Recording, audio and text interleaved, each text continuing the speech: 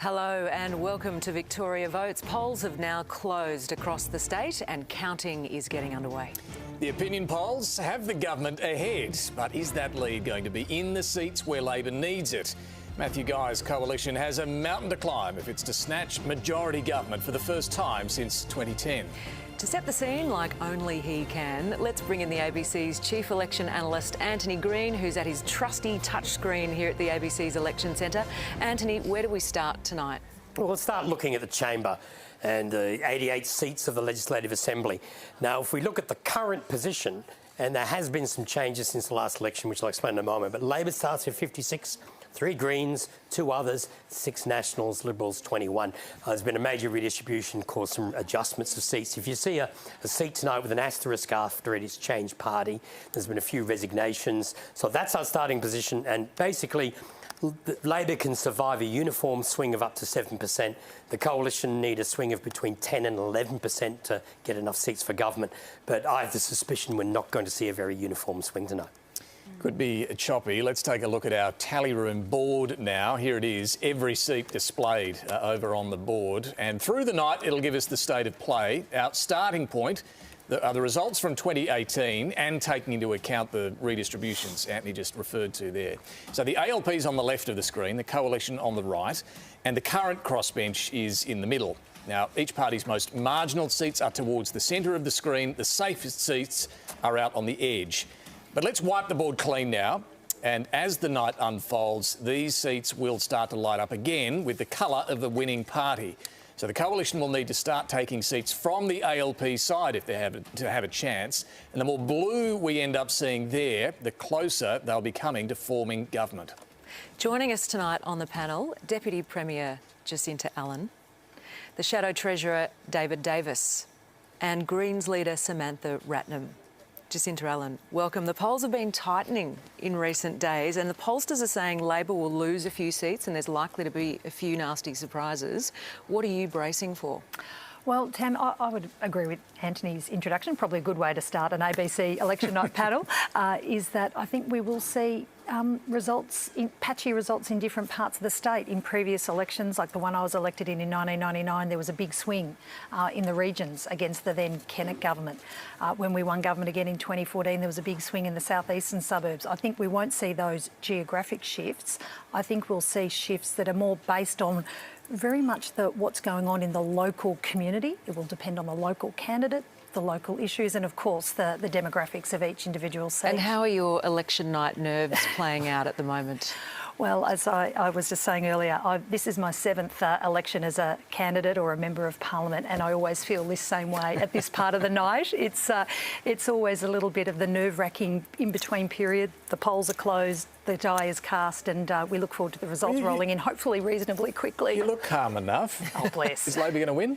Well, obviously, that's what I'm barracking for and I'm hoping for. And I think based on the feedback I've had I've been on the booths pretty much all of the last 2 weeks, both in my patch in Bendigo and also in some other parts of the state, it's felt quietly positive. Okay. Quietly positive. All right. Sound quietly positive. David Davis, what are your expectations at the start of the count tonight? And what is a successful night for the Liberals? Is it a victory or something short of that? Well, I think there's some points of agreement with Jacinta. I actually think it will be patchy across the state. I don't think there will be a uniform position.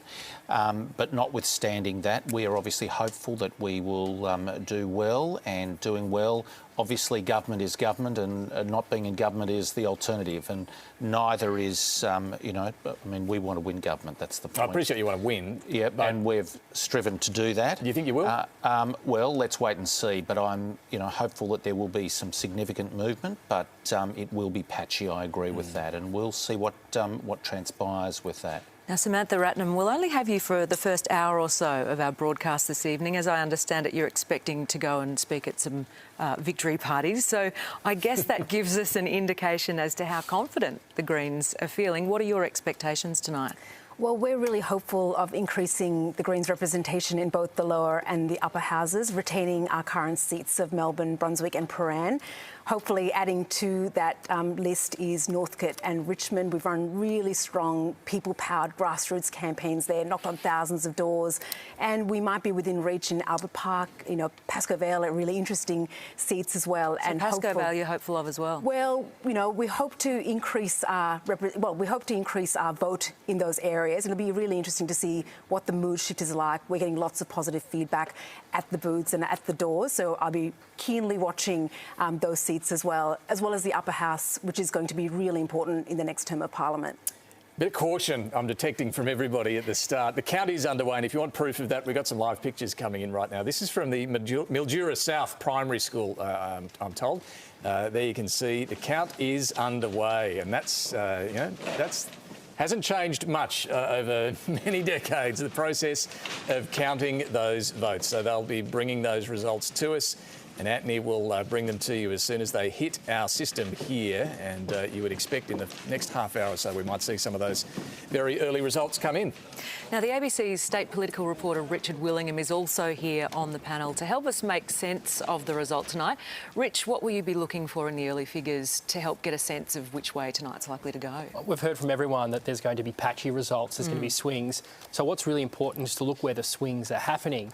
Now, Labor has been worried about their outer suburban seats, their heartland seats. If there's big swings there, are they big enough to topple it? So I think the really key areas to watch are east of the Yarra, in the eastern suburbs, seats that Labor picked up from the Liberal Party in 2018 during the so-called Dan slide.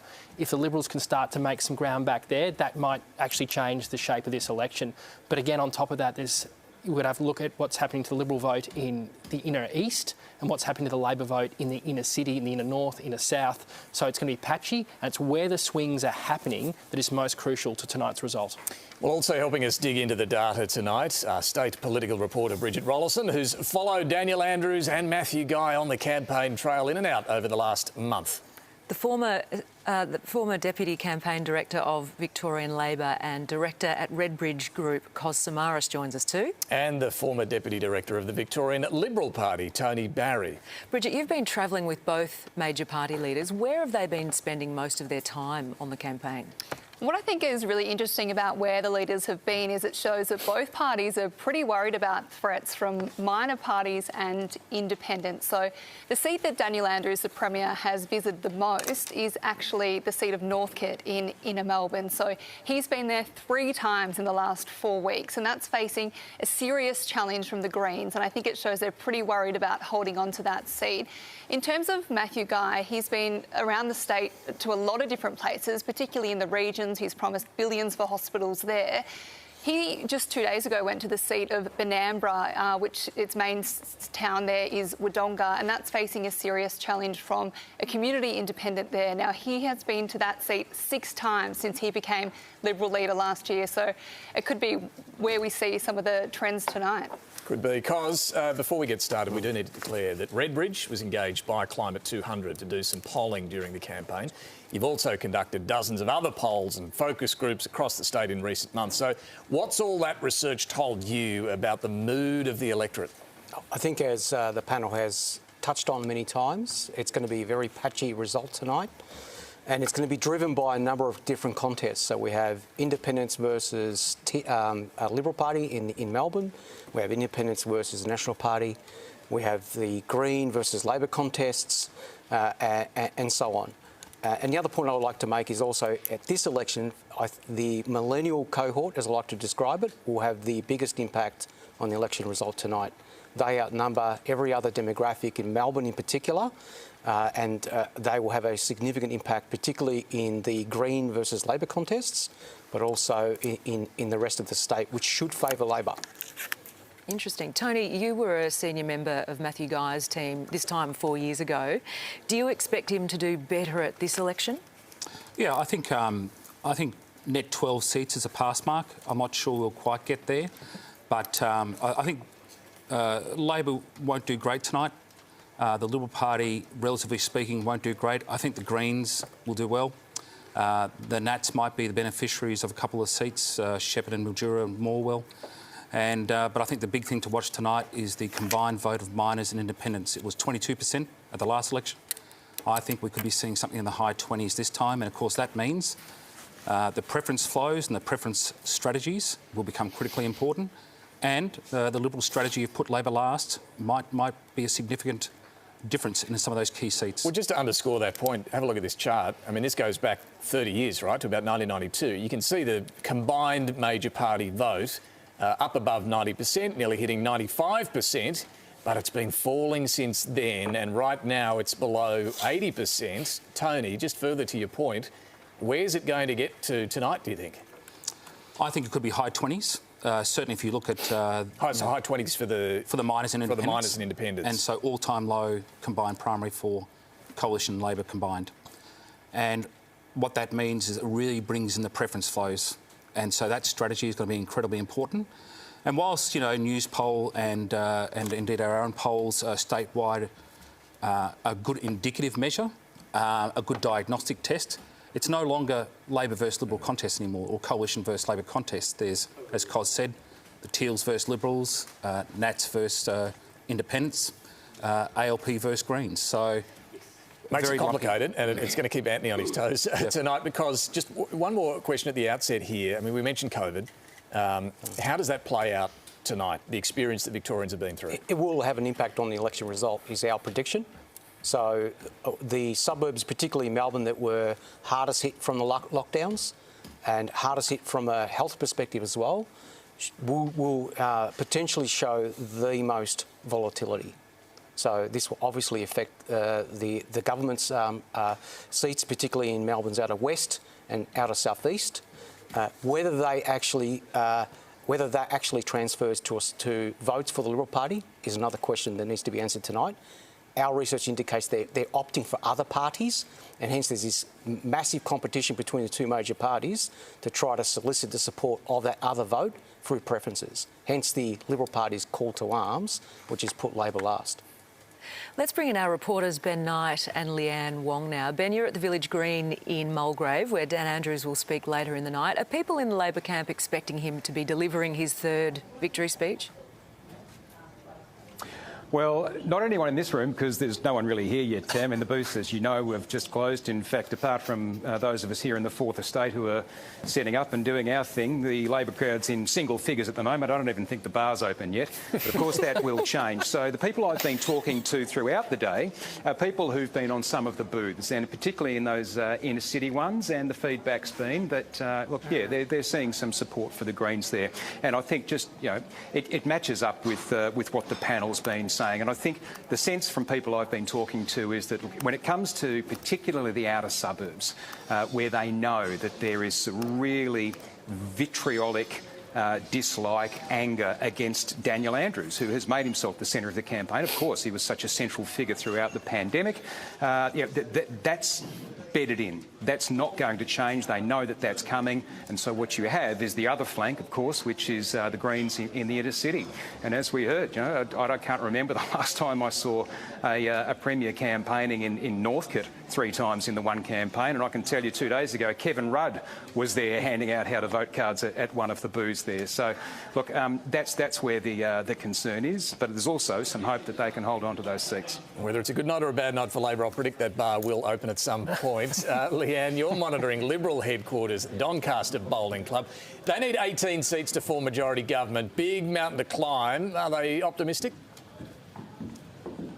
Look, David, I'd say there's definitely a sense of quiet optimism here. It's still quite early in the night, as you can see. This function only officially kicked off as of 10 minutes ago. But from what I'm hearing from people here is that at least they're feeling that at the very least the coalition will be able to pick up several seats as well as shrink Labor's quite considerable majority. They're eyeing off or feeling slightly hopeful about seats, particularly in Melbourne's eastern suburbs, such as Box Hill, Hawthorn, where John Pizzuto is running again, as well as Caulfield. Caulfield in particular, which is currently being held by David Southwick. They're saying that on the ground they're feeling quite optimistic about his chances about being re-elected. Today we heard Matthew Guy speaking when he cast his ballot about Victoria needing a fresh start, and there are certainly people in the opposition who believe that by essentially making this election a referendum on Daniel Andrews and his past 8 years in power. We've seen the state go through a pandemic in the past 4 years. There's been several extended lockdowns. There's also a health crisis that, particularly for people who may be heading to the polls and who may be a bit less politically engaged than other people, that may be a contributing factor for them to vote for the Liberal Party. That being said, it is still quite early in the night, and we'll be hoping to see several more people arrive, at least at this function. We've seen Matt Bark arrive so far, but still a slow trickle of Liberal Party members arriving here. Leanne, thank you. David Davis, Matthew Guy has likened his challenge this election to climbing Mount Everest backwards. Tony Barry reckons it'll be more like doing it in thongs and a T-shirt. What's the mood in the party? Look, he's absolutely right when he says that. It is a very, very big task. It's a huge task. But he's set out to do this, and we've all set out to do this, and we've put in the work.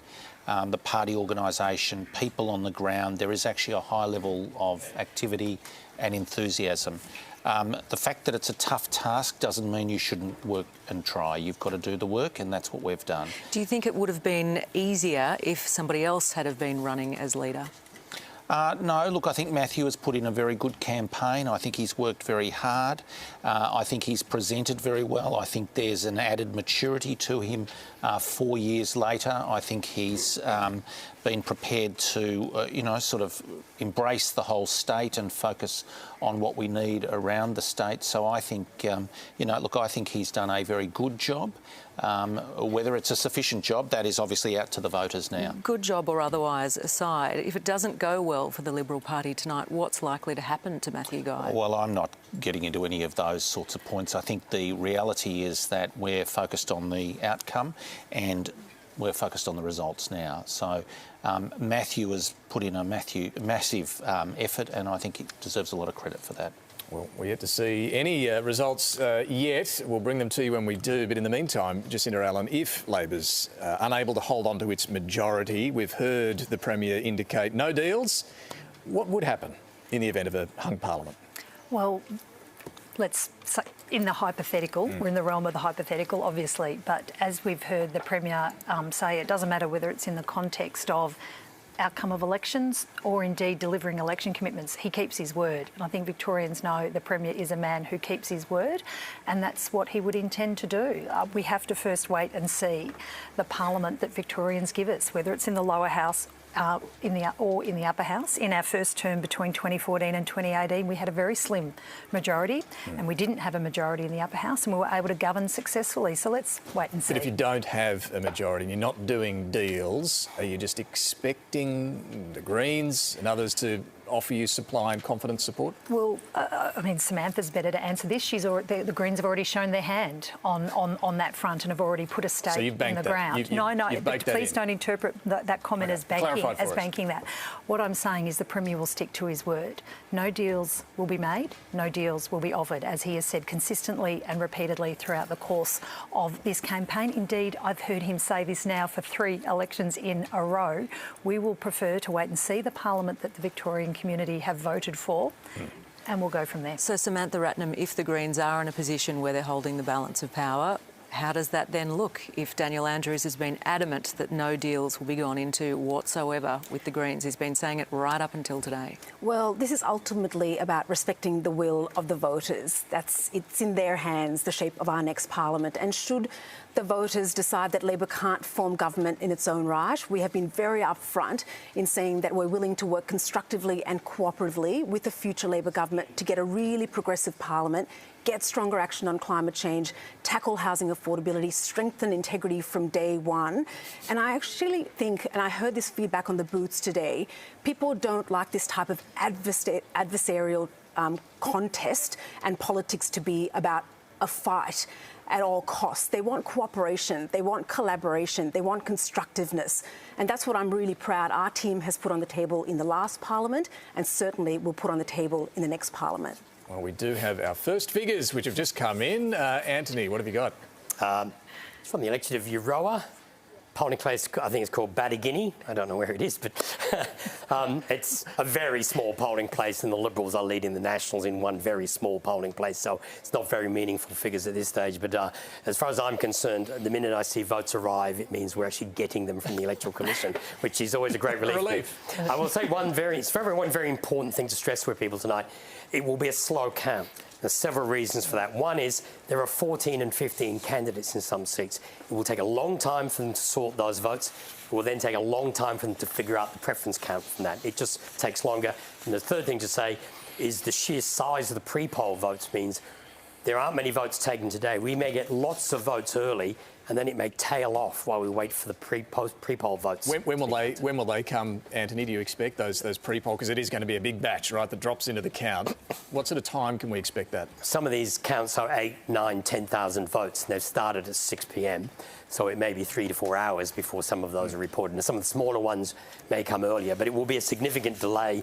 And it may be that we see a picture emerge early, and then, I mean, last Victorian election, pre-polls and postals heavily favoured the coalition over Labor. Now, I don't know whether that will repeat, because that happened in 2019 at the federal, and it didn't repeat in 2022. So we don't know what change there will be when the pre-polls and postals, so it could be a while. Given the complex nature of the count tonight, Antony, can you translate that into how long it might take?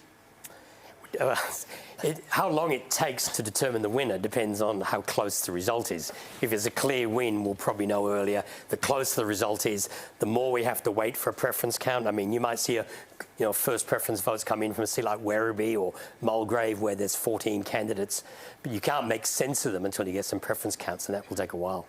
Thanks, Antony. We've got reporters in the field in key parts of the state. Iskandar Razak is monitoring a number of the Labor seats in the outer southeast of Melbourne that are at risk of being lost by Labor tonight. Seats like Pakenham, Cranbourne and Bayswater. Isk, where are you starting?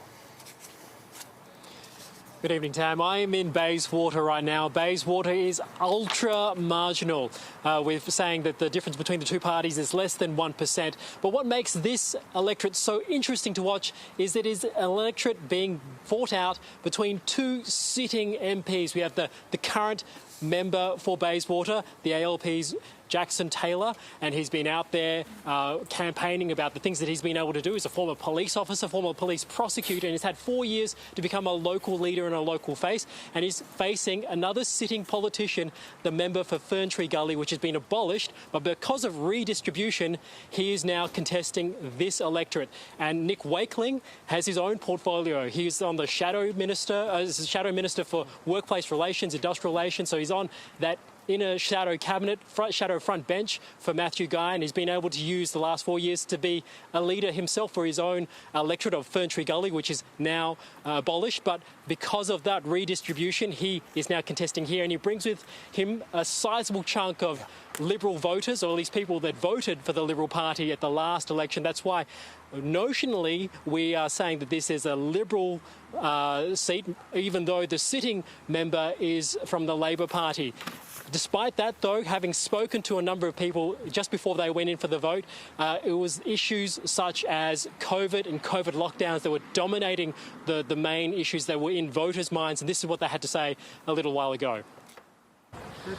I believe the Labor Party's done a better job for the state, but out here, I believe Nick Wakeling, the Liberal guy, has done a really good job out this side. Oh, I think they're all much of a muchness, really. Really looking after the little bloke and helping him through the world, downturn would be what I'm really the economic about. crisis we're going through at the moment, really taking care of the community and putting back into that. Yeah. I actually didn't mind, is it Taylor Jackson? Taylor Jackson, I think his name is. He's Labor. However, I'm not really greatly happy about Daniel Andrews. I'm not sure, to be honest. Yeah, because the whole lockdown thing, really not sure. So people here do know who the local candidates are because they've been local leaders and sitting members of Parliament for a while. But that COVID issue, lockdown, coronavirus, really playing in as a factor here. Interesting to note, spoke to a lot of small business operators out here and saw a lot of people in workers' boots coming in from tradie jobs. And out here, about 15% of the population are tradespeople. So A lot of diverse votes here, a lot of issues in the mix, and really hard to tell where this ultra-marginal seat will end up going at the end of the night. All right, Isk, thank you. Margaret Paul is on the other side of Melbourne in the outer western suburbs, where Labor's under threat from independents in Point Cook, Werribee and Melton. Margaret, where are you beginning the night? David, I'm about 50 kilometres west of you. I'm in Melton. I'm on the side of a highway, just standing in front of a pretty new school. And those are the kinds of issues that we've been speaking to voters about today, because Melton is one of the fastest growing areas in the country. And with that growth, it's put enormous pressure on infrastructure like the roads, like the schools, like the healthcare system. So the long promised Melton Hospital is something that voters have raised with us again and again. Now, this is traditional Labor territory. Labor holds this seat. Steve McGee is the sitting member. He's on about a 5% margin, but he's under pressure from several independents. There's actually 14 candidates in the field here in Melton, so we may not get a result until quite late tonight. Let's hear from some of those voters I spoke to earlier today. Look, counted all the factors, what happened in the past, and obviously what has been done in Melton. Just looked at all the factors, so yeah, voted accordingly. It's not Labor and it's not Liberal. I'm more going to go with the health system because I'm a nurse, so I want to support the nursing. I really want the hospital to be built so I can work there. Otherwise, yeah, I'm just still sort of deciding. I need to look at the people who are running, and yeah, so yeah, I'm pretty excited to go in there, really. So I'll be reporting from Melton tonight, but also from other parts of what's called the Red Wall, Labor's Red Wall across the western suburbs of Melbourne, places like Point Cook and Werribee that have similarly been traditionally Labor-held areas but are under threat from local independent candidates. So I'll be reporting from across the west all night. All right, Margaret, look forward to it. Thank you. Let's get some more of the early figures that are coming in from particularly small booths in regional areas. Where is it? Antony, what have you got? I didn't get a message then about what I'm going to look at, so I think I've got a list of seats which are popping up here. Here we go. It's Mildura first. Very tiny votes. There's only about 50 or 60 votes. I haven't looked where they're from. But just to say that these numbers are coming in. I should point out there are a number of seats like Mildura where there's an independent. Ali Cupper's the sitting member. There's Shepparton, Benambra, where there's an independent challenge. So there's a number of these seats where will these sorts of contests. But they're very early figures. You can't make much sense out of such early numbers. But they are coming in. As soon as we've got something significant, I'm sure we'll be letting you know. Proof of concept, Andy. We're showing that the system works. That's right. All right. Well, obviously some more meaningful figures we'll rely on shortly, but perhaps we can just go back to our data desk because an interesting question when we talk about the pre-poll bucket that will dump in a few hours from now, we expect. Traditionally, there's been a bit of a difference between the pre-poll vote and the on-the-day vote, more conservative voters pre-poll. Is that still the case? Do you see a big difference between those who voted early, given that that number's grown so much, or is it not much difference now? I think the difference is narrowing, but it's still there. Right.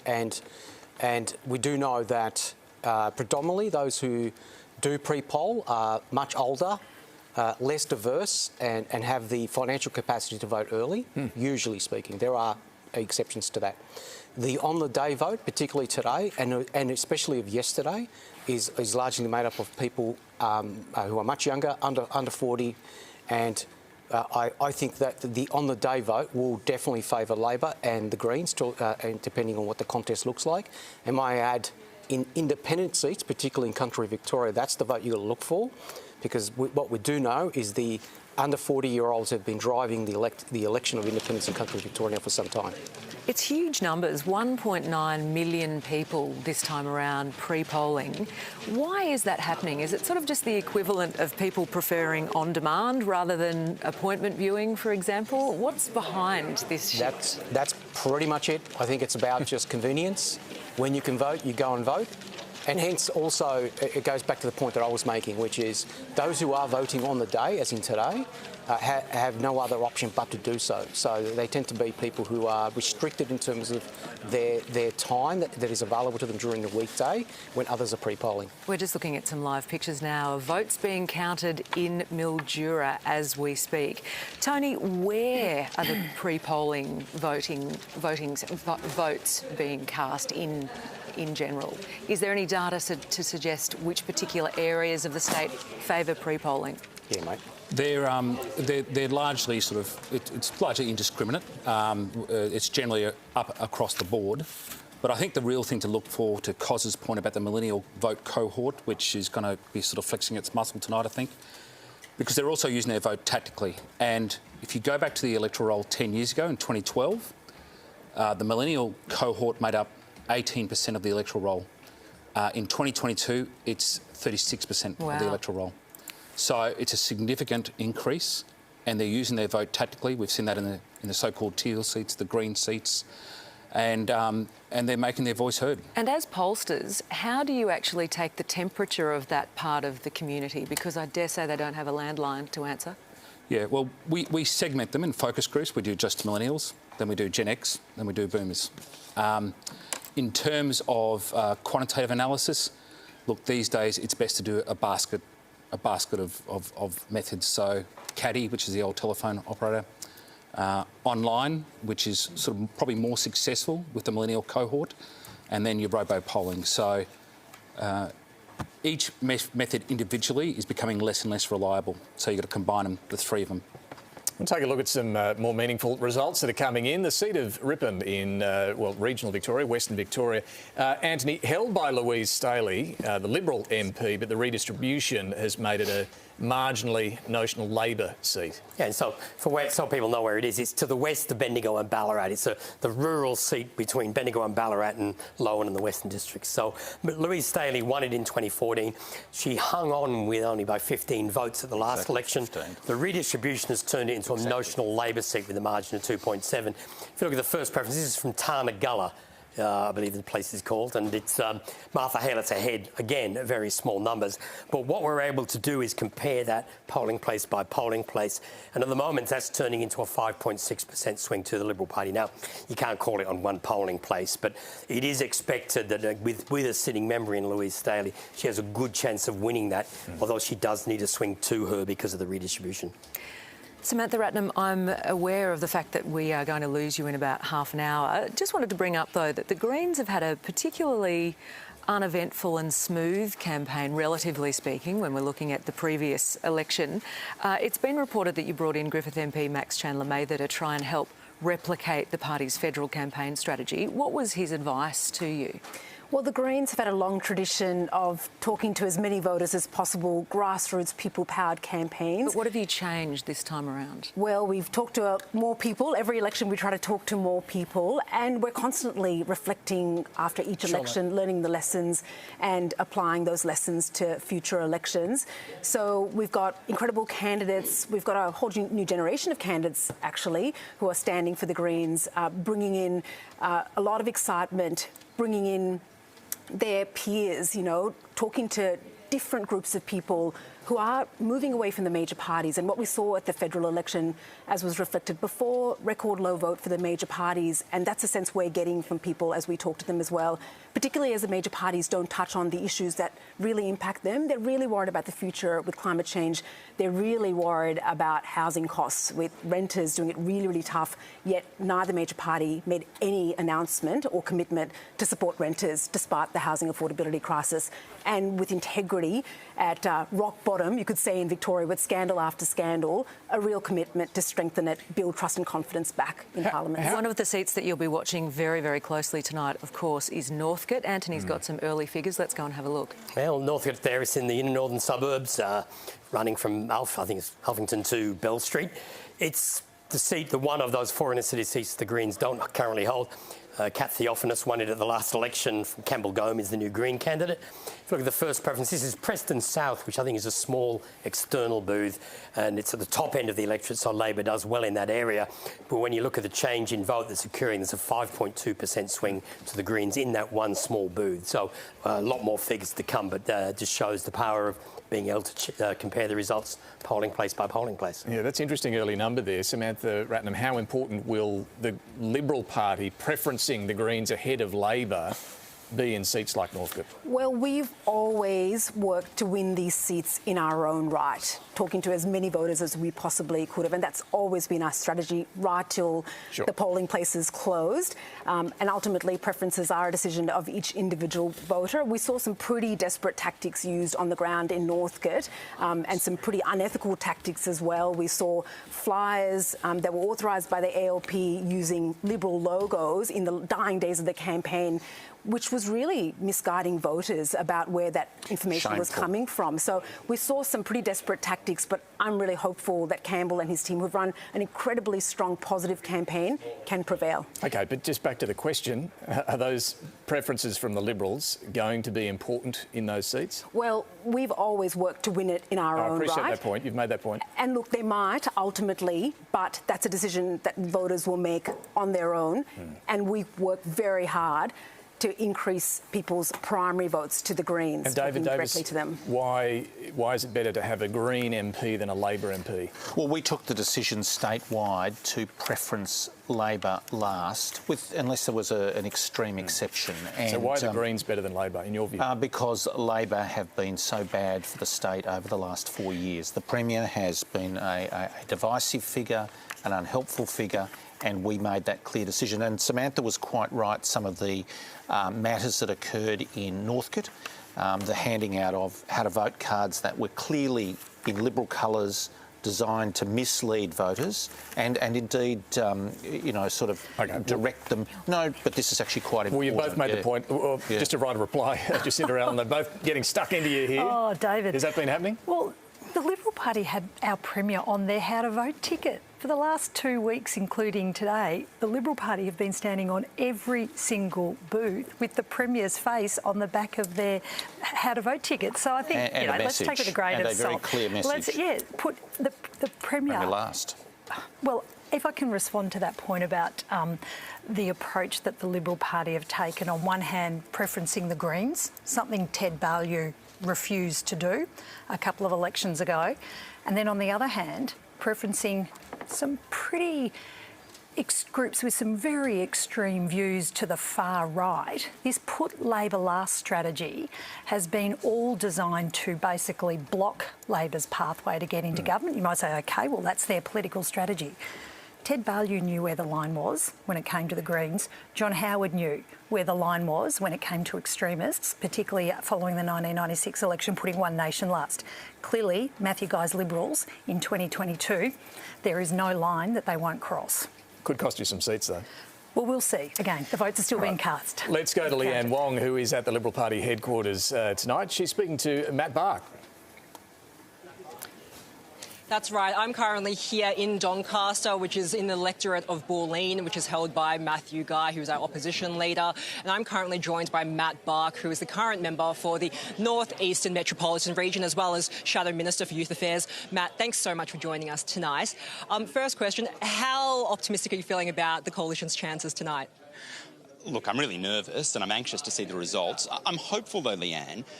The early indication we get is that across a range of seats that we currently hold that have been under threat from independents, seats like Caulfield and Brighton, well, we're getting good indications that we may well hold those seats. And I think as long as we do, well, then we're in the game, because there will be a swing against the government in other parts of the state. I think quite significant swings.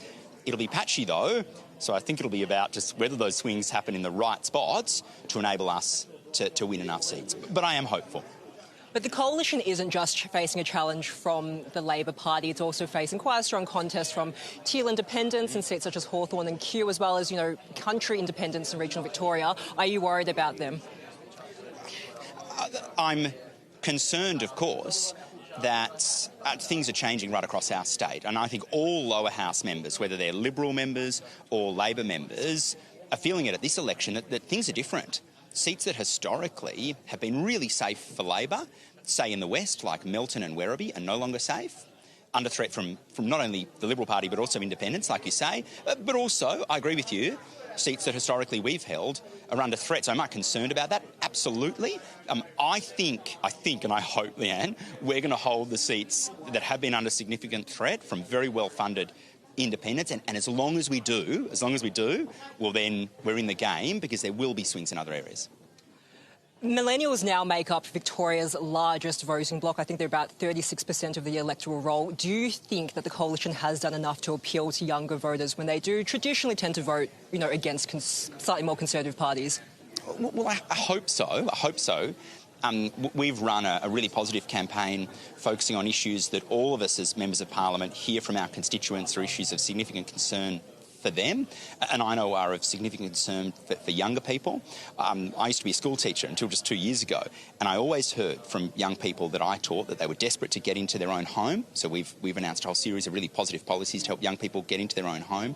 We've got really progressive climate change policies. We've got strong policies on cost of living more generally, fixing the health crisis. So I hope so. Thanks so much, Matt, for joining us. That was Matt Bark, the current member for the North Eastern Metropolitan Region in Victoria.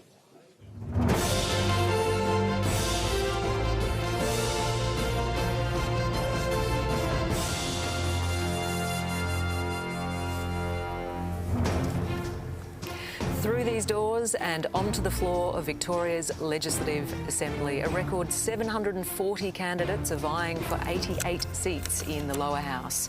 As the count goes on tonight, we'll get a clearer picture of who will make up the 60th Parliament of Victoria. It's time now. It is 6:40. We haven't got that many votes counted, but we will keep you posted. This is Victoria Votes.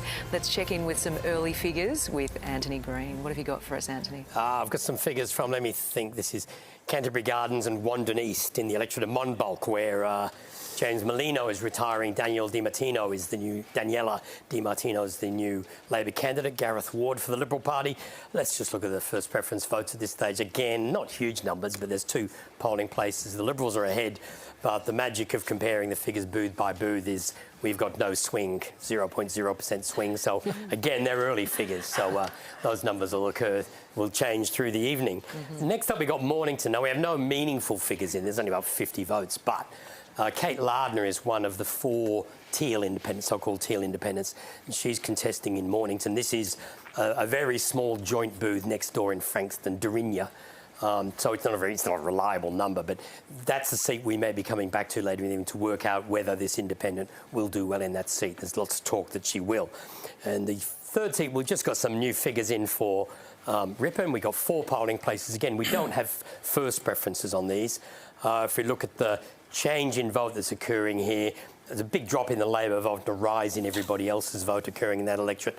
The swing now is only 2.2% swing, which means it's in doubt. But again, there's 43 polling places. We're using an estimate here. There's a lot more counting to come. But just so happens, Ripon tends to be one of those seats with lots of little polling places. It's marginal. It comes in earlier. So it's a sort of godsend for us trying to talk about early figures. Well, it's an interesting early figure, though. Yes, it's early. We need that caveat. But I think the primary vote swing at the moment was 6.5% down for Labor. Jacinta Allan, is that a bit of a concern? Well, the point I'd make about the results coming in from Ripon, it's the neighbouring seat to mine, I know it pretty well, is that these are the parts of the electorate that the incumbent currently represents. There's been a big redistribution with Ripon, and a big part of the outer suburbs of Ballarat has come into the seat. And so those bigger booths won't come in for a little while yet. Okay. These are very small communities where often incumbency in small communities goes to your advantage, and I think that's what we're probably seeing reflected in these results. Are you still a chance, do you think, of actually winning Ripon? I think we are. We've had a terrific hard-working candidate in Martha Haylett. She has been working incredibly hard for 12 months more in that area. But importantly too, she's been focused on some really positive issues for the community, like supporting early childhood centres, supporting schools. The incumbent there is known to be a little bit more on the negative side of the ledger when it comes to the combativeness of our political discourse. But Martha's been really hardworking. She lives in the local area, and as I said, I think these results perhaps more reflect the small communities where incumbency really does particularly play to your advantage in those small communities. Jacinta, the data shows that the drop in support for Labor has largely been driven by female voters aged between 35 and 54 because they bore the burden of the lockdowns with home learning, etc., closed playgrounds. Why has it taken until the last couple of weeks of the election campaign for the government to actually cotton on to that and start making some pledges and promises targeted to that part of the community? Oh, Tamara, I actually couldn't disagree with you more on that. The Premier has for some time now driven within the broader party. But it really we have did more gather women. some pace, though, in the final Let me come fortnight. to that. We have more women sitting around our cabinet table than ever before in history. We have more women in our party room. But in terms of when it comes to policies, I take you back to some months ago now, where the Premier stood up and announced significant reform to early childhood education. As a mum myself and having had kids go through the kinder years, the kinder years are a real challenging time. Women are wanting to get back into the workforce. Kinder's not always accessible. The hours are shorter. We are going to transform early childhood education. Sure, but it really does feel like there's been a real rush to try to placate that sector of the electorate. And it's not a new idea necessarily that women have been turning away from the major parties. Let's go back a few more years. We were the first in the country to hold a Royal Commission into family violence and are delivering each and every one of those recommendations. We've held a Royal Commission into mental health. We've been investing in schools, investing in health, issues that matter to women. I think it didn't matter where you were and what your circumstances were through the pandemic. We all had very difficult and different experiences. But in this election campaign, even your own polling has shown that women are the weak spot for Labor. Well, so, you know, the free tampons, for example, got all of the big headlines last week, but it seems a bit late in the race. Well, I've just given you a range of examples, Tamara, where we have been supporting areas that matter to Victorian women, and particularly that early childhood reform, free kinder, pre-prep year, helping women get back into the workforce and improve give an extra year of early childhood education. That's transformative reform that we have been working on. And I would also say this, why shouldn't women's issues be front and centre of an election campaign? We're more than 50% of the in that case? Well, as I've said, we have had a range of policy settings for some time now, for years. It is issues that are important to women have been at the heart of the work we've been doing as a government. But why shouldn't we have a conversation about issues like that we've been talking about, women's health, having more support for women to be able to access dedicated women's health centres to talk about women's pain and women's reproductive issues? Why shouldn't we have free pads and tampons in public places? Not saying we should, just commenting on the timing of it. I think it's absolutely great to be having these conversations right in the middle of an election campaign. On that, Jacinta, though, you said right in the middle of the election campaign, we know that so many people voted early, and yet some of those announcements that were deliberately targeted at female voters came in the last week when we knew already 1 million people had voted. So why was it a sort of a panicked decision? And given your track record, but why wait till the last week of the campaign, given we know that it takes a while for policies to filter through to people to understand them? Well, a couple of points on that, and I should have picked this up with Tamara's observation before. Our polling is not showing that there's this trend with the Premier being unpopular with women, that Labor's got a problem with women. I think that's been maybe a bit of misinformation that's been put out there for others for different reasons. But I think, during the course of an election campaign, obviously there are issues that you talk on early in the campaign, some that come through a little bit later during the campaign. But I think the women's health announcements were all done at the start and the middle of the second last week, so some time ago, when still the vast majority of the Victorian community haven't voted for. But I do want to go back to that point. Why shouldn't we be talking about women's health as a mainstream issue in the middle of an election campaign that builds on all those other areas of reform in family violence, in mental health, in supporting more support for schools, issues that are particularly important? And then there's those early years reforms that are helping women's workforce participation. These are reforms that we've been delivering for some time now. Jacinta, I can see Antony Green's screen coming to life. I think he's got some figures that he'd like to share with us. Yeah, just to keep that early sense of numbers coming along. And sometimes you do these to explain a story. And I'll just do the setup here, of course. Chris Brain won this for the Labor Party last time. Nobody from the Labor Party knew who he was, but he won an opinion. Sam Groth, of course, tennis player, journalist, he's well known. He's standing in the seat Now, on these numbers, it looks like Sam Groth's home and home, 75.8%. I will point out this is the Portsea booth, so it's one of the best Liberal booths in the electorate. If you look at the change that's occurring, there's a 7.6% swing to the Liberals. I expect that there is going to be a swing to the Liberals in that election. It was such an odd result last time. But that just shows the power of comparing the booths, that you're not confused by the fact it's from Portsea. And the next seat to look at is Shepparton. The figures have just changed here. This is an interesting contest. Susanna Sheed has won this at the last two elections. The Liberals finished second last time. The Nationals have picked a very strong candidate in Kim O'Keefe, so this is going to be an interesting three-way contest. I suspect it's going to end up Susanna Sheed against either the National or the Liberal candidate, but it's going to take a long time to sort out. And, of course, there's been a lot going on in that electorate in the last month or two with the floods, so there's a lot of local issues like that which will play into the contest up there, which may not be relevant in some other electorates in the state. Let's get to another one of our roving reporters tonight. ABC Radio Melbourne Drive host Raph Epstein, who's keeping tabs on some of the inner city seats. Hawthorn, Kew, Liberal seats. They're at risk, though, from Climate 200-backed independents. Then you've got Richmond and Northcote. We've been touching on a bit tonight. Labor-held seats under threat from the Greens. Raph, this is very Melbourne. You're on a moving tram right now. Whereabouts are you? We've just left the electorate of Kew, and right now we're travelling through the electorate of Hawthorn. Keep in mind, Kew is the seat that was once held by Dick Hamer, the longest serving Premier in the state, and of course a Liberal legend. The seat we're in, Hawthorn, that was held by Ted Baillieu.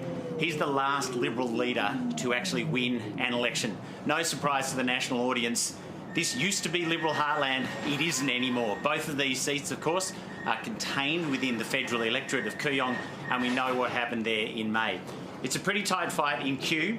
A lot of people involved in those federal independent campaigns say that Sophie Tawney is the best of the Climate 200-backed independents. She's up against one of Josh Frydenberg's former staffers, Jess Wilson, the Liberal. A lot of people, Liberal, Labor and Teal, expect Sophie Tawney to be the winner tonight. The seat of Hawthorn is more line ball. John Pizzuto's trying to win it back. Everyone will remember him losing the seat live on ABC TV at the last election, and he's got a double fight like a lot of these inner city seats. There's the sitting local member, John Kennedy, who's from the Labor Party, and then you've got Sophie Lowe, the Teal-backed independent. That, according to the Labor, Liberal and Teal people I've been speaking to, is a much more 50-50 fight, probably between the Teal independent and the Liberal who wants to get the seat back. What are they thinking? What are they saying? We had a chat to a few people at one of the Kew booths earlier. I voted for Liberal. Because? Because I wasn't very happy with the outcome that what happened to us during COVID with Labor. I just can't bear the thought of Matthew Guy being Premier tomorrow. It just horrifies me. I think we need a change for sure. I think the independent might win this time. Why? Well, he's got a lot of volunteers. I think the independents still did very well in the federal election. You know, I feel like the Liberal Labor policies are a bit outdated at the moment and just things I don't really believe in. One thing to remember about these seats, the young Jess Wilson, who's 32, and John Pizzuto, they are the people the Liberal Party needs in Parliament. It doesn't look like a Liberal majority is a high possibility or a high probability tonight. They desperately need people like Jess Wilson and John Pizzuto in the Parliament to rebuild the Liberal Party so that they can renew and focus on the future. It's going to be an interesting night. Raph, thank you. Don't forget to tap off. Thank you. You don't have to tap off. You don't need to. You don't need to tap off. Okay. Christian Silver is roving tonight, one of our reporters. He's down on the peninsula covering seats like Nepean, Mornington and Hastings. Christian, tell us where you're starting tonight. Good evening, Tamara. I'm here at the Continental Hotel in Sorrento, where the mood is pretty good. Here in the seat of Nepean, it is a seat that is held by Labor, but it is traditionally seen as a Liberal heartland. Next door to this seat, we have the seats of Mornington and the seat of Hastings, both very close races predicted. I'm joined now by the Liberal candidate here in Nepean, Sam Groth, former professional tennis player. Sam, what are the numbers that you're hearing? Oh, Christian, it's very early in the night. We heard a little cheer actually from the crowd here behind us, early boos coming in, but we've had such big pre-poll numbers here, 2/3 or more of the electorate voted prior to election day. I think it's far too early for us to call here, but I know there's a lot of confidence in the room. Although my palms are a little sweaty, I'm personally quite nervous. You've played in Grand Slams. You must have been nervous for those. How nervous were you today? I actually had this conversation with my campaign manager in the car driving around today. I was very nervous before going into a Grand Slam tennis tournament, but when I got on court, I actually still had control. With this, the control's been taken completely out of my hands. It's in the hands of the voters when they go to that ballot box. Look, we've done everything we could for this campaign. We listened to the electorate. We made commitments around what is needed. I think we couldn't have done anything more than what we've done over the last 9 or so months since I was pre-selected back in February, and hopefully in a couple of hours' time we can turn Nepean blue once again. Talking to people in this electorate, a lot of people say they feel like the area has been neglected for a long time. There's a lot of shortfalls when it comes to local infrastructure. Now, this seat currently is held by Labor, but it has been a Liberal seat for a very long time previously. If you do get up tonight and win, how can voters in the area feel confident that you'll actually deliver results for them? We've got to remember, Labor's, as we all know, 19 of the last 23 years, they've been in government.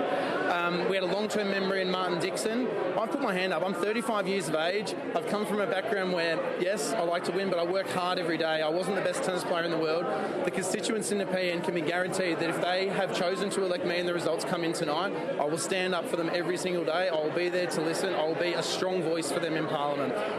I've had that media career for the last 4.5 years since I retired, and I'm hopeful that I can use that background in being the best possible voice for what this community needs. If that's in opposition, which I hope it's not, I hope we're able to form government under Matthew Guy tonight, but if it is in opposition, I will be a strong voice for this community.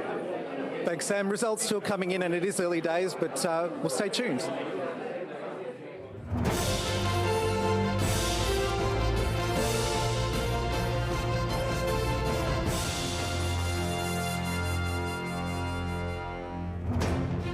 Thindu Mawurak, Brack along work, Gunai Kurnai work, Woolam, Il Bellam, Vulcan Wanik, Walat Tinkara, Biara Tungabi, Tat Yanar, Brau Kaligni, Yak Maui, Bullman Bata Bullum, Yaran, Jungara Tinkara, Duyidang, Wenduk Yirang, Karan, Dirt Yowan.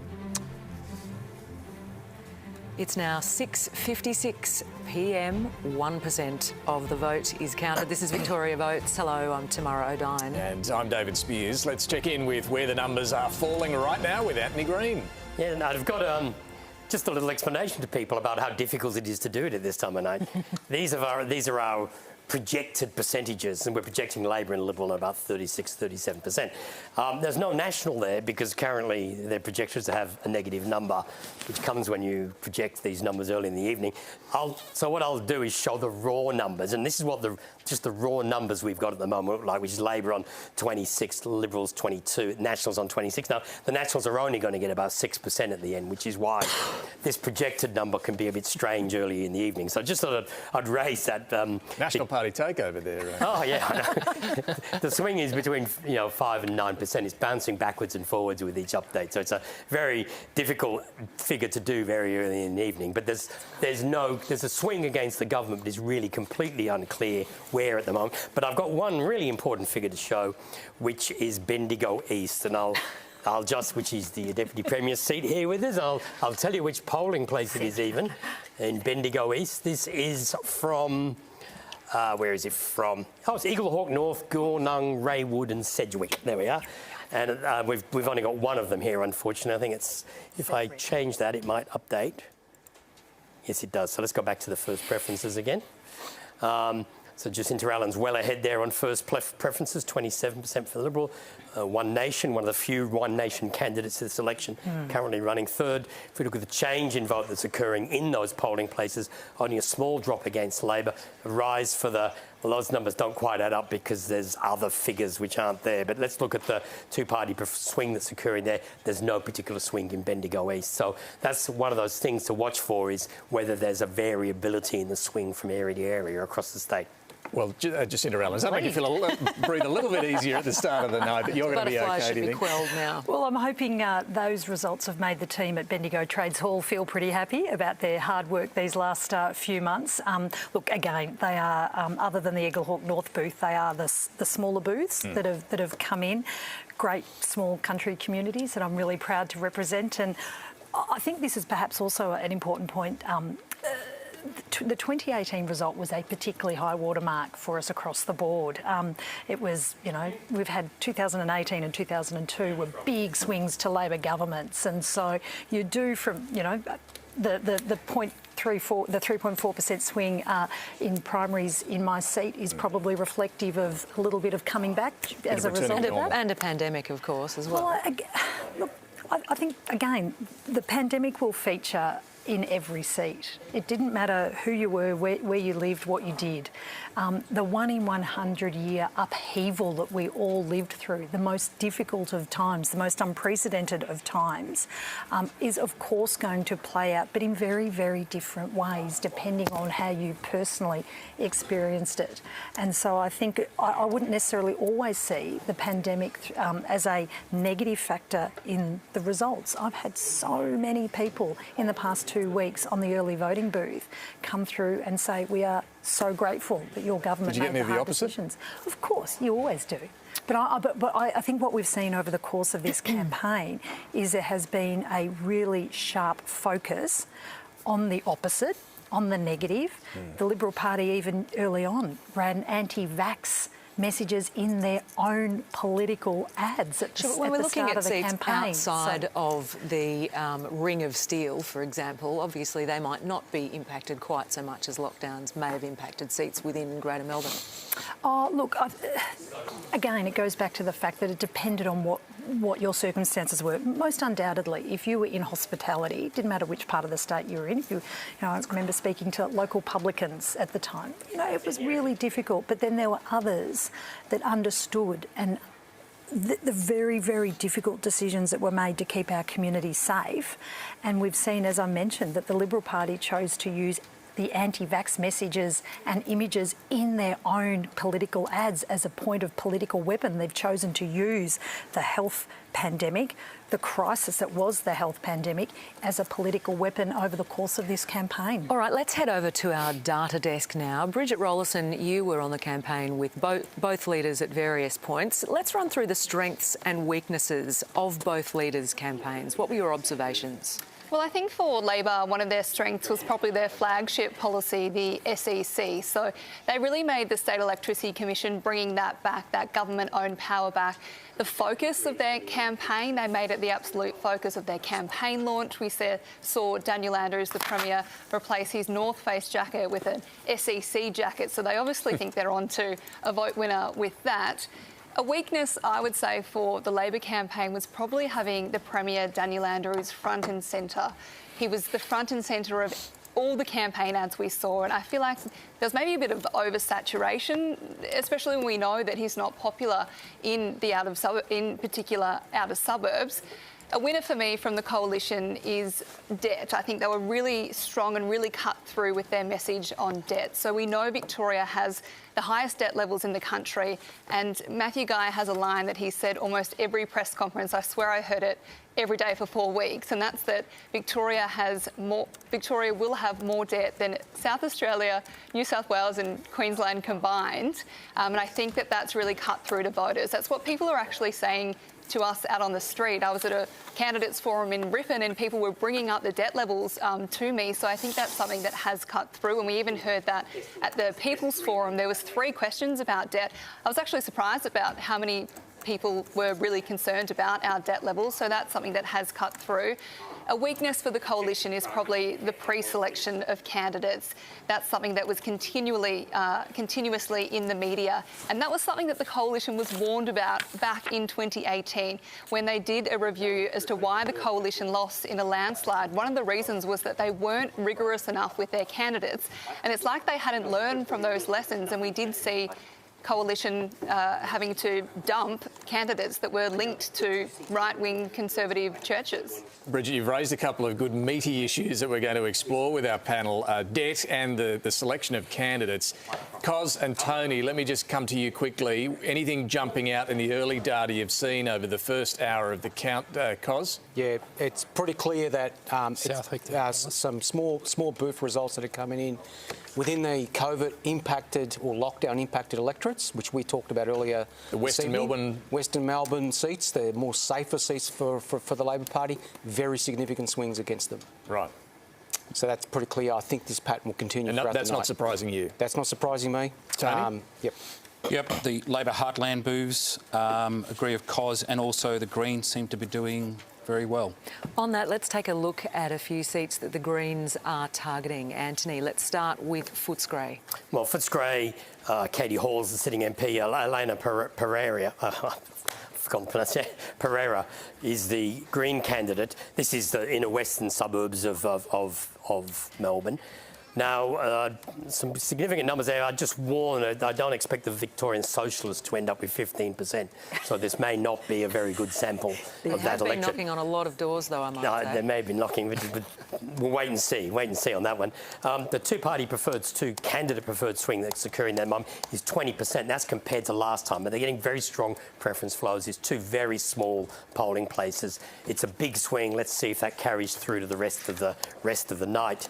The other seat to talk about is Albert Park, and at the moment the Greens are in second place, and on those numbers the Greens would go on to win. Now, the one caution I would make is we're able to look at the first preferences and where they're from.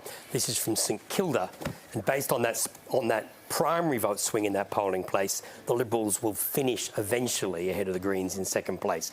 So the one polling place has the Greens ahead, but on the primary swings, that may not flow through to the rest of the electorate. So at this stage, we're not calling that. If you look at the change in vote that's occurring there, big rise in the Greens, small fall in the ALP. Of course, this is, if I go back to the setup page on this one, this is where Martin Foley's retiring. Nina Taylor, who's an MLC for South Metropolitan Region, is running. Lauren Sherson is the Liberal candidate, and I think so. I have to go back to the candy bars to remember the name of the Green candidate. Kim Samiotis as I said, is finishing second there at the moment. I'm just not sure that will flow through to later in the evening. All right, Samantha Ratnam, that's an immediate up-to-the-minute update from Antony Green there. What are you making of those figures? Well, it's really welcome to see some of those early results and some of the swings towards us. I understand, however, they are very early results, and we'll see what happens throughout the course of tonight. But it does match what we were hearing from the conversations we were having with voters.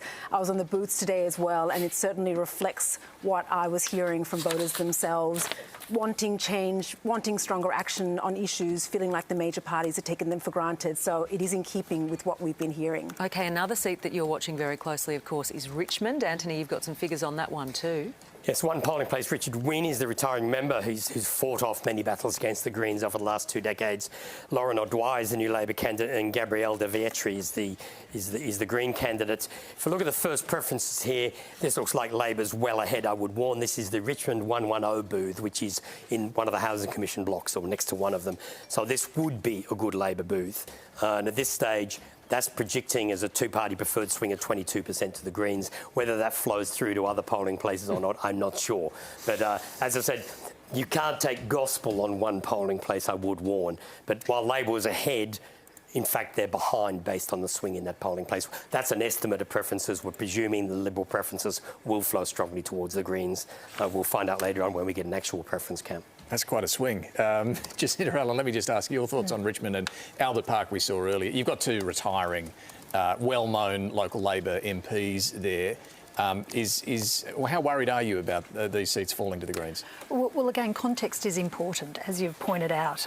Both Richmond and Albert Park, in Richard Wynne and Martin Foley, had very well-known, well-established local members of Parliament for some time. So at any point when someone retires and you want to hand over the seat to another member of your own party, that is always a fragile time in terms of the party's representation for that seat. I can say in both Lauren O'Dwyer and Nina Taylor, both of those candidates have taken nothing for granted and have worked incredibly hard in both of those seats. And I think let's follow Antony's advice and let these early results just sit for a bit. OK, Samantha Ratnam, before we lose you to your other engagements this evening, any final thoughts from you? Well, I'm really proud of the campaign that we've run. Incredible candidates, campaigners, volunteers, thousands of them who've joined this campaign to really champion issues that they care about will shape their futures. And wishing everyone well tonight, and it's great to see some of those early results come in. Thank you so much for coming. Just one question if I can. One of the things you've said during the campaign is that if it's a hung parliament, you'll back Labor, not Liberal.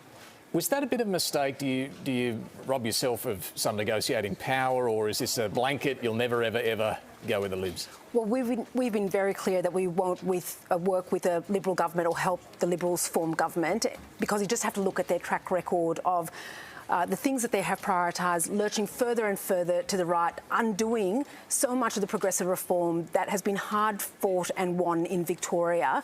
So we've been very clear that we can't work with the Liberal government. They are lurching further and further to the right. We want to form the most progressive parliament possible, and it's going to be really interesting to watch what happens in the upper house, where it's unlikely that any party will hold majority, that Labor could hold majority even if they gain majority in the lower house. We've got micro-parties, this group voting system really distorting democracy, and that's going to have a real impact on what we're going to be able to achieve in the next parliament. All right. Samantha Ratnam, thank you very much. Good luck with the rest of the evening. Appreciate that. David Davis, in the meantime, let me get a reaction from you on that. You're lurching further and further to the right. Well, clearly we're not. We've got clearly very sensible policies, broad-based policies that are absolutely in the middle of where Victoria is and Victorians are.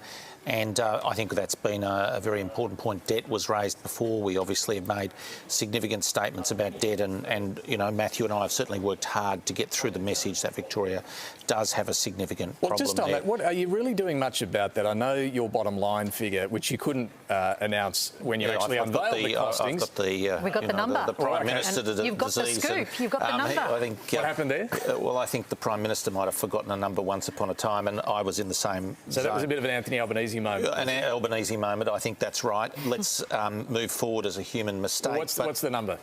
Well, it's 28 billion in round figures, and around the 38 billion, bringing us 10 billion into. And you're only doing that because you're raiding the Future Fund. No, there's a several. You're taking $10.2 billion out of the Future Fund. The Future Fund is a fund that we see as very exposed into the future for Labor raids to, spend You're the one in an raiding. unwise. No, we're actually paying down debt with it. What happens directly though? paying Well, you're down emptying debt. it out though. But paying down debt. So is that it's not not raiding there it for the to future. pay down No, debt? we're paying down debt to get rid of the debt Yeah, for but the state. taking the money from the Future Fund and putting it to pay down debt. And what That's are you a key losing point. in lost earnings?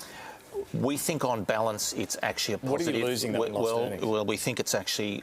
It's very hard to calculate into the future, obviously, because you are looking at 2 or 3 years or 4 years down the track, and who would predict where interest rates are at that point exactly. But leaving that aside, it's clear that it's in the state's interest to get that debt down and not leave it there for a future government to raid and misuse. David Davis, given you are drawing into the Future Fund, what then happens in the case of a rainy day? For example, what we've all just lived through in the past The Future couple of Fund years. is a fund that has been put there recently. It has never sent in an annual report.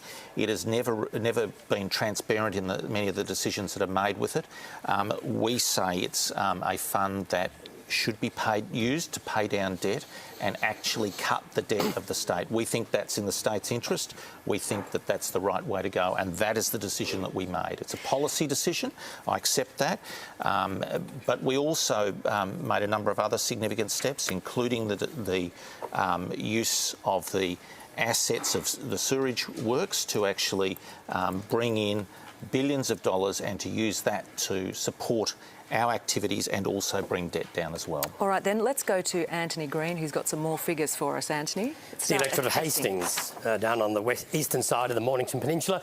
Neil Burgess is the retiring member, Bryony Hutton, the new Liberal candidate, and Paul Mercurio.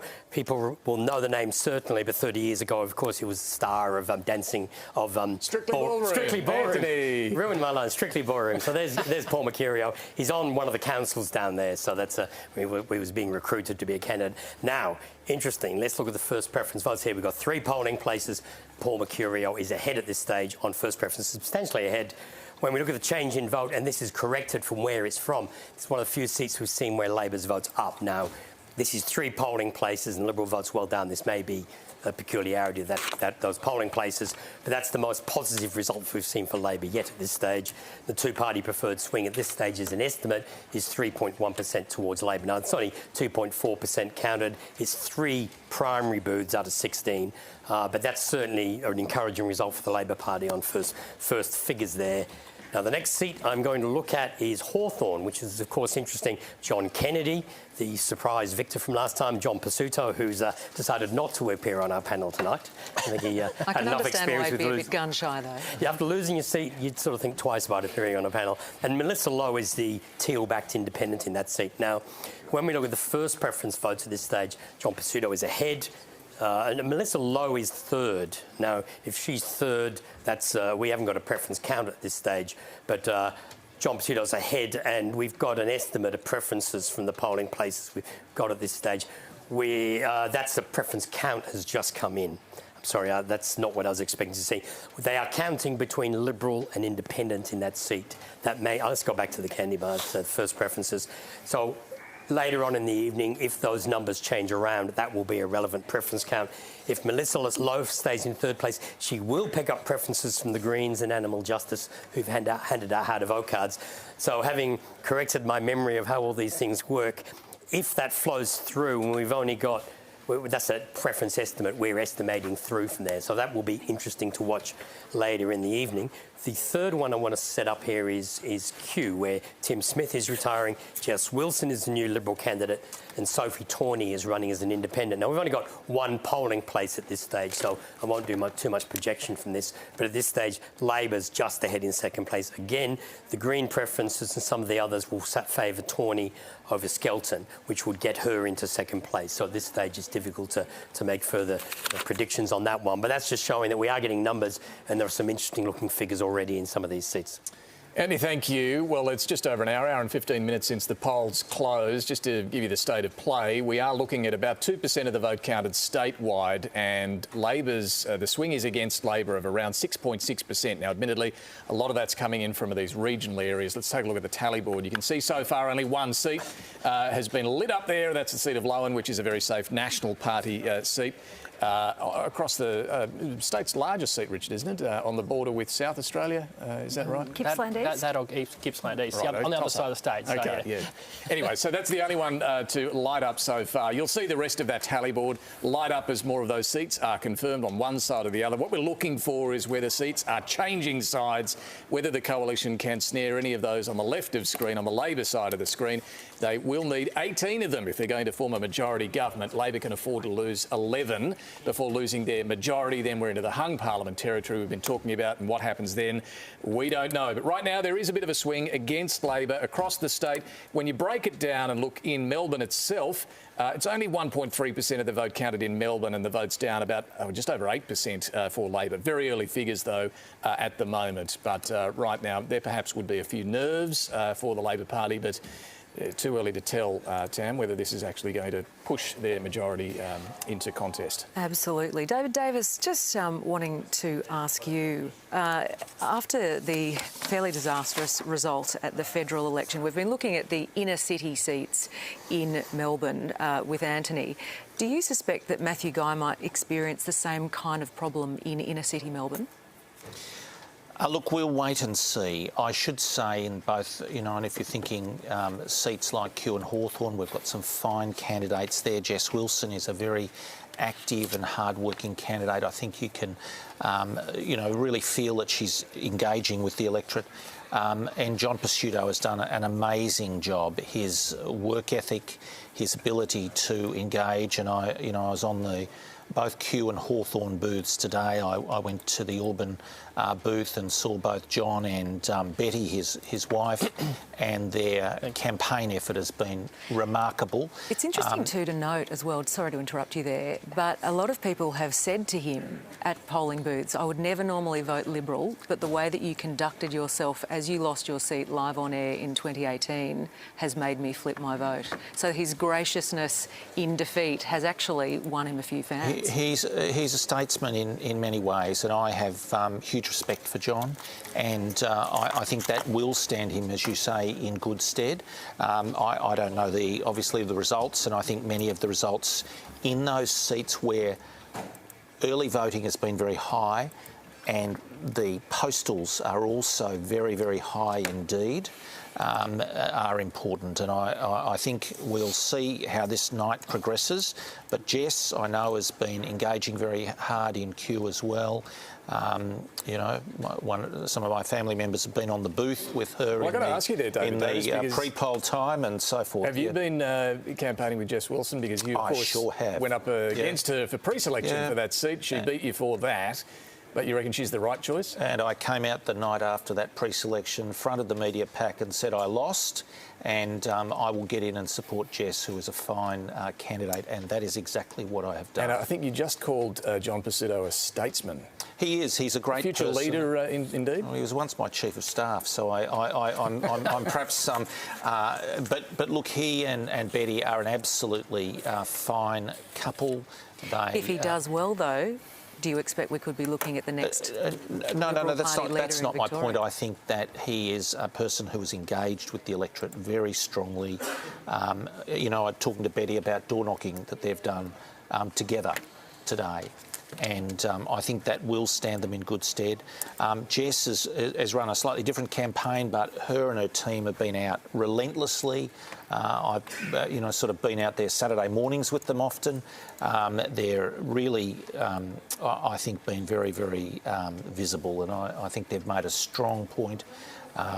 Kew is, you know, as was said before, was Sir Rupert Hamer's seat and Jan Wade's seat. You need to hold that sort of seat. Yeah, and it's obviously an area of the city I'm very fond of, having lived there for 40 years. All right, let's bring in Ellen Sandell, the Greens member for Melbourne, who's taking the seat that Samantha Ratnam's been with us for the last hour or so. Welcome to the coverage tonight. You presumably spent a fair bit of time on the booths, well, for the last couple of weeks, but today as well. How are you seeing some of these early results, not only in your own seat, but some of those others the Greens are targeting? Thank you. Good to be here. It's actually my birthday today, so I'm hoping for a good night. You should have brought a cake. We can only offer you lollies, unfortunately. Look, the positive swings to the Greens are obviously heartening, but it is super early and we're just getting little dribs and jabs from different booths. We have had our scrutineers report very strong preference flows to us from all candidates, including the Liberals in Richmond. So that is heartening, and I'm very hopeful that we'll see some really good results for us tonight. But it is really, really early, and I don't think we should count any of our chickens before they hatch. Well, what better way to spend your birthday night than sitting here going through the results as they come through? We're going across now to David Southwick in the seat of Caulfield. David, welcome to the program. Good evening, everyone. A high degree of pre-poll and postal voting in Caulfield last election made for a very, very long and drawn-out process. I don't imagine much has changed in that respect this time round. No, absolutely. Last time around, I think Antony Green shot me out of a cannon election night, and it's caused us all kinds of traumatic syndrome for my wife that's eagerly sitting at home now. She won't come to this party just yet. So it's early days for us, but we do know that the Caulfield is one of those very unusual seats. We have a very high postal vote. In fact, we have the highest postal vote in the state, 21% of postal votes, some of which half have only been received. I think 5,000 votes have been received. There's still another 5,000 to actually be received before they could be counted, and that will probably go into next week. So it's, you know, a very tense period for us, but we're just very happy with the work that all of my volunteers have done. David, Richard Willingham here. How much you've been outspoken throughout the campaign about allegations of extremism on both sides. How much of that overshadowed the campaign and actual focus on policy issues? Yeah, look, Richard, I think this was probably one of the dirtiest campaigns that I've seen. It was all about kind of name-calling and people. I hate that stuff. Something your party engaged in as well, though. Do you accept that? Certainly. Yeah, look, I mean, just at the end of the day, I think the thing that, you know, you certainly hear is people are sick of it. And I think that's probably a third of the people that I've been talking to on the polling booths today are not engaged. And I think that's probably one of the big things that needs to change in politics overall. We've got to get away from the name calling, get into policy and just do better. We've all got to do better. And that's probably the one thing more than ever that I've learned from this campaign, is people are absolutely sick of that. And we saw it particularly in a seat like mine. I mean, you know, Richard, the whole kind of Nazi word was thrown around a number of times during this campaign, and it was just hard to deal with along with everything else. How did Matthew Guy has said that if elected, Renee Heath, one of your candidates, won't be able to sit in the party room, mainly because of her religious beliefs. How has that played out in your electorate? Is it damaging, or are people concerned that the Liberal Party is actually cracking down on someone because of their beliefs? Oh, look, I mean, I think you know, it hasn't really factored too much in this seat. You know, to be quite honest, I've been out on pre-poll for the last 2 weeks every day, other than the times when I've had to do media, and you know, a lot of the stuff that's being reported is not really being brought up with the voters. I mean, voters, a lot of the big thing about this campaign is we saw a lot of people turn out early, and I think the people that had turned out early had made their minds up and were very determined one way or another to actually cast their vote, and they made their decision. I think on election day, there's been more people that are a bit more iffy with things, so it'd be interesting to see how those results play out. But I've got to say, you know, like a lot of people, whether you're on Daniel Andrews or off him, a lot of people I think had made their minds up quite a few weeks ago. You've got several challenges in the seat. The Caulfield, as you said, is very complicated. Climate is an issue for some people in that seat. The coalition are focused on gas as part of the recovery and a part of the transition. Did that, I guess, hamper your pitch for local votes when there is, I guess, a Climate 200 candidate in the field? Yeah, no, not at all. I mean, it's interesting. I spent 2 hours at the booth in Ripponlea Primary School, literally asking each and every person for their vote down the line, and most people were actually focused on climate in that particular booth. And some had heard about our policies, and a number hadn't. So I think we probably needed to do a little bit more in terms of getting our message out there. But certainly, I think I don't think the Teal's campaign really resonated as strongly. I mean, I think... So who are you most worried about then in Caulfield? Probably... Yeah, look, I think the Greens will probably do okay, and Labor, but I don't think the Teals have necessarily had the same campaign as we've seen at the federal election. And some of the early voting that I've heard from our scrutineers is suggesting that the Greens are outpolling the Teals. David Southwick, thanks for your time, and good luck for a long night, no doubt. Pleasure.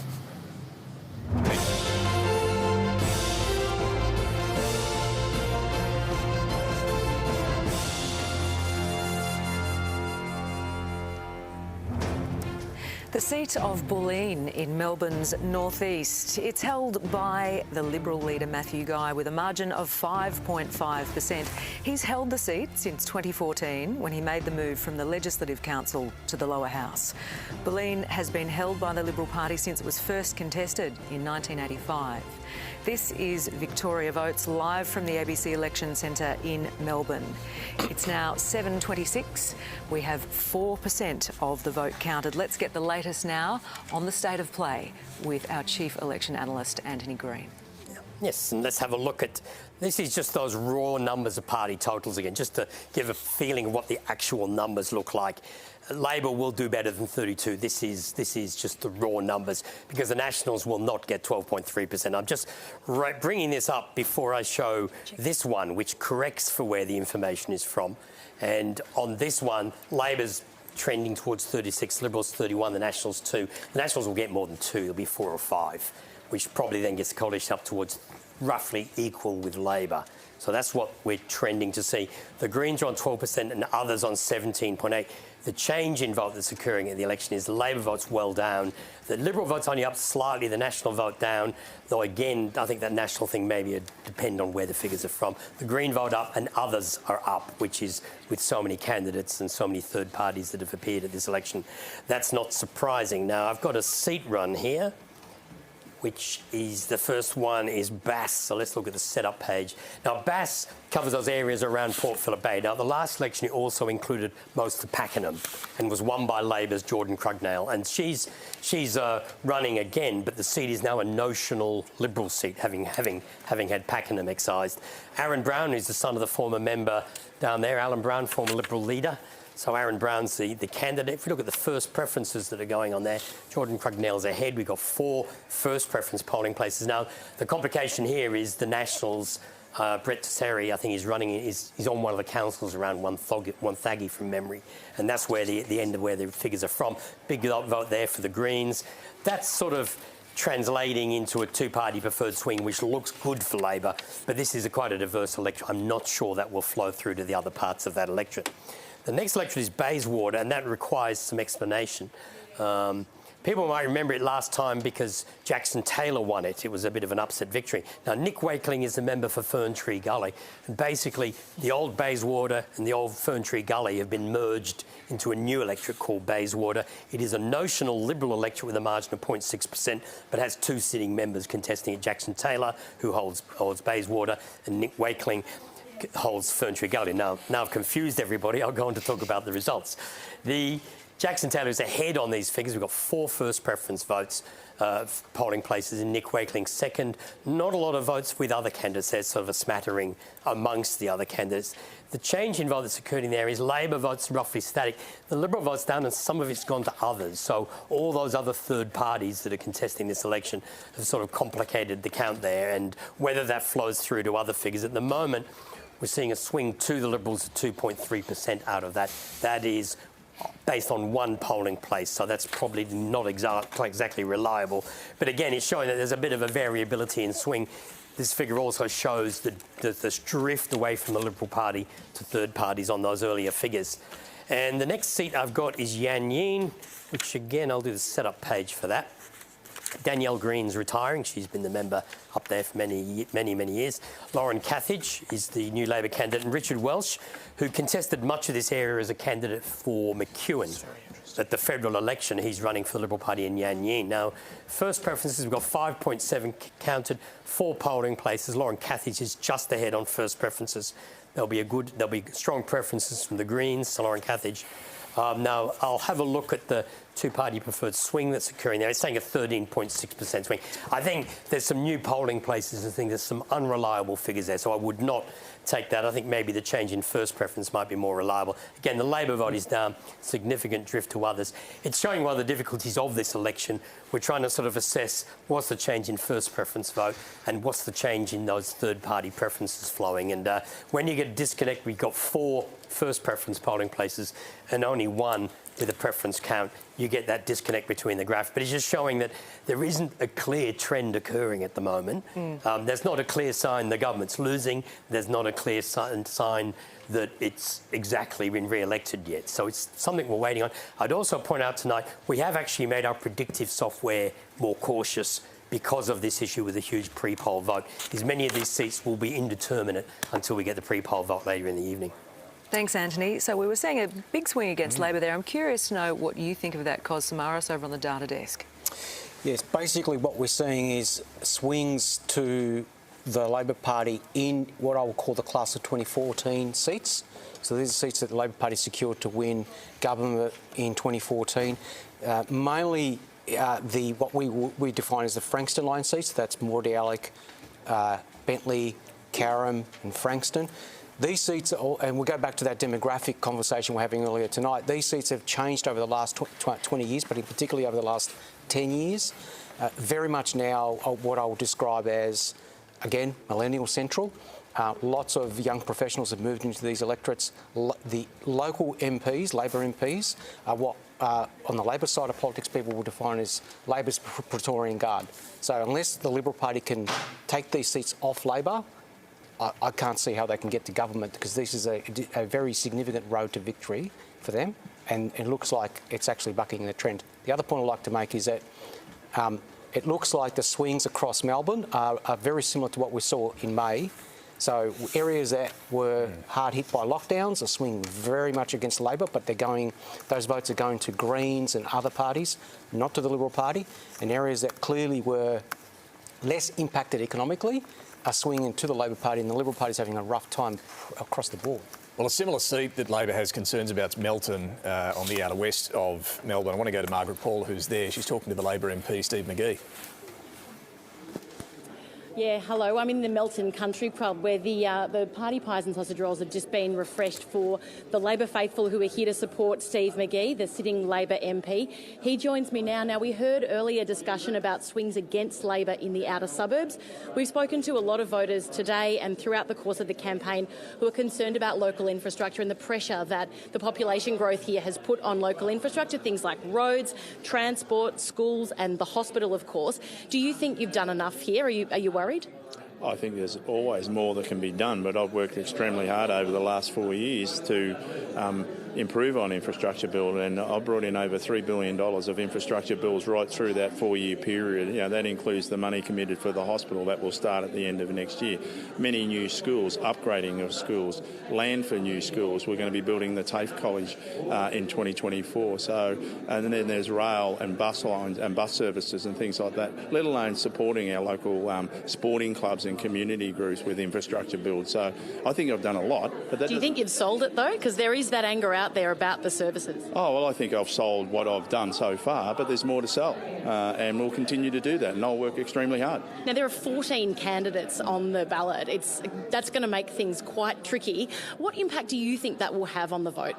Oh, well, clearly people spread their vote over those 14 candidates, and a number of those candidates didn't even appear throughout the pre-poll period and things like that. So I think in some cases, you know, some people will gravitate towards the one-liner or things like that. So I think what it does, it will spread some of the vote, and that'll have an effect on all of us, you know, the major parties and the senior independents. Those how-to-vote cards that those independents were handing out, they didn't favour you. A lot of them, the vote went to the Liberal candidate before you. Do you think that could cost you?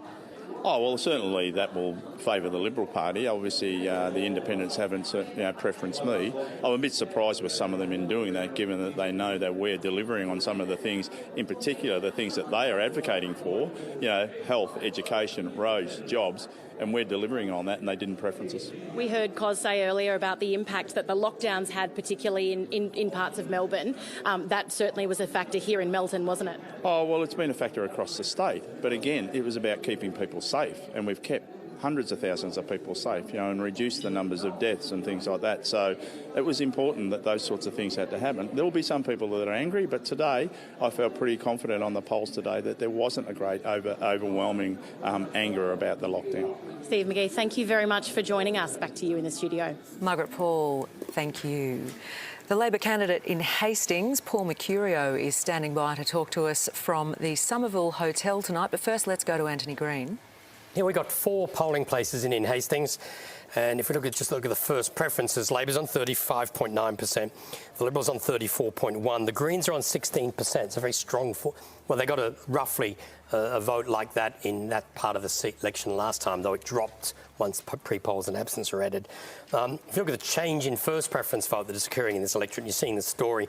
The Liberal first preference vote is well down and then drifting across to others. Now, we don't have a preference count in this electorate. This is an estimate we're doing based on the how-to-vote cards, but at this stage we're seeing this is one of the few electorates where there's with a significant count. One of the few we're seeing with a swing to the Labor Party, swing there of 3.9% to Labor. We're not calling that, we haven't got enough votes in yet, but they would say for the Labor Party would be very encouraging first figures. There you go, Paul Mercurio. Early figures looking quite encouraging. If you win tonight, please tell me you'll be playing Love Is in the Air at the party afterwards. Well, I think we've got the CD or the DVD of, you know, Love Is in the Air here at the moment, and we'll put it on. But someone did say I would definitely win if I had a truck going around just playing it around the neighbourhood. Maybe. Might have driven people crazy as well, I'm not sure. Paul, Richard Willingham here. Did you consider Hastings for Hastings as your slogan?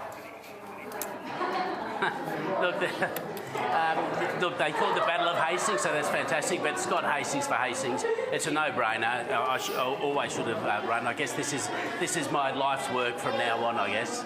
I guess being more serious now, why have you got engaged in politics? Why have you put your hand up to run for Parliament after your previous career? You know, sometimes I think as a dancer, you're so used to being out there in front of the public and as an actor, and I have a voice, and you're using that voice to help people, whether it's a play, a movie, a musical, you're giving something to people. So that's sort of who I am. So when I find something or that I feel like I should put my hand up and help change, such as this community. I mean, the electorate of Hastings has been ignored for a fairly long time, and I think it's time it sort of got its fair share. I see that, and so I go, right, I'll put my hand up. I don't necessarily, want to be a career politician, but I certainly want to work and help this community to become, the community that it can be.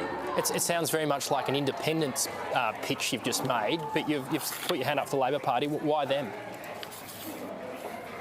Look, I wouldn't have had the career I had without the Labor Party, because the Labor Party, both federal and state, are the only people that really support the performing arts. So I've always been Labor. I completely love their. Well, it's a very generalisation. I love their policies, but the way they treat women equality, the whole mental health. There's all of those reasons that I align with Labor. On the street, it's all about the relationship between people one-on-one. So if that sounds a little bit independent, that's fine, because it's about talking to the individual and listening to your community. You're a councillor in Mornington Shire area. That area was part of the lockdown, and there was a lot of resentment there because some people are quite rural communities. Has that been a challenge for you to try and convince people in that area to vote Labor given lockdowns? Look, there's certainly that anti-lockdown. People are scared about going back, and I don't think we will, and it'll take another 100-year sort of event, I guess. But at the end of the day, there are people that were upset and angry about that, and perhaps how the Labor Party dealt with it. But as equal as that, there are plenty of people out there that said we needed a strong leader, we needed guidance, and we needed to have someone keep us safe. So, I'm not sure if it's making a big difference, and some people are saying the figures are looking good for me and Hastings and Labor, and I think that speaks volumes to answer that question. Paul, thanks for your time. David Davis, why is the Liberal vote down 9% plus in a seat like Hastings? Well, let's wait and see, but I think there's an important thing to remember here, and I did allude to this earlier on, the huge pre-poll and the huge postal sweep in many areas. And you reckon it'll come back once you get that? I actually think that the pre-poll was very, very strong for us, and you could feel it on the pre-poll. And I think that there will be two classes of votes here. I think those cast before voting day, here's my prediction, will be sort of more strongly our way than the ones on voting day. And I think that will be broadly true. The other point too is in a seat like Yanyin, when we've seen a big swing against Labor so far, Libs aren't really picking that up. It's going elsewhere. Your vote's up a tiny bit, but... well, it's certainly true, and I actually agree with some of the comments made on air before, that where there is a large number of parties, the vote will obviously splinter. Now, the question is, where do those preferences go?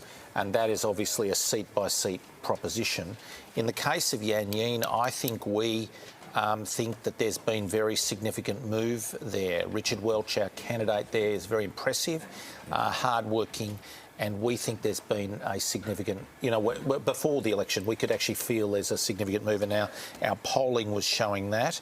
And I actually think, even informally, stuff that filtered back to me, Labor thought there was a significant movement. Now, whether it's the exact number that's required to change the seat is a different question, but certainly significant concern registered out in that area, and we'll see where the preferences go from the different seats.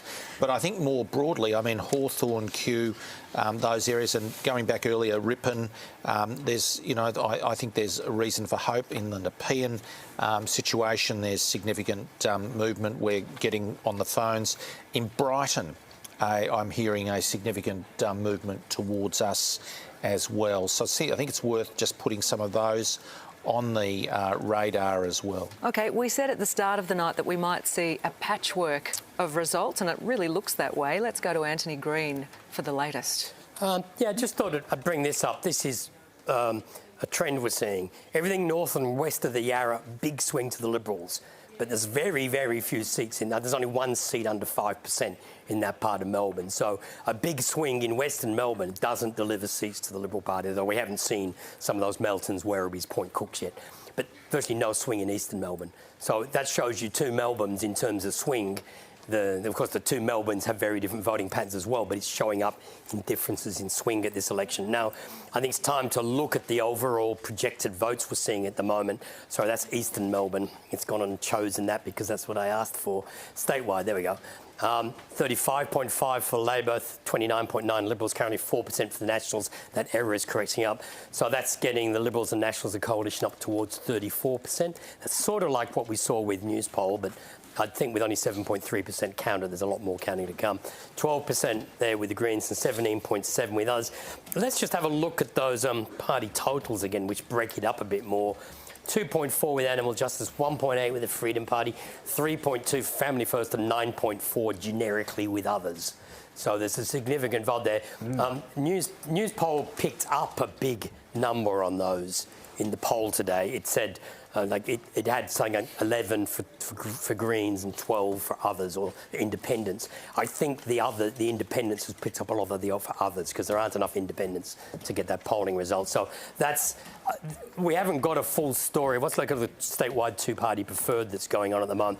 It's a 3% swing, which is not enough to deliver a change of government. But I would warn that it's a lot of early figures. There's no sign yet of a change of government in these numbers.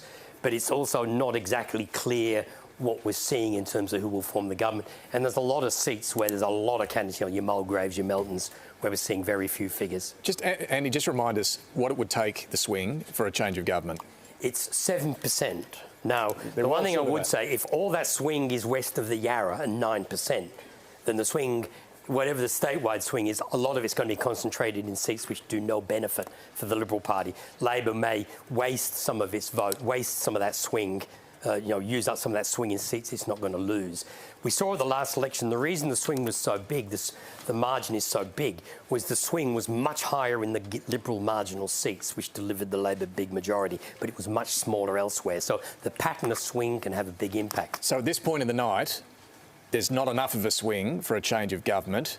David Davis is suggesting once that pre-poll comes in, that will change, or they'll be better for the coalition. Is that about right? That at the moment the swing's just not enough. The figure I'm seeing at the moment, 3%. That's what the swing looks like. Now that is a match swing that projects in the fact that the pre-polls were so good for the Liberal Party and the Nationals last time, but it doesn't factor in there's a lot more of them this time. Oh, that's right. And so that's why it's very hard. If you remember the federal election, there wasn't a big swing early to Labor. It came in later, and the reason it came later was Labor did better with pre-polls in the previous election. And WA. So that's why the figure, it looks like you sit here normally and say, well, Labor's not going to lose from here, but I think it's a much patchier result. So I think we're just going to have to wait. Antony Green, patchy seems to be the word of the night, evening, doesn't it? Now, the level of voter disengagement this election is something that's been remarked on quite a bit, particularly by our pollsters. So let's head over to our data desk. I'd like to start with you first, though, Bridget. Which of the campaign pledges actually cut through to voters, even though there was this real sense of disengagement? I think for the coalition, probably the biggest one and the most easiest one to remember was the $2 public transport fares. So we saw the opposition leader promise to cut all trains, trams and bus fares in Melbourne to $2 a day and also halve V-line fares. I remember on the day that was announced, I headed to Flinders Street Station to ask people what they thought about that policy, and 4 people told me that they would change their vote to vote for the party that had this policy. So I think that could be a real vote winner for commuters. Another one that was probably an easy to remember cut-through one was free school lunches. So Matthew Guy's promising free school lunches for all public schools, and that's one that they've been really pushing this campaign. In terms of Labor, I did mention the State Electricity Commission earlier. I think the reason why that is a vote winner or is going to cut through is because it's something that they can talk about in the inner city. They're bringing back the State Electricity Commission to have it all renewable energy. So in the inner city, they can talk about how they're doing this stuff for climate change. In the outer suburbs, in the regions where the State Electricity Commission was and where a lot of people were employed by that, that's also a vote winner there as well. And another one that's cutting through is the $250 power saving bonus. The Premier announced this first last year.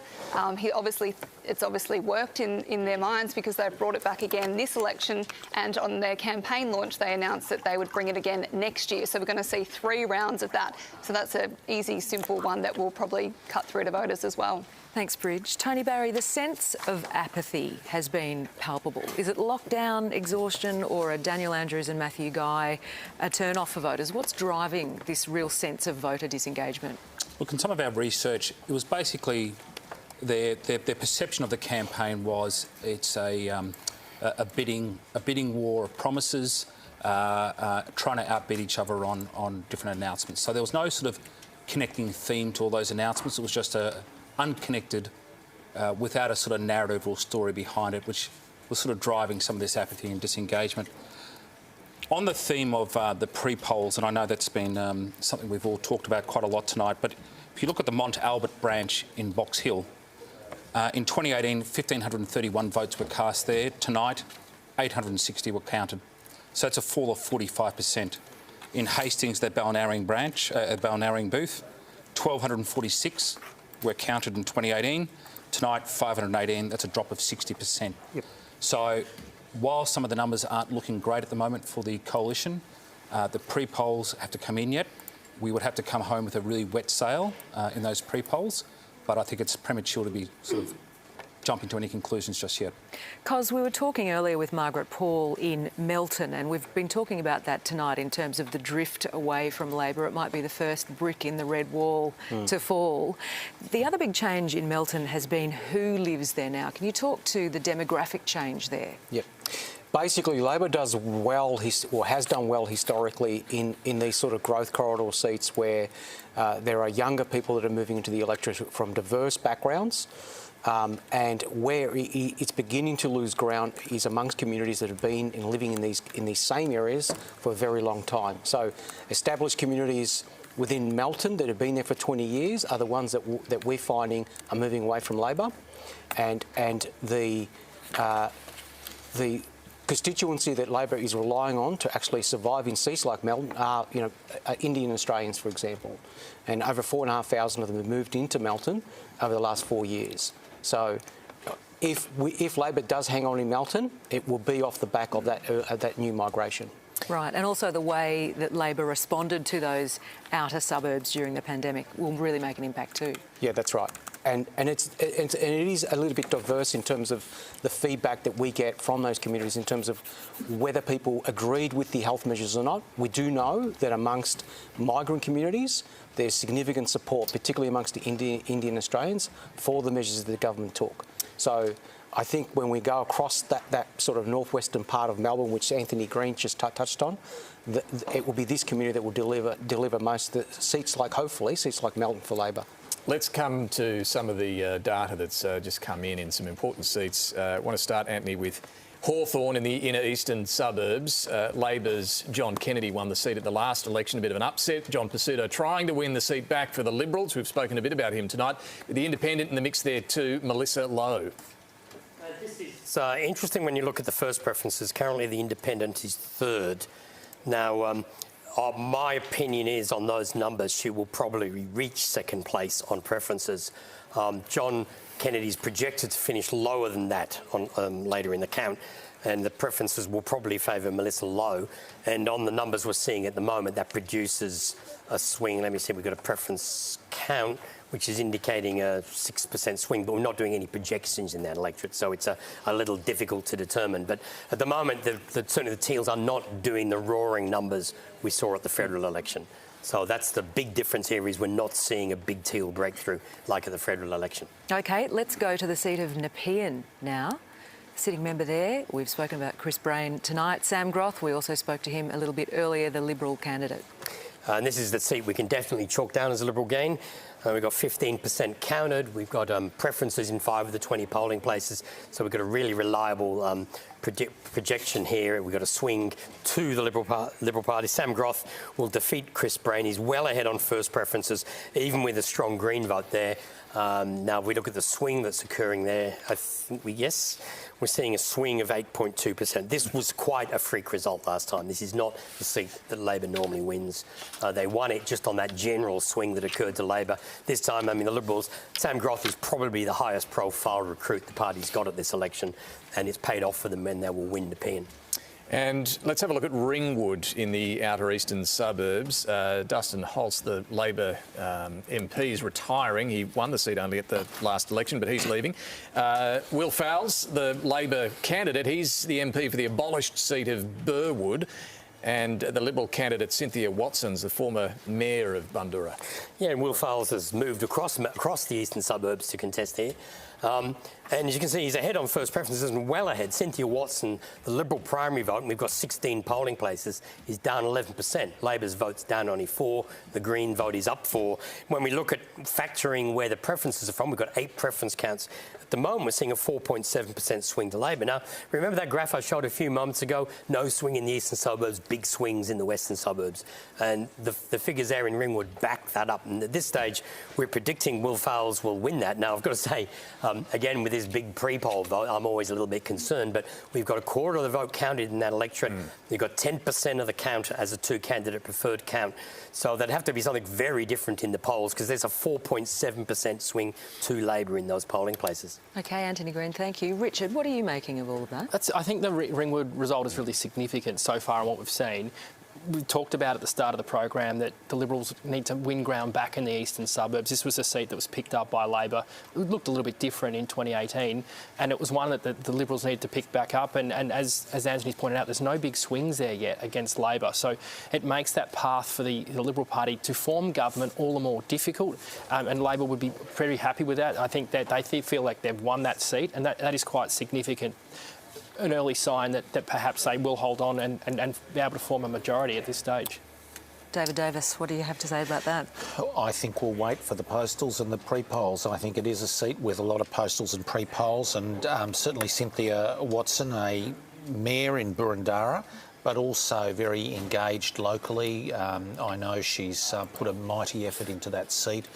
We'll just wait and see with the pre-poll and the postal votes. Just on pre-polls and postal votes, the Liberal Party has been saying as the election has gone on, it's been better for them. So if you're banking on pre-polls and postals, doesn't that sort of go against what you've been saying, that the Liberal Party's coming home with a wet sail if people have cast their votes 2 weeks ago? I've always been of the view that where party people are reporting hugely positive pre-poll like that, that usually means deliberative decisions by voters, and you're left as you move forward, and especially where in some electorates you've got 60% of people voting before or with postals, you're left with 40% that are making the decision on the day. I think you could feel some change on Friday afternoon. Let's go from the Shadow Treasurer to the Treasurer. Tim Pallas is standing by for us in his seat of Werribee in Melbourne's outer southwest. Let's get an update before we talk to him from Antony on how the contest is going there as Tim Pallas tries to hold on. Well, look, we haven't got very useful figures. This is the Woodville booth, which is an external booth next door in Tarneet. So they're pretty tiny figures, so we haven't got much to say about Werribee when we've only got sort of, I think it's about 172 votes counted. So at this stage, I think Tim Pallas is still waiting for some realistic figures. Well, Tim Pallas, how nervous are you? And have you got any more data at hand yourself as to how that contest is going? Oh, well, I'm by nature nervous, and of course we've got to wait till all of the votes are counted. But I think I'm getting increasingly confident with the word that I'm hearing back from my scrutineers in a number of booths, Iramu, Manor Lakes. They're looking very, very good, very strong. So we're happy with the numbers as they're coming in at the moment. We're not seeing any substantial deterioration in our primary vote. We're not seeing any substantial shift to the independent candidate. In fact, they're in a neck-and-neck race with the Australian Socialists, as I understand it. So it's they're not really figuring as prominently as we'd anticipated in at least those boos that we're getting reports back on at the moment. Treasurer Richard Willingham here. Did all this, I guess, hype about potentially independence make you have to fight harder than you've ever had to fight before in Werribee? I don't need a lot of incentive to fight for my political life, Richard. Every election is a contest of ideas and a contest of hopefully opportunity. And I think that in no small part the Premier and the package that he put together about what the future looked like. Yes, we got a lot of delivery, a lot of achievement, but he helped put together a package that gave Victorians some confidence that we had a clear vision of the future, and it seems to be resonating in my community. It's certainly, we're seeing no particularly adverse numbers coming in at the moment, and whilst I'm not at a point where I could say I'm resolutely satisfied that we've got the numbers. What I can say is that there's been a pretty solid vote turnout on primary vote for Labor in this electorate, and there's no substantial deterioration in our primary from the three boos that I've had data from our scrutineers on. The Coalition went after the Labor Party on debt. You've obviously the Treasurer. Did you get the financial settings right? Did you create a problem for the government? Well, I think there's absolutely no doubt that if people's concerns were about economic management, they'd have had no choice but to look at what the opposition were proposing, which was really quite shambolic and not a serious offering. Essentially what they were proposing to do was to sell down a future fund and incomprehensibly use it to run a one-off surplus, run a $6.5 billion savings strategy, undeclared, except for 2 days out, and then to privatise our sewerage system. I don't think that resonated particularly well with the people of Werribee or indeed the people of the western suburbs. If the government is returned tonight or this week, will you engage in serious budget repair, which as economists have been calling for?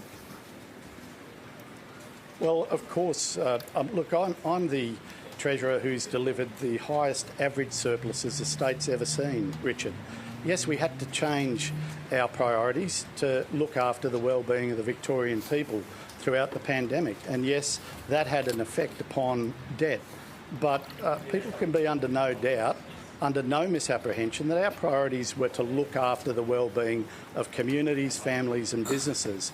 Of course, governments will need to turn their attention to ensuring that we return the budget to surplus as quickly as we can, and 25-26 will be the year in which we expect that will occur, and we will continue the hard work of growing the economy because, Richard, the only way really to pay down debt is to grow the economy.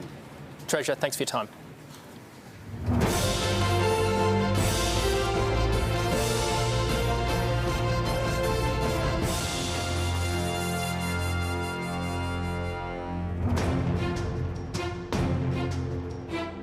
Hawthorn Warranjeri Biktu, Bikal Waibu, Ngurakpa Barnburnden, Warrakupulo, Mundanai Hawthorn, Hawthorn Gurren, Camberwell, Surrey Hills Bar Canterbury.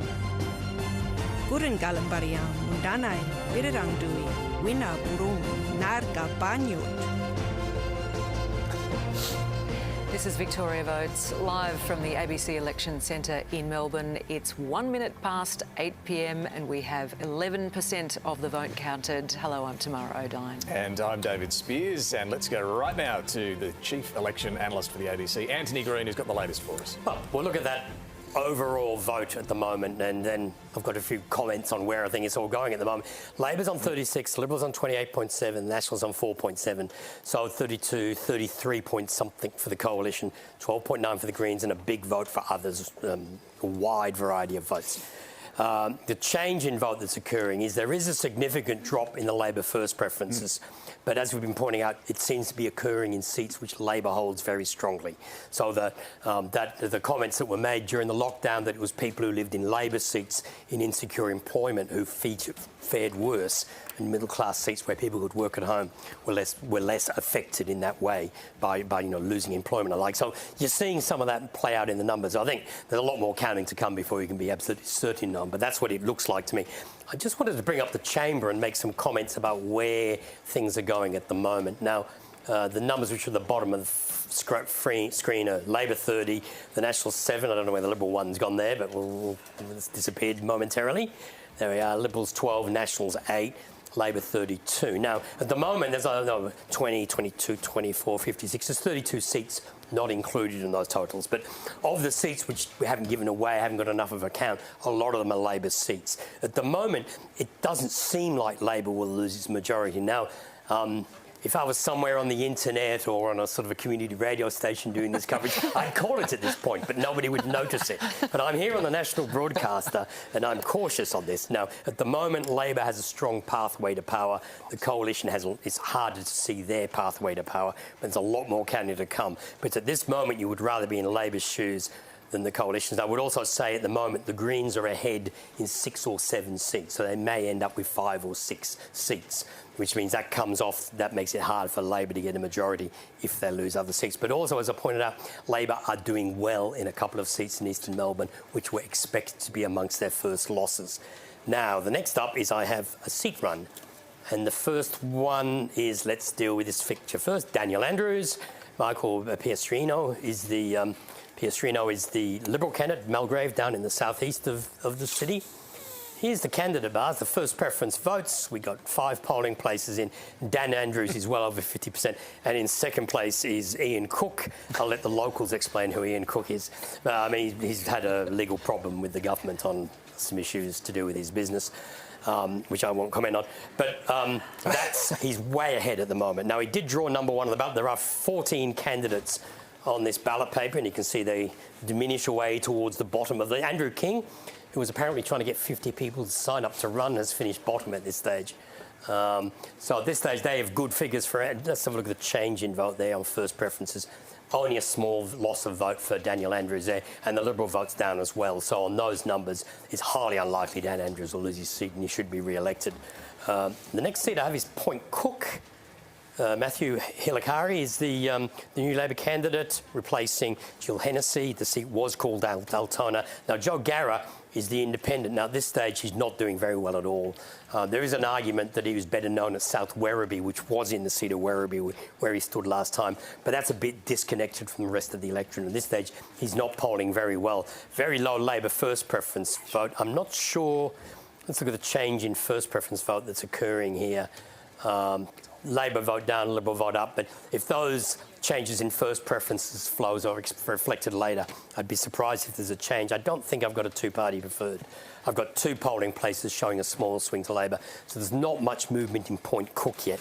And the one other seat I wanted to do was Melton. We've got some figures.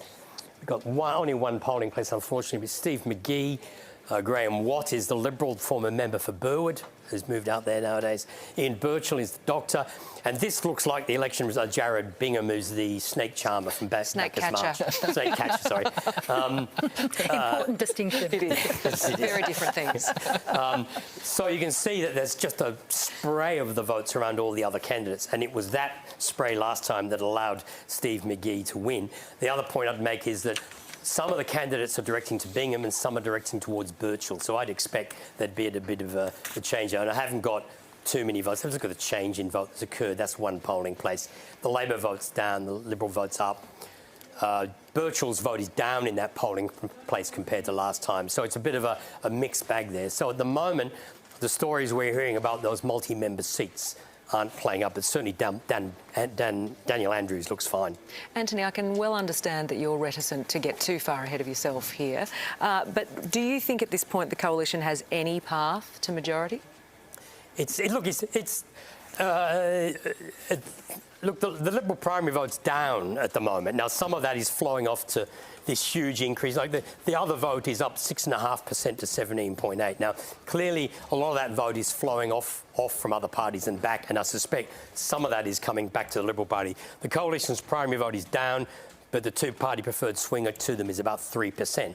But 3% is not enough to see a change of government, especially if that swing is occurring in the western suburbs where there aren't seats falling. So at this stage, I'd say Labor's on track for victory, but I think sensibly, given the sheer size of the postal and pre-poll vote, it's a sort of formal decision you wait a little bit longer for. I'm a very cautious person by nature. We respect the caution. Better to be right than first, Antony Green. But I can see Jacinta Allan nodding along. As you say, the path to victory is very difficult for the Liberals. Take a look at the tally board. I mean, it tells you the story as well here, right? So you can see more of the seats starting to light up as they are called. And while the Liberals have picked up the seat of Nepean from the Labor side, Sam Groth, as we heard from earlier. You can see over on the other side, Labor's actually at the moment snaring a couple of seats from the Liberal column. Hastings, Paul Mercurio, who we heard from earlier, and Bayswater as well, that Antony's been talking about. More of the seats filling in as we go. So it is getting harder and harder for the Liberals, you've got to say right now, to have any prospect of getting to government themselves. Tam? Let's go now to the Liberal Party's safest metropolitan seat. Michael O'Brien, the Shadow Attorney General, will join us in just a moment. But first to you, Antony. Oh, so I thought they were telling me Morwell, and I was thinking, why Morville? Morven. Malvern. No, it's full-frame graphics, I think. Yeah, Michael O'Brien, this is one of the Liberal jewels in the state.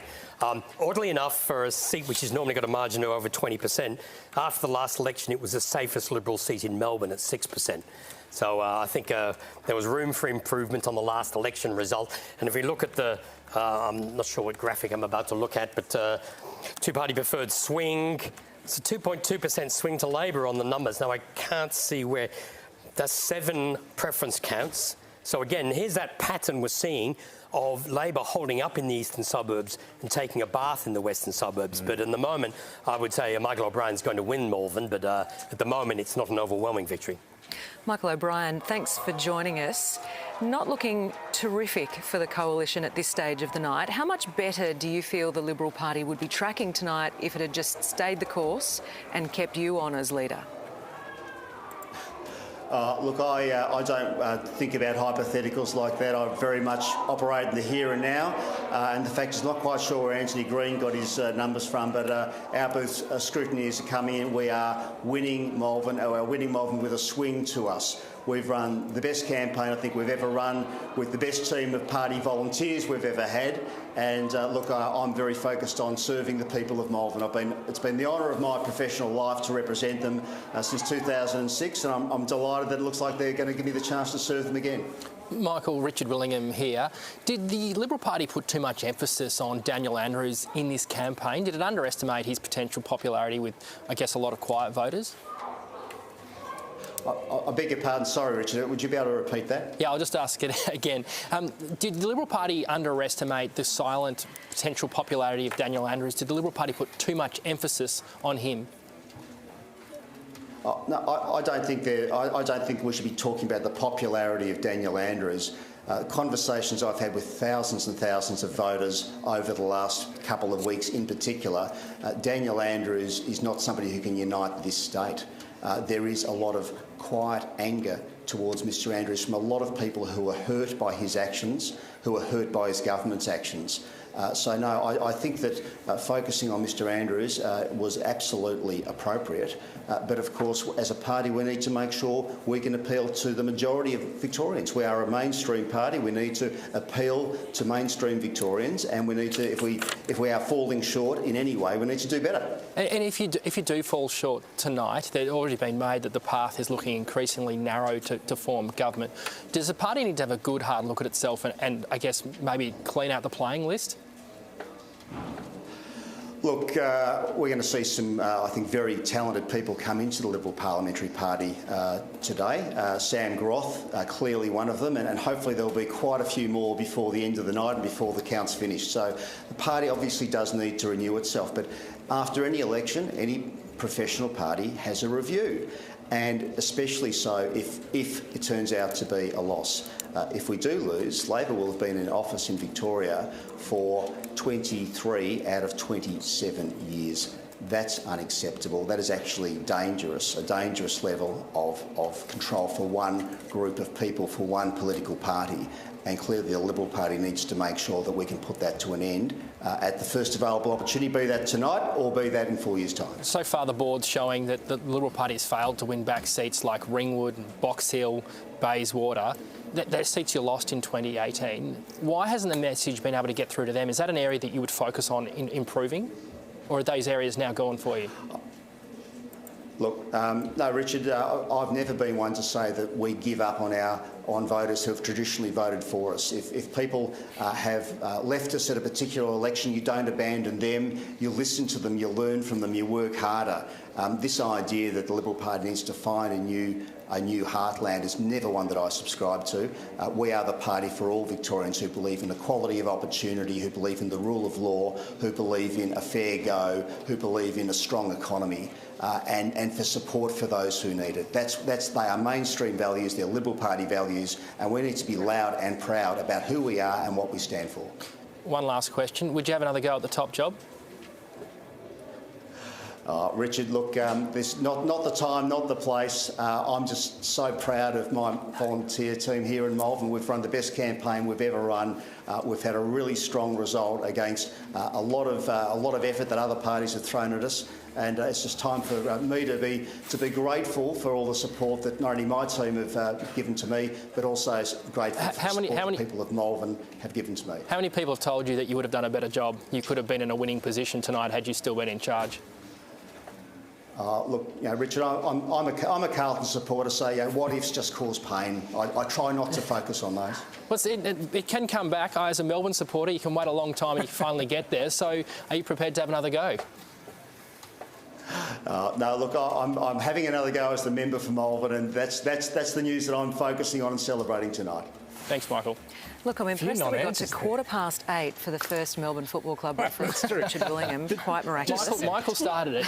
Just on that, Rich, though, non-answers on whether he's interested in another go at it, whether he's been approached about having whether he would have done better. And also about non-answers about where the party went wrong. He sort of said it's unacceptable to keep losing, but doesn't sort of identify any problems. On a micro level in that seat in Malvern, Michael's run a very good campaign, enormous depth of activity, polling into the seat on a level that has not occurred in the past, and I think that has paid dividends for us in that seat, and I think that will set up that part of the city very well for the future. So I do pay tribute to the work that he and his team, Sounds who are like Michael's part of got my a number area in as the well. party room. Interesting, No, I mean, this is actually about a very strong local campaigning. It's a significant point. And it's interesting too that Michael O'Brien says that the Liberal Party should be looking at renewal, also being very non-committal on whether he will run for leadership of the party again. Cos Samaras, I'm wanting to bring you in on this because you've got some strong views on that.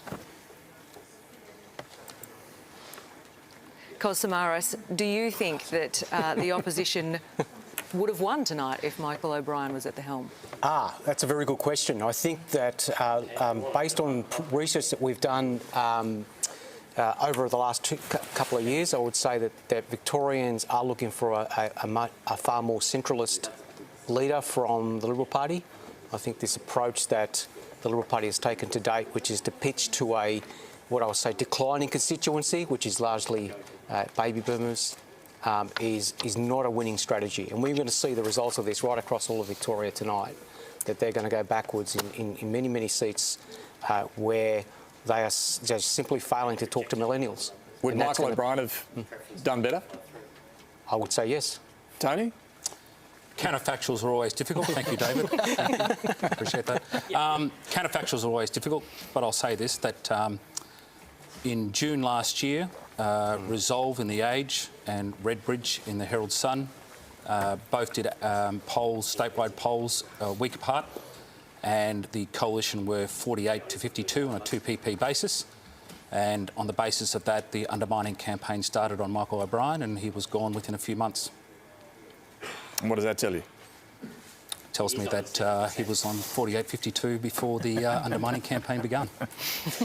Just David Davis, appreciate you giving Michael O'Brien a rap for his efforts in his own seat. But more broadly, let's zoom out. Is there a path to power still for the coalition? I have not yet seen any significant input in terms of those pre-polls, and I think that's where we've got to wait. So you're still holding out for absolutely. We've got to see these pre-polls, and I think we have real strong reason to believe that. I mean, the number is huge.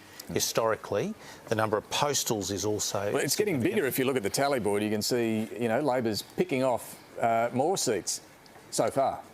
Well, not since I last looked, but nonetheless, we don't want to lose any, so we want to make sure that we actually go forward, and I think we will. I think there's a number there that we will pick up. I keep hearing good news on Hawthorn and Kew and seats like that, and also... you know, let's wait and see on some of these. No, fair enough. You'd want to win Kew, though. I mean, if you... No. I'm just noting what's coming through to me at the moment. What about you, Jacinta Allan? How confident are you right now about Labor actually winning this? Oh, look, I don't agree with David a lot, but I do agree with we do need to wait and see the big early voting numbers come through. But, you know, if that board is right and has Hastings and Bayswater coming to Labor, that's a very, very bad night for Matthew Guy and the Liberal Party. And we just heard the former leader, Michael O'Brien, talk about the Liberal Party needing to be mainstream. Well, there's nothing mainstream about chasing votes out to the far right and chasing extremists and preferencing those sort of people over the Labor Party, as we saw right across the state here. So, look, we can't get ahead of ourselves. We've got a little bit more time to come, but picking up, seeing that some of the seats that Labor is holding on to on that board is a very, very strong result. Just picking up on something that Jacinta Allan said, David Davis, there's been concern in the electorate and within the coalition too about the infiltration of the party by the religious right. What damage do you think that that's done this time around? Well, the Liberal Party is a broad mainstream party. And one way that I often respond to that is a branch that I helped form, the Liberal Pride branch. It was actually the branch that's won the record for successive years for the biggest growth in membership. So we are actually That's at the other end of the spectrum. Yeah, no, but this is my point, is we are actually a broad and diverse party, and people join the party from a whole series of different backgrounds. But should people who believe in gay conversion therapy be allowed to... Well, my views on that are extremely well known from the time I was minister to and more recently. So what do you think should have been done to manage the Renee Heath issue? We have to be very careful, and I'm not talking about Renee Heath here in particular, I'm just talking more broadly. We have to be very careful with candidate selection. There's clearly still a way to go on that, and that is a fair point that people point to, the need to get our processes right on a lot of that. So, but there were warnings that were conveyed to Matthew Guy directly before her pre-selection, or about her pre-selection. Why were they not heeded? I'm not familiar with the specific warnings that you point out, but look, Two people emailed him directly, senior members of the Liberal Party, to flag their concerns and say that having her pre-selected would cause damage to the Liberal Party. Look, we obviously have to get our selection right, and that is an important point for us. What do you think of Matthew Guy's response that Renee Heath will no longer be allowed to sit in the Liberals party room? Well, he's certainly made a decision, and that is obviously a matter for the party room, but at the same time, I understand why he would say that. Yeah, sorry to interrupt you there, David Davis. We do have some breaking news. We're going to go to Antony Green.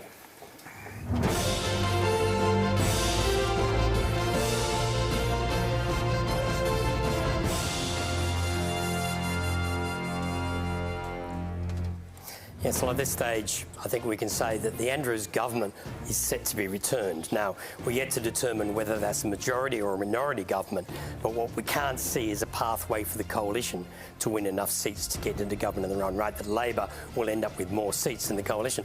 Now, I just wanted to explain why, and let's just look at the marginal seats on the two sides of the electoral pendulum. So this is on the coalition side, and you're seeing Labor's currently ahead in Caulfield, that'll bounce around, but Hastings, Labor's done very well in Hastings. I hadn't seen the national gain in Mildura, that number has bounced around a little bit, but you're seeing red ahead in seats like Bayswater and Glen Waverley, and this is a sign that those eastern suburbs where you would expect the Liberal Party to pick up a whole bunch of marginal seats, Labor is not losing all of those seats. There isn't some sweep in the eastern suburbs. Where we are seeing big swings is in the western suburbs, where the Liberal Party is highly unlikely to make any gains. And when I look at the other side of this pendulum, the government side, that shows up as well. Now, Hawthorn, the independents ahead. That depends on the order of the candidates. There's a lot of counting in that seat. Liberals are gaining Nepean. We knew that. We think the Greens have gained Northcote. But Labor's currently ahead in Ashwood. We've got them ahead in Ripon. I haven't looked at those numbers for a while. South Barwon. You're expecting South Barwon to be in trouble for the government if they were going to lose. Box Hill, Ringwood. The National Party is winning Morwell. That was sort of taken. And the Greens are doing well in a number of seats. That's why we're saying we're not sure whether Andrews government is back in majority or minority, because we're not sure how many of those seats the Greens are currently ahead in or remain ahead in. But certainly we can't see, on the numbers we're seeing now, there's nothing indicate the coalition is going to make lots of gains unless there is something extraordinary in the postal vote and pre-poll votes. And we're factoring in the very strong pro-coalition swing on pre-polls last time. So if it's not as strong for the coalition on the pre-polls, then it's definite that Labor's back in power. That's an important point. You've factored in some caution around that. But just to be clear, just to underscore this for everyone, you are saying Labor, one way or another, has won the election. The Andrews government will form government after this election. There is nothing to indicate that the coalition is going to make the 13 or so gains that it needs to get into government. David Davis, what do you make of all of that? Well, let's again wait and see. I'm very cautious because of the large known chunk of pre-poll votes, the postals, and I think we're going to have to wait a little while. Is that necessarily going to change the result for you, though? Well, let's just wait and see a little while. I'm just going to be cautious for a while. Jacinta Allan, are you still as cautious as you were maybe 10, 15 minutes ago? How do you feel about that call from Antony Green? Oh, well, the call from Antony always does gladden the heart a little bit at this point of the night. Depends which side of the panel you're on. Well, certainly my red Labor heart. But look, we can see from the screen in front of us, there's 17% of the vote that's being counted. There is hopefully in the next hour, within the next hour, we get that big chunk of early voting votes come through. But the trend is there. You know, 17% of the vote shows a very clear trend. And that trend is not towards the Liberal Party. That trend is away from the Liberal Party, and it's a clear repudiation of the campaign that the Liberal Party ran. To be fair, the swing at the moment is nearly 7% away from Labor on primary votes. The swing against the Liberals at the moment is just under 2%. Now, that's not going to be enough to cost you government, but there is a clear rejection of Labor in some parts. I'm glad you brought this up, David, because I've got some figures in front of me from the 2014 and 2018 elections, where the 2018 election result was, you know, really one out of the box. It was a very, very big, strong result to Labor, where we did have just over 57% of the two-party preferred result. So seeing a coming down from that is not really surprising, given it was such a high watermark. But again, where the seats we're holding on to is particularly important. We are holding on to those seats in the eastern suburbs, according to the results we're seeing on the board here. This is the new Labor heartland. Well, this is a bitter blow for the Liberal Party. A bitter blow for the Liberal Party. If we can hold on to seats like Ringwood and Ashwood and Box Hill in those eastern suburb seats, that is a bitter blow for the Liberal Party. There was a lot of effort that was run in those seats, and it demonstrates both our confidence in the agenda that the Premier set forward. And on this point, David, if I can just finish on this point, there's been a lot said about the Premier tonight. The news poll that came out last night and into the papers this morning demonstrated by a country mile he was the preferred Premier. His preferred Premier ratings have been particularly strong throughout this campaign. Now, the Liberal Party chose to put him on their how to vote cards. That seems to have backfired. And to be frank, parts of the media didn't really focus in on some of those elements of the community, like, you know, the Liberal Party like to talk about the angry people they talk to. I've spent a lot of time talking to a lot of people, and there is a lot of people who have expressed really good confidence in the actions that the Premier's taken, not just during the pandemic, but indeed for his entire time as Premier, in terms of the strong, decisive action that we have taken in the state to support jobs, to invest in our hospitals and schools, to invest in our road and rail, to invest in the things that matter for the communities here in Victoria. Just quickly, is this a bit of a told you so to the media? No, well, you know, that's up for the media to have that conversation. Well, it sounds like you're saying that it wasn't enough attention on the support for Dan Andrews. Well, let's flip it around. There was a hell of a lot of attention on those on elements that were unhappy, and undoubtedly in any contest, in any election, and particularly when we have gone through the biggest social upheaval that we've experienced in 100 years with the pandemic, of course there is going to be people who have views. There always is. But there has been a very big group in our community who have very quietly gone about their business, and we might be starting to see that in some of these results. OK, Ben Knight is joining us now from the Village Green Hotel in Mulgrave. Ben? Yes, good evening, Tam and panel. Well, as Anthony was speaking then, there were predictably some pretty big cheers going up here in the room, and especially when the time came to, well, essentially saying that Labor would form government. And it's been a bit like that since the beginning of the evening. Not quite what we're seeing at the moment, but as soon as the first busload of campaign volunteers came in, they were looking pretty happy. They were feeling very confident. They were looking closely at the results, particularly some of those early results in the inner Melbourne seats, places like Northcote, looking at Richmond and wondering what would happen there.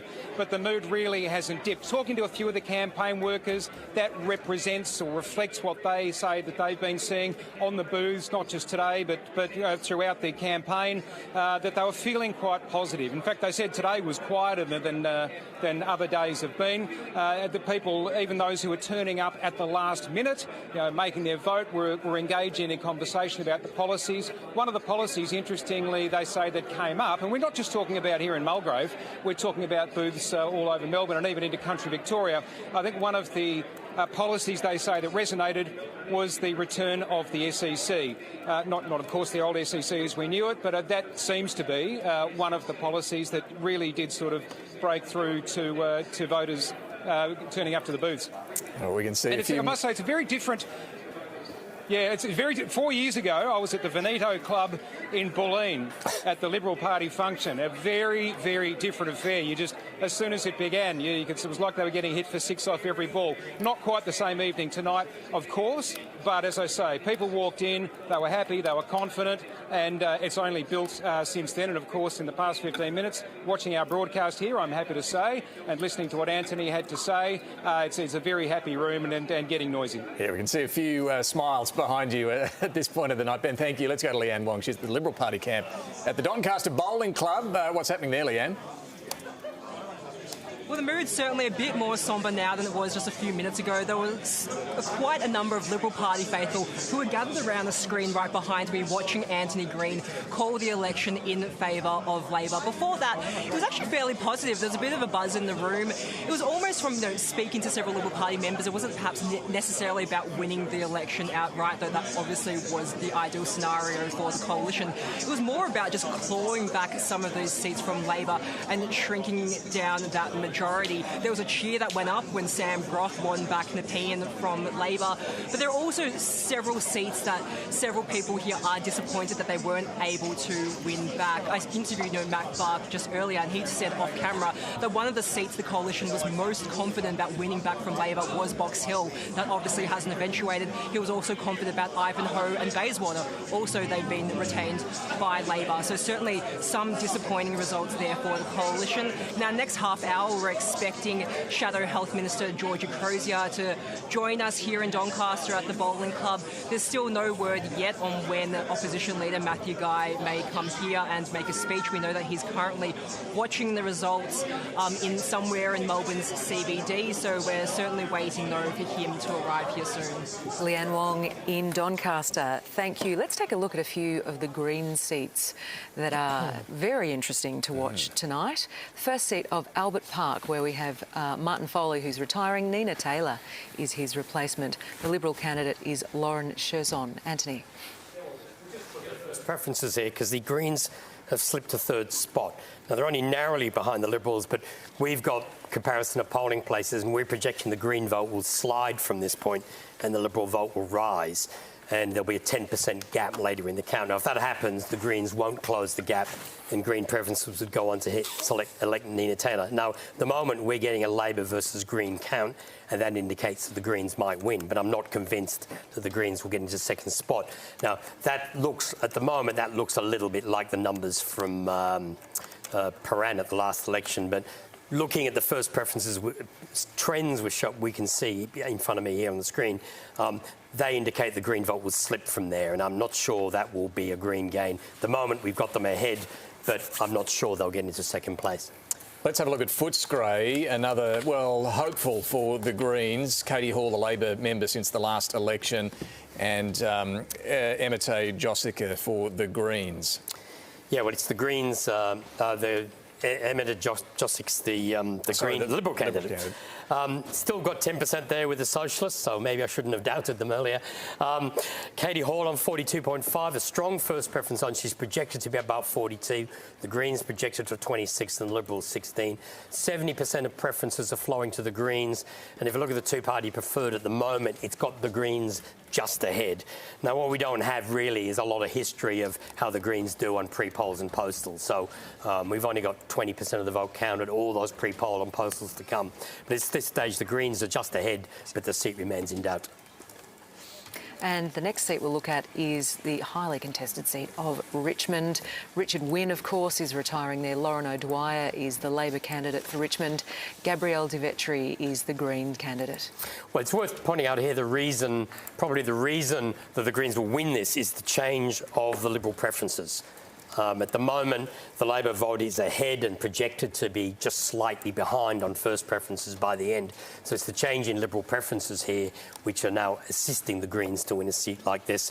This stage, we're predicting the Greens will win quite easily. That's an estimate based on polling places where we've got a preference count, 5 of the 15. Whether it's quite that dramatic a change, I'm not sure, but certainly at this stage, that we're projecting the Greens will win that seat. Some would say they should have won it at several previous elections. There's been discussions about whether they had the right candidate at previous elections. But certainly at this stage, it looks like the Greens are going to win Richmond. Greens are gaining ground. Finally, let's check Northcote. The Greens did hold this briefly before the last election. Kat Theophanous won it for the Labor Party last election. Campbell Gome trying to take it back now for the Greens, Antony? Yeah, and again, we're seeing the trend where the Greens are behind on first preferences. They'll receive Liberal preferences, they'll receive Socialist preferences, or the preferences of voters who vote for those parties. And the preferences we're seeing are flowing, again, 70% to the Greens. So on those first preferences, it's very difficult to see how that would turn around. And Kat Theophanous, having won the election last time, has lost the seat to Campbell Gome from the Greens. Antony Green, thank you very much. So, of course, that is before all of the pre-poll and postal votes come in, Ellen Sandell. But at the moment, Greens slightly ahead in Albert Park, just ahead in Footscray, probably will win Richmond. Northcote currently behind on first preferences, but it's still looking pretty good. How's all of that sitting with you at the moment? Well, these are huge swings to the Greens. Who would have thought 18% in Footscray, 20% to candidate preferred in Richmond? This is huge, and especially when you look at seats like Footscray that we weren't even necessarily targeting at this election. You've not even really been talking about Footscray. No, nobody's even been talking about Footscray, and we're seeing big swings in places like Preston and Pascoe Vale, other seats that no one's really been talking about. So this is having a few more MPs in the lower house is a very nice birthday present for me. And the Greens, we've called Melbourne, Richmond, Paran and Brunswick. What is the feeling around Pascoe Vale? You guys have been sort of flirting with the idea that that might also fall to the Greens. We're seeing huge swings in Pascoe Vale. It is held on a very big margin by Labor, so I'm not sure where that will go, but it is looking pretty close at the moment. And I think the other thing to add is that we are seeing big swings away from the major parties and huge swings to the Greens. And I think that is a bit of the story of the night, really, and of the federal election as well, where we saw people wanting a bolder vision for politics. And we were out there talking about climate change. And also, when we talk about cost of living, we were talking about housing, which no one else really was. And I think that's the biggest cost of living pressure for people. And that's why we're doing so well. And we're actually seeing swings to the Greens in regional cities, in rural areas, and right across Melbourne as well. So that's a great night for us. Let's go to one of those seats where it looks like the Greens have taken from the Labor Party. That's Northcote. Our roving reporter Raph Epstein's there with the Labor member. Raph, how's the mood there? The mood here, actually, I have to say, is pretty buoyant. We've had a series of cheers whenever Antony's been on the screen, and when the Northcote results came up before for Kat Theophanous, they were pretty happy. Let's have a chat to Kat Theophanous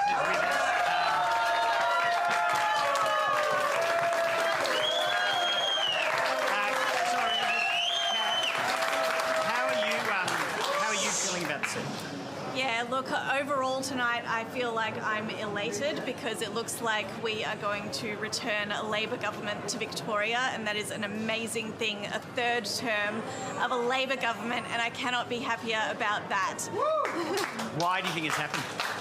I think it's a testament for the last 8 years that we've had in government, and the fact that the people of Victoria have put confidence in us, that they have backed us, that they've heard our positive plan for the future, and that they want to see us return to government. How nervous were you, though, during the week? How nervous were you about the seat, and how nervous were you about the government winning? Yeah, look, we always knew that it was going to be a very close contest here in Northcote. We had a lot of odds against us, but you know what? Votes aren't all counted yet, and we're going to see what happens over the next hours and days. Are you confident here? We'll see what happens. Okay. It's, we've still got votes to count, so we really don't know. And the panel have been talking about this a bit. It's not the same vote as last time. It is a swing away from Labor. That's the Greens are pointing to that. They're pointing to the federal election. Is it a problem there's been a swing against Labor? Look, I think that if the Greens win in Northcote, it's not because the people of Northcote chose the Greens, it's because the Liberal Party chose the Greens. Well, it's about preferences, right? People get to direct their preferences. Absolutely, it is. And those Liberal ones are going to play a key component in this election, in this seat. I'll throw back to the panel in a moment, but I wanted to ask you about the Premier Dan Andrews. He's been to this seat 3 times. He's been criticised for not mingling with the public and not going out and about in crowds. How do you think he's found some of the vitriol that's been directed towards him? Look, I haven't been the recipient or experienced any of that myself. Here in Northcote, he actually has quite strong support amongst our community. There's a lot of health workers that live in Northcote, in the inner northern suburbs, and many are very, very thankful for how we protected our healthcare system through the pandemic. Okay, Kat Theophanous, thanks so much. You're very welcome.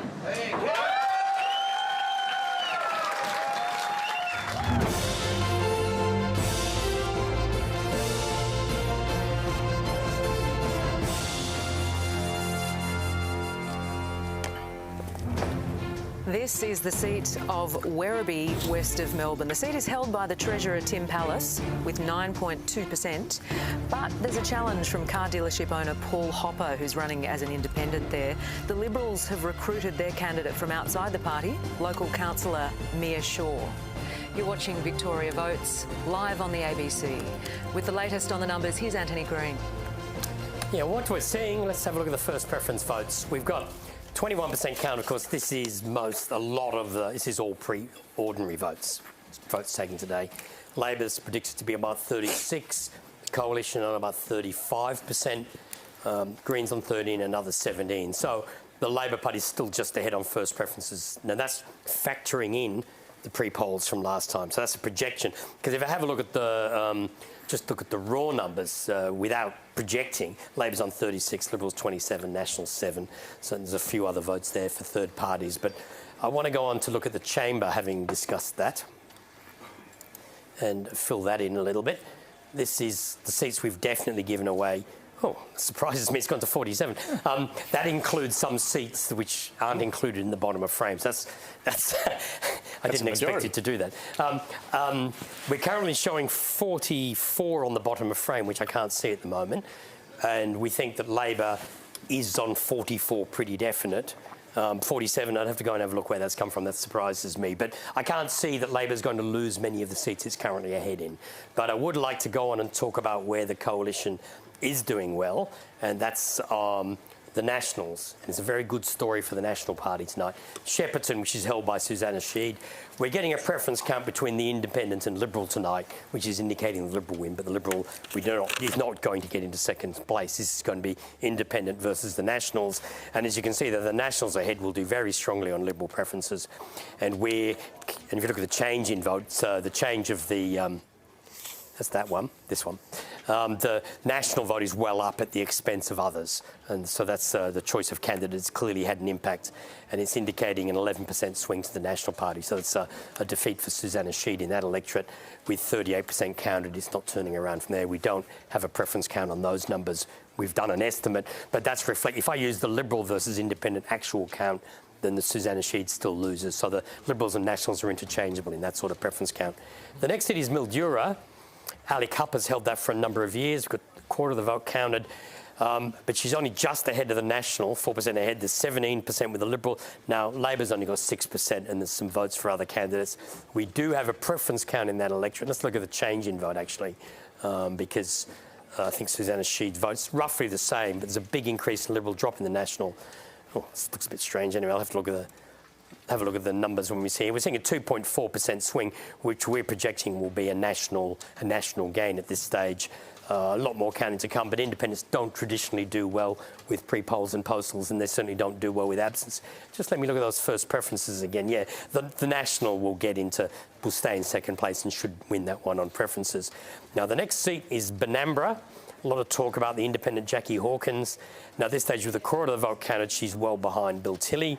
We've got 12% that we marked out. Now, we've got a preference count coming in for how many 14 polling places, indicating no swing.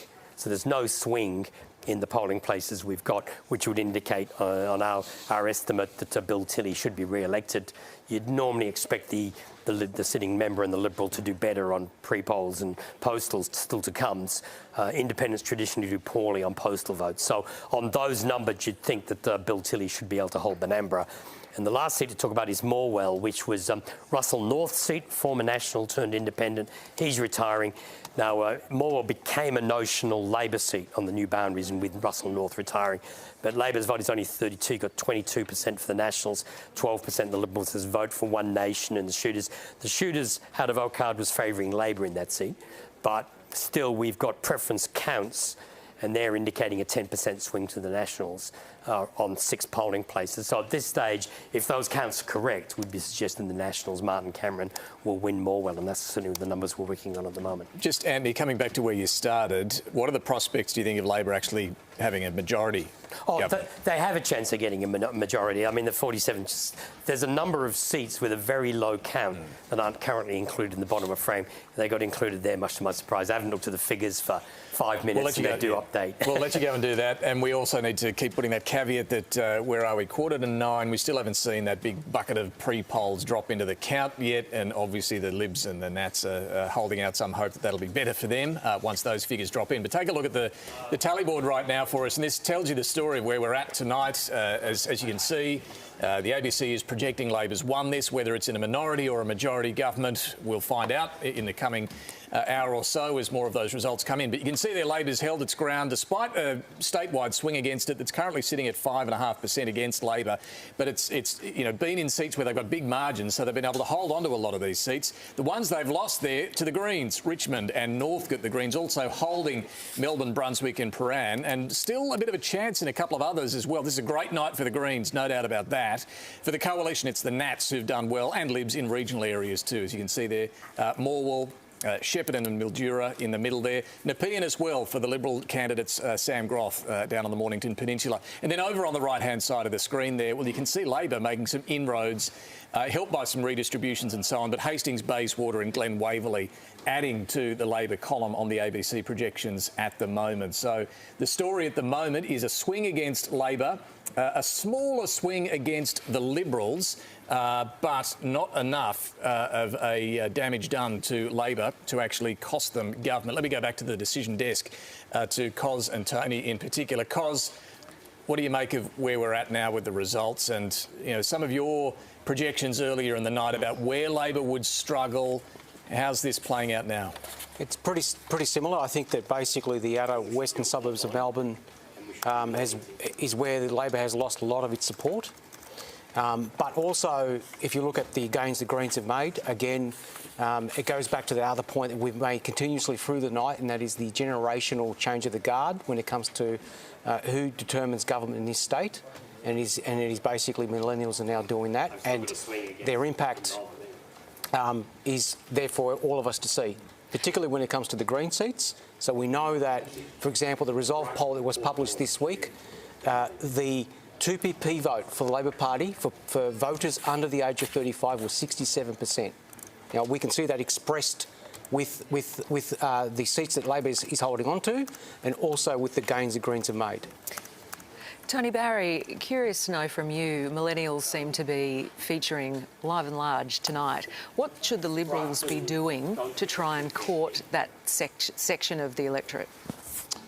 Well, I think it's more than just millennials, unfortunately, for the Liberal Party. I think there is just tonight's results are showing, notwithstanding there's a few seats that are probably still in the balance when pre-polls come in, but at the moment it's looking like a net loss for the Liberal Party in seats.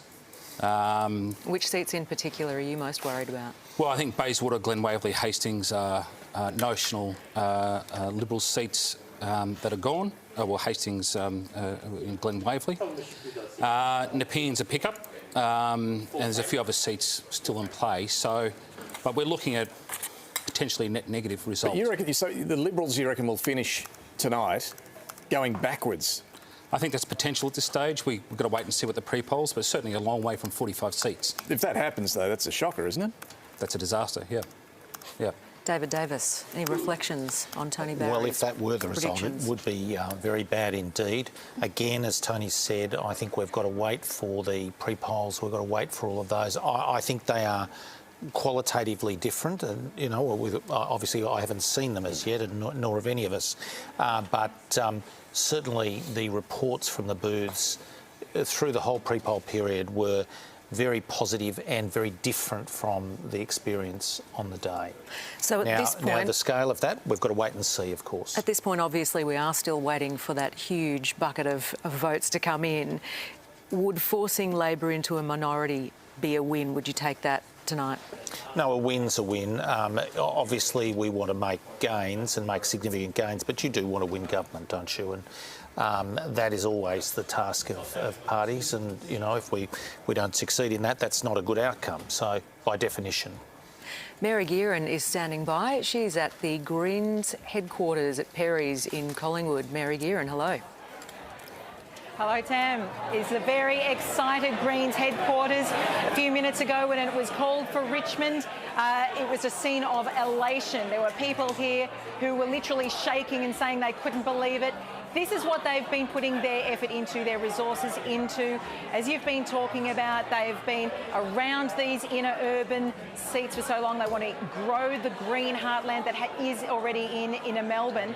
And we've been talking about what a boost the Liberals' preferences would give to them, that they would have had this seat if Liberals' preferences had not gone against them before now in previous elections. Well, these volunteers here are saying, nah, they're not having any of that. This was about hard grift work. 16,000 doors they knocked on in Richmond. More than 4,000 meaningful conversations they said they had in this electorate that got them what their tally room is saying is a swing between 5 and 10%. And in the ordinary vote being called, in two-party preferred terms, more than 15%. So they're saying it's coming down to the grassroots of their campaign. We knew they were going to have a good crack at it because there was the very long-standing popular member, Richard Wynne, who was retiring from here. So there was a new ALP candidate up against Gabriella De Vietri, who's a former City of Yarra mayor, so with a good local profile here. And when I have been speaking to the people who've been volunteering here, they're saying there's been a lot of love for them out on the booths. And they point to what we know has been that help from the federal campaign, the boot camps they've been put through by the people who made such a good campaign up in Brisbane, and that sense of discipline that has been introduced into the party since that disappointing result 4 years ago. Earlier in the night when I was asking for their predictions, were kind of cautious. They weren't getting ahead of themselves, and I think I very much got the sense that that was because of the lessons of 4 years ago. And right now, though, they've called in this room, keeping Melbourne and Brunswick, and now Richmond. They're feeling pretty happy. Also, Mary, we're hearing stories tonight of other seats such as Footscray that hadn't even been mentioned as a possibility for the Greens to take. That's right, Sam. So when I walked in this room, they were saying, look, there's Richmond and there's Northcote, and I saw it's still on knife edge, as Raph was reporting, in Northcote. That's where they really put their resources, and obviously it's been really hard fought right down to the last days in Northcote.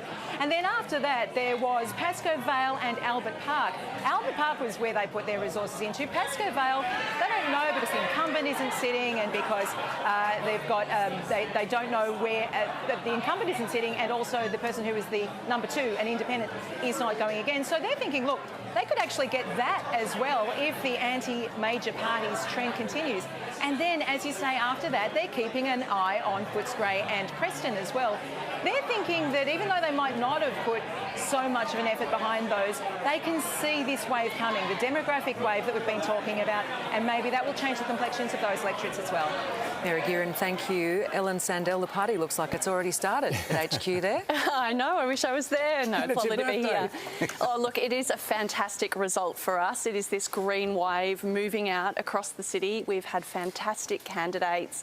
We have won most of these, seats that we never expected to. Some of these seats we're doing amazingly in, and I'm just so happy to have Gabrielle as a colleague in the next parliament. Well, a good night for the Greens. What about the Teals, though, and other independents? I mean, we're seeing the Greens take ground from Labor, but let's take a look at how the Liberals are going in their contest against some of the independents and Teals. We'll start in the seat of Brighton. Now, this sits in the federal seat of Goldstein, which the Teal independent, Zoe Daniel, picked up at the federal election in May. As you can see there, James Newbury is the Liberal MP, and Felicity Frederico, who I think tried to knock him off for pre-selection unsuccessfully. Is that right? And is now contesting as an independent, Antony. Yeah, and we're getting a preference count in this seat between the Liberal and the Independent, and clearly the Independent is not going to finish in the top 2 from there. So James Newbury, now potentially a lot of preferences could flow to Labor, but I doubt Felicity Frederico's preferences. She had an open number 1. Given she came from the Liberal Party, I'd be surprised if those preferences flowed solidly to Labor. So on those numbers, I'd suspect that James Newbury will go on to hold this seat, but certainly that's not. Can't remember if Felicity Frederico was a Teal or not. I think she was just an independent. So I think that James Newbury should hold Brighton, and the scare he got at the last election should be right. We're projecting he'll end up with 42% on first preferences, which is still higher than the Labor and the Green vote combined. So we suspect that he should hold that seat. Next seat we're looking at is the seat of Hawthorn. We've been talking about that quite a lot tonight. John Pizzuto has been campaigning out of his skin to try and win that seat back off John Kennedy, who took it from him by 330 votes at the last election. Well, his problem is, you can see on the first line, his primary is under 40%.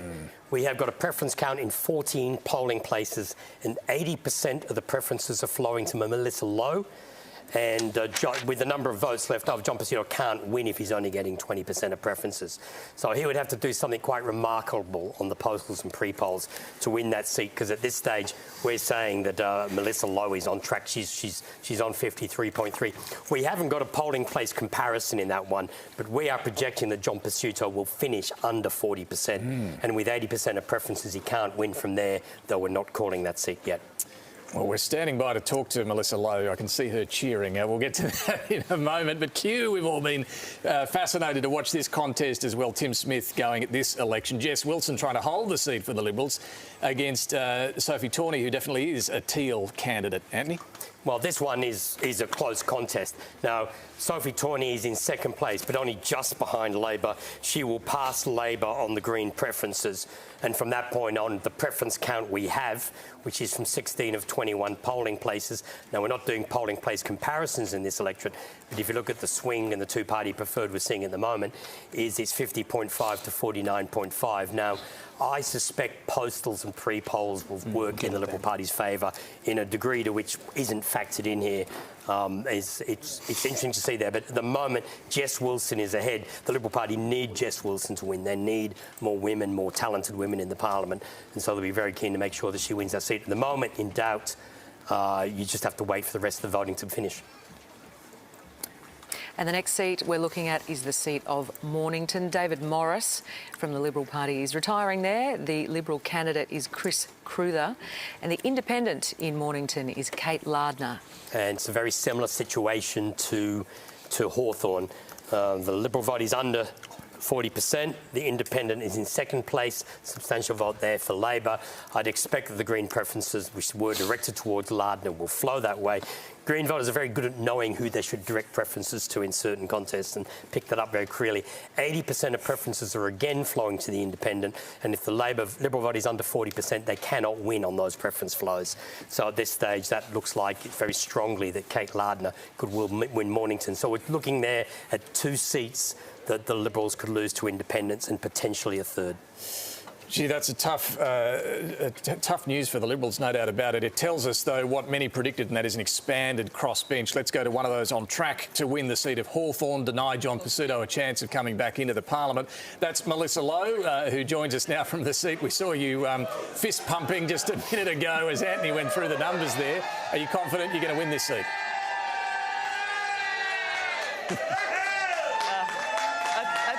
Excited here in Hawthorn at the moment. I can barely hear what you're saying, but the community has done such an amazing job, and yeah, that's all I can say. Melissa Richard Willingham. Looking good. Melissa Richard Willingham here. How much of your potential victory tonight is built on the back of the federal campaign? How involved were you with that? You probably can't hear me. Sorry, can you? No, could you say that again, please? Yeah, it can get exciting in pubs. Just wondering how much of your potential victory tonight was built on the back of May's federal result. Did you use the same network? Well, most certainly it's the same community, yeah, so of course. Yeah, we didn't like what the two parties were doing federally, and we don't like what they're doing at a state level, so it makes sense. Throughout the campaign, the Teals did complain that the donations reforms, the donation laws were making it tougher. Does this prove that you don't need a lot of donations, or you need lots of little donations? Well, I think that our donations end up being lots of, small, mums and dads type donations anyway, from a lot of people, and a lot of elbow grease, as you can see behind me. A lot of hard work, a lot of, tread on the road, a lot of door knocking, a lot of conversations, and a lot of just honest community, working together. This is, we've become a stronger community, I think, over this time too, which is amazing. And have you been speaking with your, fellow Teals across the border, particularly in Kew, within the Kooyong boundaries? Do you think that Sophie Tawney will win there as well?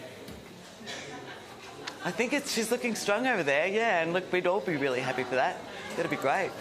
What do you think it is about Hawthorn and Kew that has become, a problem for the Liberals? It's been their crown jewels for a long time. What have you identified as why people are shifting away? I think that you can't... party politics are taking people for granted. And we're not getting what we want out of community. We're not seeing evidence-based policy. We're not having politicians talk to us. And, communities are having enough. And it's not just here in Hawthorn or Kew. It's in places like Benambra. And, people are standing up for what they want for their community, for evidence-based policy and fairness. Yeah. Melissa, thanks for your time. Thank you.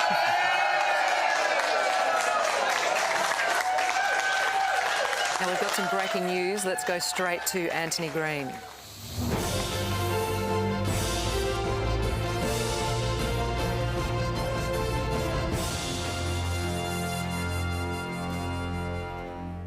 Well, at this stage, it's not only we've said that the Andrews government has been returned.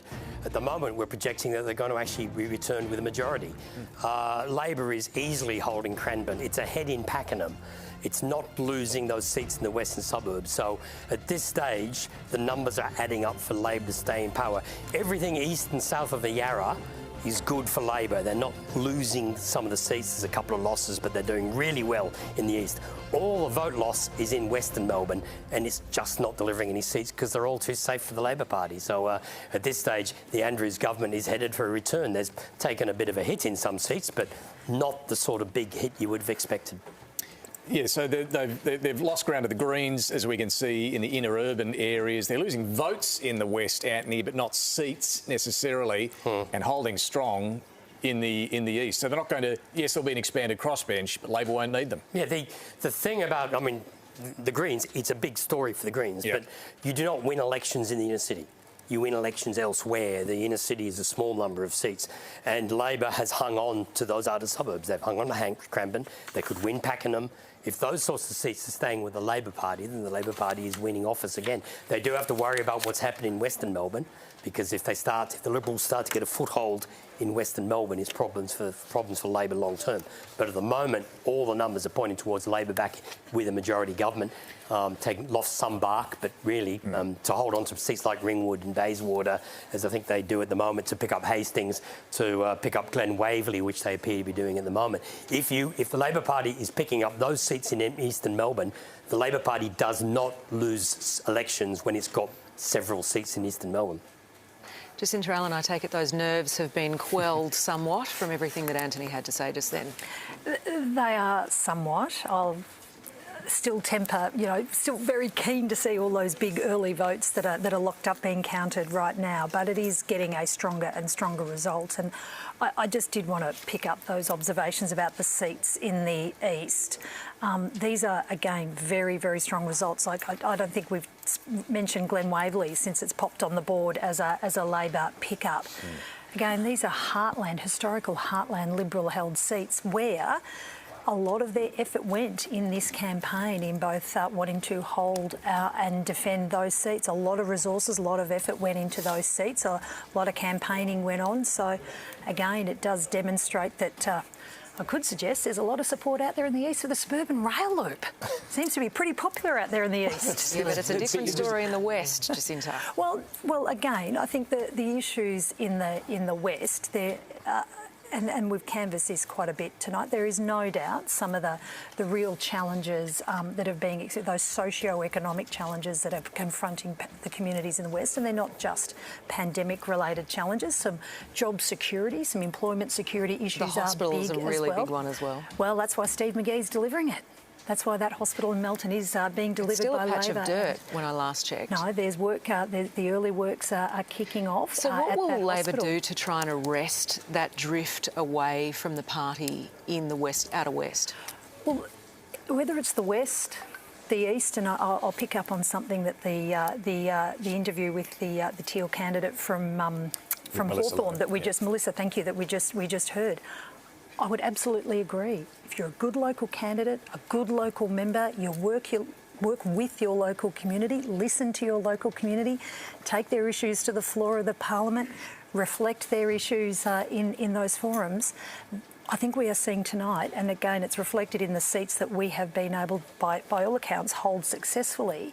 That's come as a result of good local members supporting their communities, giving voice to their issues, delivering, whether it's the local school or kinder upgrades or different road projects. This is about listening and working with your community, not chasing votes out to different extremes as the Liberal Party's been doing. Antony Green's called it a majority for Labor, right? You're back for another 4 years.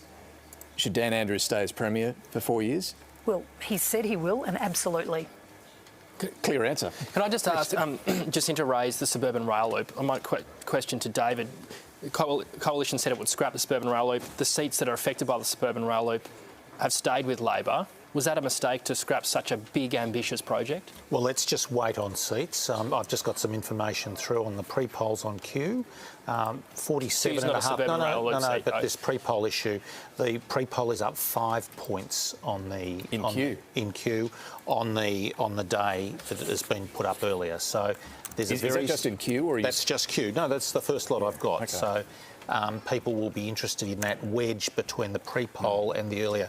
But on the suburban rail loop, look, this is a project that is not properly costed, a project that has no funding source for 2/3 of the project. We know that now from what has been said. It is not clear how the government is going to pay for it.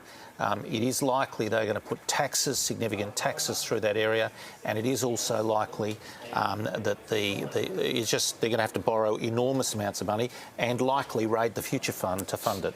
That well may be the case, but your plan to scrap it obviously didn't go down that well. Well, let's wait and see. Let's wait and see how these seats come out. It's your mantra for tonight, isn't it? Well, I'm literally waiting, and we've got the first tranche of the pre-polls starting to break, and let's see how they go over the number of seats. All right. We should hopefully see more of those pre-polls coming through. We are seeing some seats changing hands, and the ABC is projecting that the Nationals have picked up the regional seat of Shepparton. We're going to be talking to the incoming, it would seem, Kim O'Keefe there in a moment. Or there are the numbers there. Antony, can you just run us through those? Yeah, and very significantly, if you know, it's 74%. So we've got pre-polls in that seat. 32.4. The Nationals are in the lead. Independent second. The Liberal third. Liberal preferences will elect Nationals Kim O'Keefe to take Shepparton back after 2 terms in the hands of Independents. So Kim O'Keefe, it will be the new member for Shepparton. Well, Kim O'Keefe joins us now. Congratulations to you on that result. Pretty good night for the Nats, it would seem. Not so for the Liberals. What do you put that down to? Yeah, look, it's a great night for us here in Shepparton. There's still some numbers to be counted, but obviously it's looking really promising for me. It takes an incredible team here in Shepparton and across the whole region. I've had so much support. And, of course, you don't do any of this alone. So I'm feeling incredibly proud of our team, our volunteers. I'd also like to acknowledge Susanna Sheed. But, obviously it's still not over yet. But, yes, very happy that it's looking like the Nationals have actually secured this seat for the Greater Shepparton region. Hi, Kim. Richard Willingham here. What's been the tenor of the campaign in Shepparton, in Melbourne? There's been quite a lot of vitriol. You've acknowledged Susanna Sheed. Has it been a different type of campaign? Yeah, look, it has been a different campaign because we've had the impact of the floods very recently. For me, it's always been about the people and making sure that all people within our community are cared for. And yeah, look, it's been an incredible journey. I've really enjoyed my campaign. It's been a long campaign. Obviously, I was the mayor up until June, stepped out of my mayoral role, and have been really connected to our community as I've always done. So I feel, really proud to have the support, but really looking forward to what's next for all of us. And what was definitely brighter things ahead for Greater Shepparton. And what do you think it was that resonated most for people in the Shepparton area to back the National Party back in? Look, the National Party is all about regional and rural Victoria. What we do, we focus on regional and rural Victoria. We do miss out a lot of the time, and we need a really strong member. We need someone that's going to really stick up for what we deserve and the investment that we need, and I'm that person. So I'm really proud that my community saw that leadership and that determination, and that will continue in this role. The Nationals look like they've had a particularly good night. The coalition partner, the Liberals, aren't having a particularly good night. Is it worth considering the Nationals sitting on their own in the next parliament? Look, obviously, that's very difficult for me to comment at the moment. I just want to really get into the role. Face. You can bring some fresh ideas in. Absolutely, and I'm sure I'm going to contribute in many ways, and I'm really looking forward to bringing something different to the party that perhaps hasn't been there before. And what is that point of difference that you'd like to bring? Look, I think just my true connection to the grassroots communities, and of course Nationals are doing that anyway. But as a local girl that's born and bred pretty much in regional Victoria, I see so much opportunity for us, and I want to keep pushing for that, and as do the Nats team. And I've got a great team behind me, and I know you achieve when you've got great people really supporting you, and together we'll continue to make a difference. Congratulations, Kim, and thank you. Thank you very much. Let's go.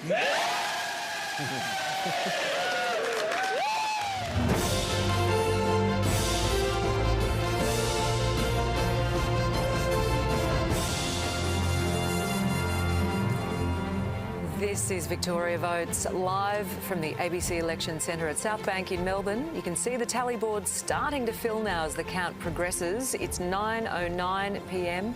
We have 32% of the vote counted. Let's get the latest now on the state of play with Antony Green. Yeah, let's just look at that overall First preference vote, again, Labor's still on around 36, 33, 30, 34% for the Coalition, 12% for the Greens, 17% with others. If we look at the change in votes since the last election, the Labor vote is down 6.5%, others up 5.9%, but as we've said a number of times, most of that loss of support is in Western Melbourne, and it's not costing the government seats. So let's have a look at the chamber. We'll just have a quick look at the chamber. We have been predicting that that Labor's definitely got a majority. We're up to 48. If we add a few seats, I think we add a few likely seats, it gets Labor up to 50. That's still very doubtful, but I mean, that just points to the fact that Labor is holding on to government. And what we're about to do now is I've got a couple of those seats in Western Melbourne, which everyone was very... I think I said Western Sydney a minute ago. I'm very sorry.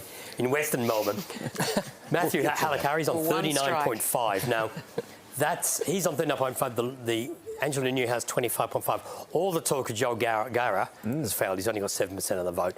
And from there... I would expect, I think we're getting a preference count to Joe Gara, which is clearly meaningless. Our estimate is that, let's look at the change in vote there. Labor's vote is down substantially. The two-party preferred swing that we're estimating comes in at 3.9%, which is not enough to lose a seat. Now, they'll have to redo the count in that seat. Maybe the preference flows to the Liberal Party will be stronger than I expect. But at the moment, that looks as though Labor's got a whole Point Cook, unless there's something remarkable in the pre-polls. The next seat is Melton, which we heard so much about. Now, again, we haven't got many counts. I mean, there's 15 candidates in this seat, so Peter the poor counter's trying to get the votes. Steve McGee's got 35, which is what his first preference was last time. Liberals 23. Ian Birchall, now, I think he got about 9%, 11% on the new boundaries and reached second place and won a preferences. That's going to be really hard for him to get ahead of the Liberal from there if he's only got 8%. To know that he can get into second place is going to take a week to work out. They're going to have to count the first preference. We need a lot more votes to start with. But the change in vote there, Labor vote's basically the same. Birchall's vote's down 5% on the polling places, so he hasn't won. The other vote's down 3%. The Liberal vote is up 8.2%. I'm not sure if we've got a preference count or not. We don't. It's an independent Labor count. I haven't turned off the preference count. I'll get it to ignore that. But at the moment, it looks like Labor's on track to win Melton. So there's Point Cook and Melton, which were seats mentioned as possible losses for Labor. Now, again, it's a low count. Again, it's 14 or 15 candidates. Very tough for the Election Commission. Tim Pallas is on 44. The Liberals are second on 29. The talk was Paul Hopper would do well. But again, he's only got 7%. So that surge to vote for independence has just frittered away amongst the whole series of candidates. And those preferences will probably flow all over the place. Labor's got twice the vote of me, Sean, at 44%. I think he's projected to be about 43%. With so many candidates, he's going to get enough preferences to get over the line. So at the moment, it's a low count, I know, but my thought would be that Tim Pallas will hold that seat. I think we've got it in doubt at the moment. But really, the push of those independents, none of those three independents have reached 10%. So they've all fizzled and the Liberal vote hasn't surged either. So Labor's taken a huge hit on primary votes in those three seats, as they have in many others in Western Melbourne, but it hasn't turned into a change of seat. Interesting, Jacinta Allan, that Tim Pallas is looking pretty good in the seat of Werribee. That was a seat that the Labor Party started campaigning in about 6 months ago. Such was its concern that it wasn't necessarily going to be safe. So it's obviously worked. Oh, Tamara, I'd argue we've been representing that seat pretty well for a long time. I mean, you know, we've been removing level crossings in Werribee, investing in schools and the local community. It's been a noticeable focus of attention, though, on that seat in particular. Well, it goes back to the observation I was making before, and apologies if I'm repeating myself, but Tim has been a really strong local member. Yes, he's the Treasurer and that gives you statewide responsibilities, but he's been connected to his community. He's been, you know, investing in local schools and local services, and as I've mentioned, removing level crossings and building local roads, and these are all the things that quite rightly local communities should expect from their local Member of Parliament. Interesting that it's the one seat out in the West, though, that is staying with Labor, because there has been a real turn against Labor in, say for argument's sake, Melton, where a lot of people there feel abandoned by the Labor Party. A lot of lockdown-related unhappiness with the government there. Well, again, the results that we're seeing here, I think we're seeing all the seats that Labor is holding in the West. We've just lost our board for the minute there, but I think all the seats that Labor currently hold in the West, we're looking to, we're in a really strong position in.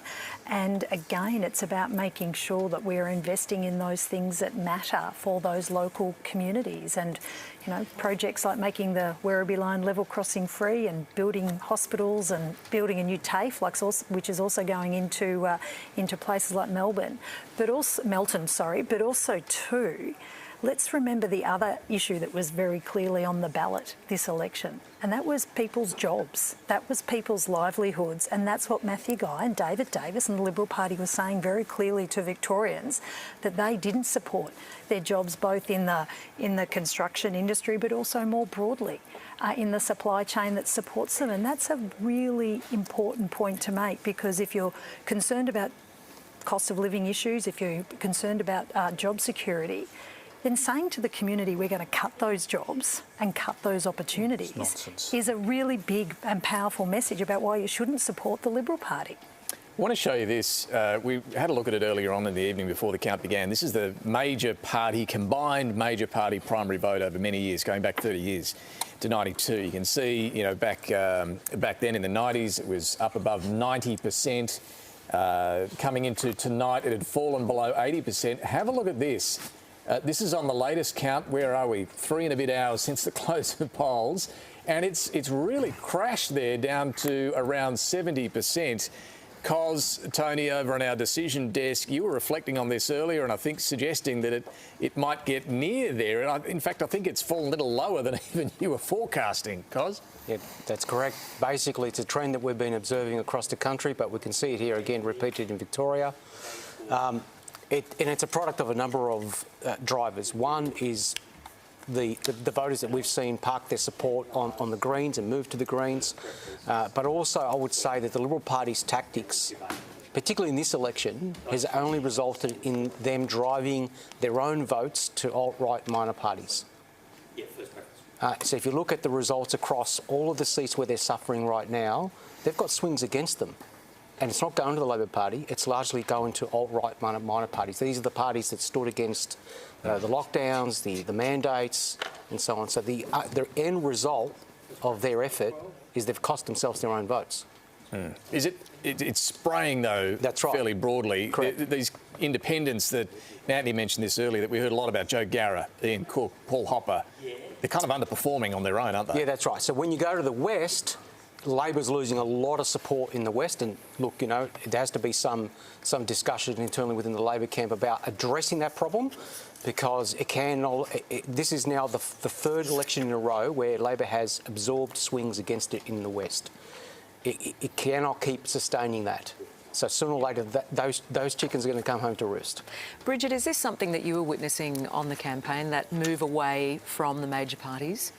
I think Labor will be really disappointed in losing those inner city seats to the minor party in the Greens. They spent a lot of time and a lot of resources in seats like Northcote. We saw the former Prime Minister Kevin Rudd there handing out how to vote cards. He obviously couldn't get them over the line. Daniel Andrews was in Northcote 3 times. It was the most times he's visited any seat. He made a lot of pledges at childcare and kindergarten, so he was really targeting the family vote. In a seat like Richmond, the Premier promised a lot of money for new schools, and their candidate there, Lauren O'Dwyer, she was in the news for probably the wrong reasons. There were a lot of questions about her Aboriginality, so that probably didn't help her campaign. In those kind of seats, the demographics are 50% of those people are renters, and the Greens ran really strong campaigns on things like housing affordability. And I think integrity probably didn't help both of the parties in those kind of seats. The Greens ran really strong campaign on integrity, and that might have been one of the reasons why we're seeing these move away from the major parties, is because both leaders were caught up in integrity scandals, and that could have been one of these reasons why we're seeing that trend away. That's a good point. David Davis, you would have wanted to be hammering Daniel Andrews on integrity issues, but of course weren't able to quite so much because of issues within your own party. Look, Labor have a very poor record on integrity. I've never heard of a case with a Premier 4 times at IBAC. We don't know the ins and outs of these. There should have been reports tabled in the Parliament. They've not got through. These are shocking things and really central points. But as I wanted to are bring some one of the stories that unfolded from the Liberal Party's corner as well. Well, there was a referral of Matthew Guy and others to by the VEC, but that is a very different matter from active. But it does go to the issue of active, integrity. though, David. That is sorry. Well, that is active. They have not said they're investigating. They were investigating. The VEC was investigating the Liberal Party, yes, and they weren't getting satisfactory answers, so they referred it to the Anti-Corruption I think Matthew Commission. did everything. That is an active investigation. Matthew did everything he could on that. But leaving that aside, the Premier and major areas of the government being investigated over a wide front by IBAC, and in fact Labor legislated in 2019 to weaken IBAC so it couldn't hold those public hearings. Now we've tried to restore those powers. Labor voted, sought to oppose those. We sought to have reports tabled early. Labor voted against those tablings early. But there was one other matter I wanted to bring up, and that is the pre-polls. Bulleen, 6% difference higher vote for the Liberal Party on pre-poll. Mordialloc, 6% difference, 8% higher for the Liberal Party on pre-polls.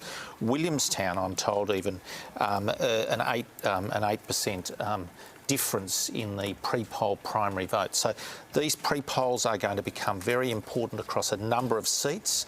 And I know I've been saying this all night, but we certainly detected a very big difference on the early voting. And that is going to make a major difference. Sure, on but a number David of these Davis, seats. you've made this point a few times. I'm just giving you some actual figures. I just want to be clear about this. You're not suggesting suddenly things are going to turn around, the Liberals can win tonight? No. Look, I'm just saying I'm wanting to see all those votes. You agree you've lost this election? Make a more systemic call. You agree you've lost this election? We're going to have quite a difficulty getting there, that's for sure. OK. Now, Matthew Guy has fought and lost 2 elections now. Does he have to go? I'm not going to make calls like that on air tonight. I think it's a matter of let's see where we land, and then we've got to take steps forward. Matthew has fought a very strong campaign. I take nothing away from that. A successful campaign, though? Well, clearly, if we don't win, it's not successful by definition. But having said that, can you stick with someone who's lost 2 elections? No. But let's go systematically through this, and let's look at that board as the actual final votes come in, and I want to see those. Let's ask you that question again in about half an hour and see. Or in about happens. an hour when the pre-polls are starting to actually come through. Let's go to Antony now, just to look at some seats around Melbourne. Antony, let's start with Glen Waverley. Well, we'll do this first, but I'll just start with this, which is the graph of the two-party preferred in 2 parts of Melbourne. There's no swing in eastern Melbourne, and there's a 6.5% swing to the Liberals in western Melbourne, and the Liberals will make no gains from that swing. Now, what I'm looking at, sorry, let me get the map, is a seat run of a couple of seats. Let me get my seat run up. Start with Bayswater. Sorry, well, I was trying to start with... now I've completely lost it. Bayswater. 43% to 32. But look at the change in vote, the change in first preference vote. The Liberal first preference vote is down 15% in Bayswater. So let's go on to the next seat, Ringwood. Again, Labor's ahead on first preferences. The change in vote there, the Liberal vote's down 12% on first preferences. That's the story there. Now, there was one seat I missed there, so I'll just have to go back. Glen Waverley. Where Labor is going to pick up Glen Waverley, defeating Neil Angus. Look at the change in first preference vote there. The Liberal vote's down 8%. Now, a lot of this is going to others, but it's not washing through in a 2-party preferred. That's the same trend. Now, if I go to some of those seats in Western Melbourne, Broadmeadows, now we've got 20% candidate, and Labor's under 50. That's very rare for Labor to poll under 50 in Broadmeadows. But look at the change in first preference vote. Admittedly, there's a retiring member here, but it's not 21% down on first preferences, and the 2-party preferred swing there is 15% to the Liberal Party. But Labor will hold that seat. The next seat is St Albans. Again, Labor, only a low count, but Labor's on 41%. Look at the change in first preference vote in this seat. Come on. There we go. 18% down on first preferences. The 2-party preferred swing is 16% to the Liberal Party, but Labor will hold that seat. And the third seat is Cororoy. Again, it's a low count at the moment, but look at the change in first preference vote. 23% down on first preference vote, two-party preferred swing, 15%. So there's these massive double-digit swings against Labor, but in seats that Labor holds by more than 20% at the moment. And that's the story of this election. We're seeing that swing, but it's all in the wrong seats for the Liberal Party. This reminds me, I was just saying a moment ago, the 2010 South Australian election where the Rann government lost the statewide vote, but all the swing was in safe seats and the marginal seats didn't swing. And at this election, we've seen a whole bunch of marginal seats in eastern Melbourne where the Liberal vote has gone backwards. Labor's held and, in fact, gained some seats. But in Western Melbourne, Labor's taken a bath, but it hasn't cost them any seats. I want to get some thoughts from Tony Barry on what you've just said there about, we said this would be a choppy night. Boy, are we seeing that, whether the Liberals have resourced and fought the campaign in the right places. I just want to tell you that the Prime Minister has issued a statement. Look, Daniel Andrews hasn't yet, of course, declared victory, but the Prime Minister has congratulated him on his re-election. Anthony Albanese goes on to talk about the past 8 years, tough times, the pandemic, the Black Summer bushfires, the floods. He says Daniel Andrews and the Labor government have been there, goes through the list of promises that Labor made and so on. But the point is the Prime Minister certainly agrees that Labor's been re-elected tonight. But, Tony, back to what Antony was just showing us there, with the Liberal vote really plunging in some of those seats like Glen Waverley, Bayswater, Ringwood in the east, but surging, not enough to win seats, but surging in the west. Yeah, I mean, I think we can look to the campaign itself and the campaign infrastructure and the way how the campaign was made, but let's park that. There's always plenty of time for recriminations in the post-election process. But let's look at the Liberal Party brand and the brand damage to the Liberal Party. And because there's two different conversations and they're both very valid. It was not a good campaign, obviously, that speaks for itself. In terms of Liberal brand damage, we've now got a succession of elections now that shows, we're losing our base. We are picking up some seats we are picking up some vote in non-traditional areas, but they're not enough. And it speaks to some of the sort of demographic problems we've got, not just millennials, but young professional women and renters, asset owners we're still holding, but we're becoming the party of landlords, not the party of renters. So the problems are manifest at the moment, and so it'd be wrong for the Liberal Party to just sort of say, well, it's a pilot error, this air crash is a pilot error, and sort of go to the leader. There's a whole range of issues that we've got to look at. So it's the whole plane, is what you're saying, is the problem? Like an air crash investigations episode, there's a chain reaction of things that have gone wrong. You're the Liberal strategist, Tony. What do they need to do? Well, it needs to sort of connect with all these different demographics that it's lost. Young professional women, in the heart of places like Hawthorn and Kew and so forth. We need more women. It's as simple as that. We've got to have the conversation about quotas. It's not something I'm, personally been in favour of in the past, but I think we're beyond that now. You reckon they've got to do quotas? Well, we've been talking about it for 20 years and it's going nowhere. So we need to look at something like that because we aren't making any ground politically at the moment and we're just not competitive. All right, let me just get a quick comment from David Davis. Before we get to your results, quotas. What do you think? Well, look, I think we need more women. We need more diversity. Quotas? We need to talk about business people coming into the party too. Quotas, I think quotas for women? Just on this I'm not point. against quotas for women, okay. But I think there's actually a broader conversation on diversity too. People from Asian backgrounds, people from Indian backgrounds, and we've certainly worked very hard to engage. And also we do need to strengthen that small business base that was always a very big part of the party. And it's a major point of difference with Labor. Labor doesn't have that. Labor says we're diverse, but actually there's almost no people from real business background in that. They've won an election, though, again. Yeah, no. I'm making Tony's making a set of long-term points, and I'm agreeing with him on a number of those long-term points. And I agree with the issue that Redbridge has been pointing out with millennials. I think there is a very significant piece of work. They seem to be the Liberal Party's Achilles heel. No, I'm agreeing that there is a significant challenge for us there, and we need to be working on that. And what can you do to work on that? Well, I think it's a significant and complex piece of work, and one of them is the policy, and another is actual raw engagement. Another is to make sure that that they're reflected in the party's apparatus and decision making in an appropriate way. So, what should the priority be in rebuilding the brand then? I think that's a very complex set of, that's for tonight.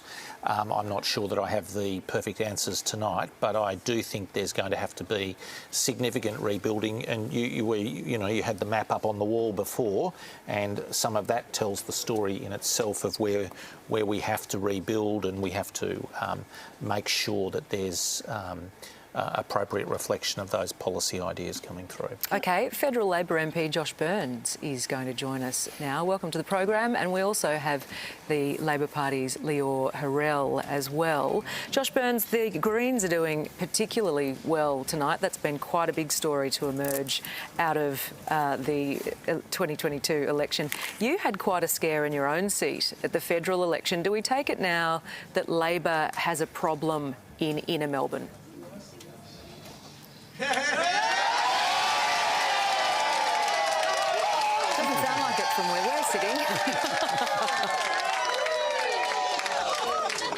Sorry. Well, I've certainly got some amazing Labor people behind me here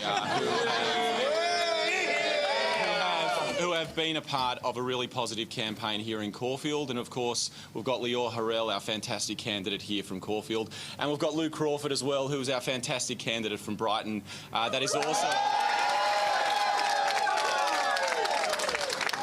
That's also a seat still to watch with a long way to go. So, no, look, I think tonight's really a night of extraordinary achievement for Daniel Andrews. This is someone who it looks like he's going to hold the premiership for 3 elections in a row. It's an extraordinary achievement, and yeah, I'm really proud to be a Labor person tonight. Yet and despite having a fairly progressive Labor government, there still is a move away from Labor to the Greens in the inner city. How can that be addressed? Well, I think in some parts that's true, and in other parts, when you've got fantastic candidates like Leor, the Labor Party has proven to be really strong and resilient, and we need to offer really, a positive plan for not only Victoria but for Australia. And I think the work that Daniel Andrews has done, he's been one of the most progressive governments in our state's history. He's invested in schools, he's invested in infrastructure. He's also going to make publicly owned renewable energy something of the future, which I'm really excited about. So Josh Burns, David Speers here, just looking at the results in Albert Park, which falls in your federal electorate of Macnamara. The Labor primary vote's down 11%. How nervous does that make you? Oh, look, I think there's a few factors there. First of all, Martin Foley was an extraordinary local member. He's been someone who has really done an amazing job for the people of Albert Park over the last 15 years, and I pay tribute to Martin Foley. Nina Taylor's run a really strong campaign. She's still got the most primary votes in Albert Park. I think she may have even done better than me, David, so she's done a really good job, and I think she's in good shape to hold that seat. Well, she's sitting on a primary just over 32%. That's a worrying primary, isn't it, for any Labor candidate?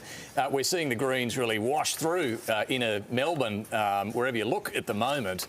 Why is that, and what should the lesson be for you and your federal Labor colleagues?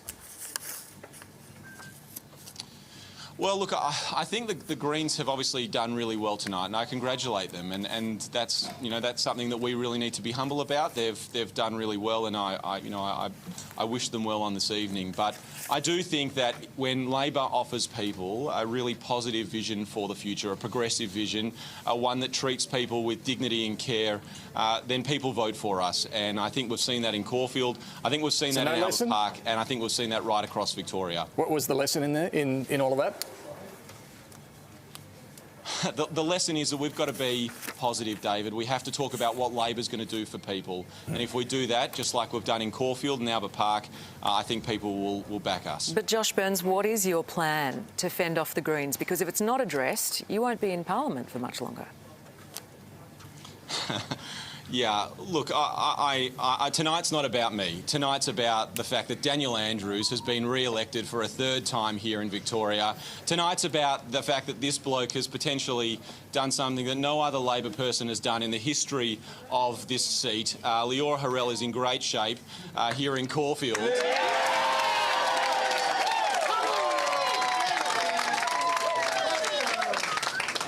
And we'll just have to wait and see. But I'm proud of the Labor team tonight. I'm proud of the people behind me.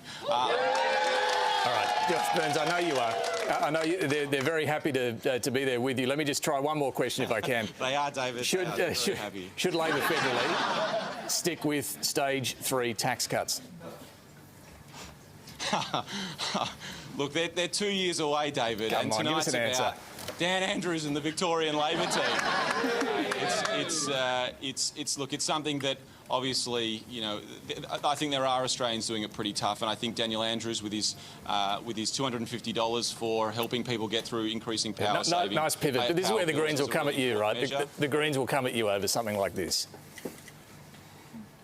I have a feeling the Greens will come at me in a number of different ways, David. But tonight, we'll just have to wait and see what happens in Caulfield. I'm really proud of this team. I'm proud of Leora, and I'm also extremely proud of Dan Andrews. All right, Josh Burns, we appreciate you joining us, and the Labor crew there with you as well. We're going to go to another federal MP, Keith Wallahan, the Liberal member for Menzies federally, but he's joining us from the state seat of Box Hill tonight. I'm just going to have a look for some latest results if I can on Box Hill. But Keith Wallahan, thank you for joining us.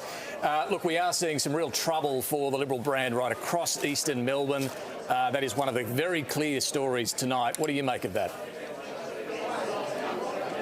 I think it's very similar to what we saw in the federal election.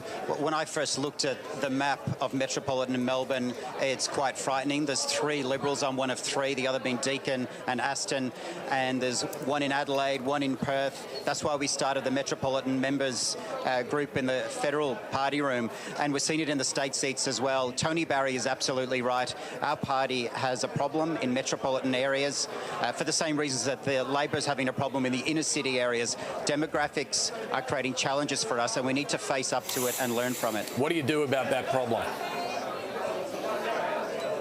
I think the first thing you do is you analyse it properly. It's very easy to say here tonight and create a headline for tomorrow about what we should do or who should lead the party or who's at fault, but it takes time to study these, and we're still learning lessons from the federal election 6 months on. So we will learn lessons from this state election, but that takes time, and we have to do the work. Keith Willingham, Tamara Oudyn here. Do you actually now just write off the teal seats, or can you win them back? We can't do that. Australia is a big, wide, brown land, but more than 50% of Australians live in cities. There's no pathway federally to hold power without winning metropolitan seats. So I'm certainly not giving up on them. Peter Dutton's not giving up on them. And we can't win power in Victoria without winning metropolitan seats. You mentioned no Peter choice. Dutton there. We have to win them back. You mentioned Peter Dutton there. Is he a problem for Victorian Liberals like yourself? He's not. I've got to know Peter really well in the last 6 months, and one of the things I've noticed in politics that it's very easy to portray people as a cartoon villain, and social media amplifies that.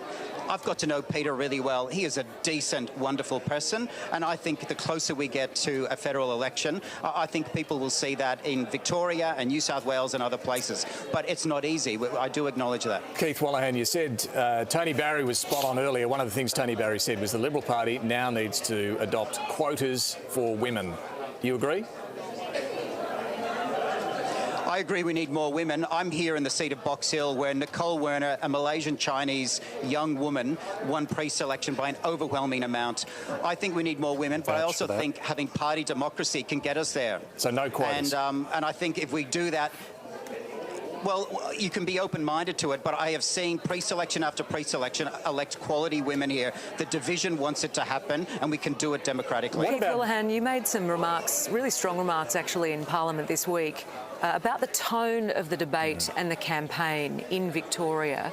What are the lessons that we can take from this? I think the lessons are that in the age of social media, you only get a few seconds to get your message across, and social media rewards intensity and it rewards negativity. And I think it behoves all of us, my party, the Labor Party, to try and resist that and be our better selves. And that includes not, just using invective for our own personal gain. Other people will do that on Twitter and other places, but political leaders, I think, have an obligation to sometimes show our better selves. And I think Victorians and Australians are looking for us to show that leadership. Just finally, Keith Wallahan, we're expecting to see the Liberal Party review of the last federal campaign, the one earlier this year. We're expecting that review from Jane Hume, Brian Loughnane on Monday. Putting together that and now what we're witnessing tonight in this Victorian election contest, one of the big issues the party seems to struggle with is this pre-selection problem. We had another one with Renee Heath in this Liberal campaign in Victoria. What needs to be done to better vet candidates for pre-selection? The Victorian division actually introduced a new vetting process. It's never perfect. I went through it myself in the pre-selection that I went through in Menzies. But I think there's a broader problem, which is that we're only as good as the membership that make up our party. And I think more people need to join political parties, whether it's the Labor Party, the Greens and my party.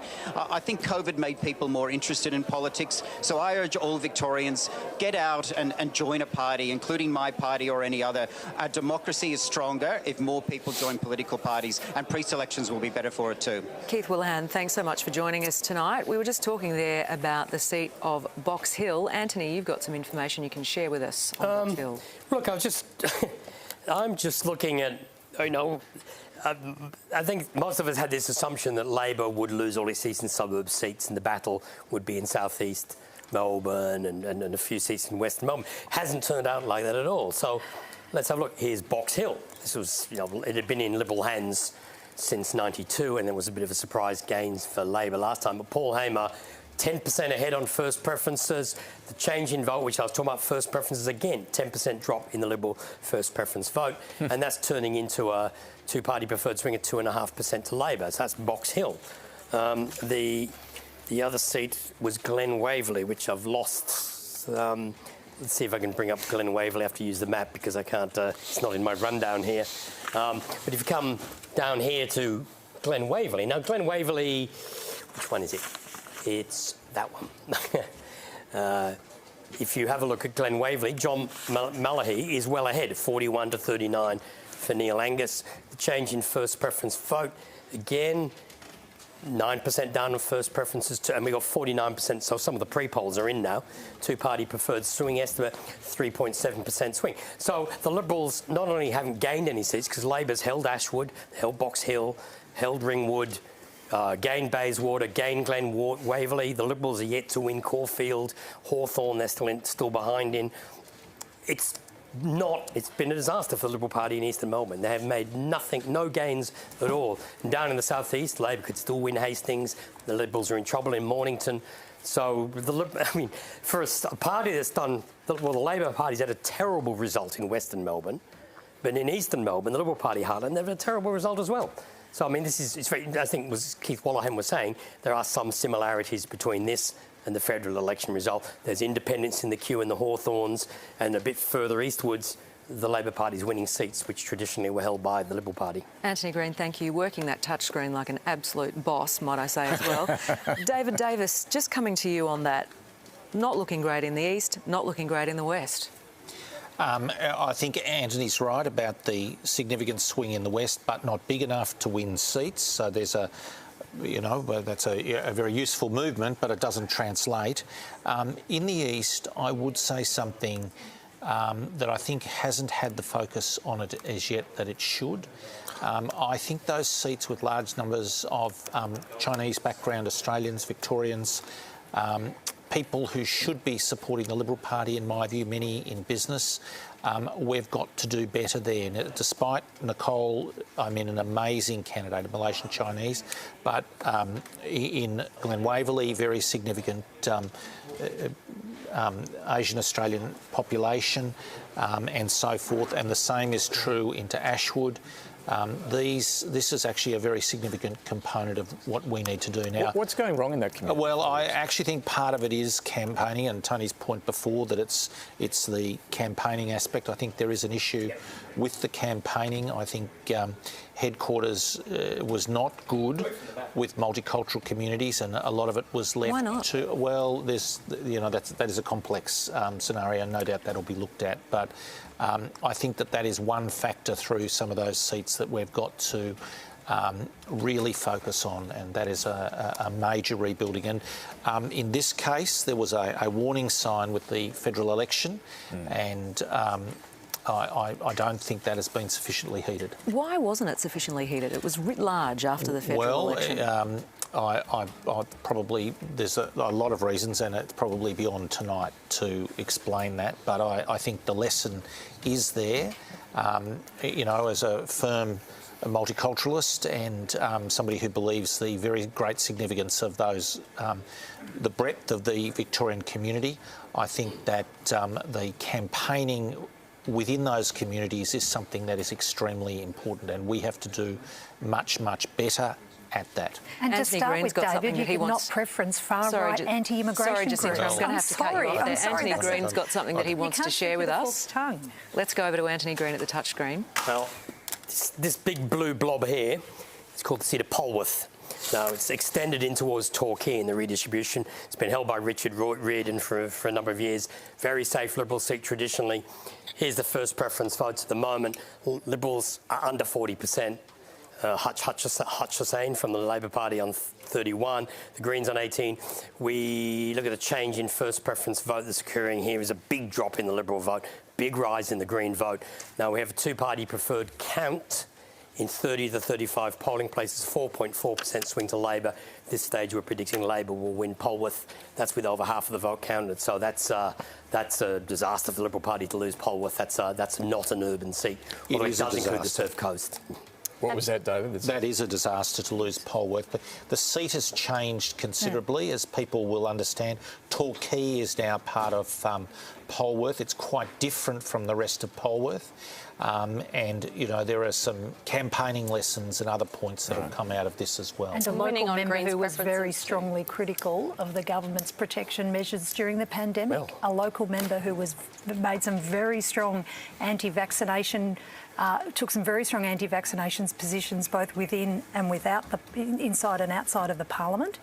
Very strong messages to his local community about whether he was or wasn't on the side of protecting them through the pandemic. I think, David, you should have a look at that Polwarth result and not just point to the redistribution. There's certainly a whole bunch of the seats, the Torquay votes have come in, but there's a lot more going on out there in country Victoria than just a redistribution. Hold that thought, because I want to go to Leanne Wong at the Liberal Party headquarters. She's with Georgie Crozier, the Liberals' Shadow Health Minister. That's right, I'm currently here at Liberal Party HQ, which is really starting to fill up as people wait for Opposition Leader Matthew Guy to arrive. But joining me now is Shadow Health Minister Georgie Crozier. Georgie, thank you so much for chatting with me today. This is not the result you wanted. What do you believe went wrong? Well, look, no, it's not the result we wanted. That's clearly the point. But there is quite a way to go. I mean, the pre-polls are still coming in, and we've seen some good signs that they are going towards us in certain areas. For instance, 5% increase in Kew on the primary vote of today's vote, 6% in Bulleen, 6% in Mordialloc. So these pre-polls are still coming in, and let's not forget there were 50% of Victorians who actually voted in that pre-poll throughout the pre-poll period. So there is, quite a way to go in terms of counting these votes. This is Daniel Andrews' third victory as Premier. How are you and others in the Liberal Party feeling right now? What's the mood like? Well, clearly it's not the result we wanted, so we can't sugarcoat it any other way in terms of what is happening. But there is still a way to go with those pre-poll votes, and we've got some very good signs in some areas, in Mildura and Shepparton and elsewhere. So there are good signs that around the state, but we still have a long way to go in terms of counting those pre-poll votes. Have you spoken yet to Matthew Guy? I haven't spoken to Matthew as yet, no. This is his second tilt at Premier. Do you believe that he should stay on as Opposition Leader? Well, look, that's up to Matthew. Matthew will make that decision. when he does, make that decision, that'll be up to him, and obviously that'll be something that he'll consider in due course. We're seeing both major parties now losing votes to, minor parties, to independents. Do you believe we're now seeing a different political landscape? I think there is a change in the political landscape, yes, and I think there is a change in demographics as well. We've seen that. We've seen that through the rising of, the Greens and the Teals and other minor parties. So, our challenge is very difficult in some of these areas because of that. As Shadow Health Minister, why do you believe perhaps some of your messaging on Victoria's health crisis and the pandemic perhaps didn't cut through to voters? Look, our plan was very clear. There is a health crisis. It's been devastating for so many Victorians. So we put that plan. We said we wanted to fix the health crisis and reinvest in hospitals and the health system, shelve the Cheltenham to Box Hill rail line. We made that very clear to Victorians. We didn't think the government could do both. Thank you so much for chatting to us, Georgie. Thank you, Lee.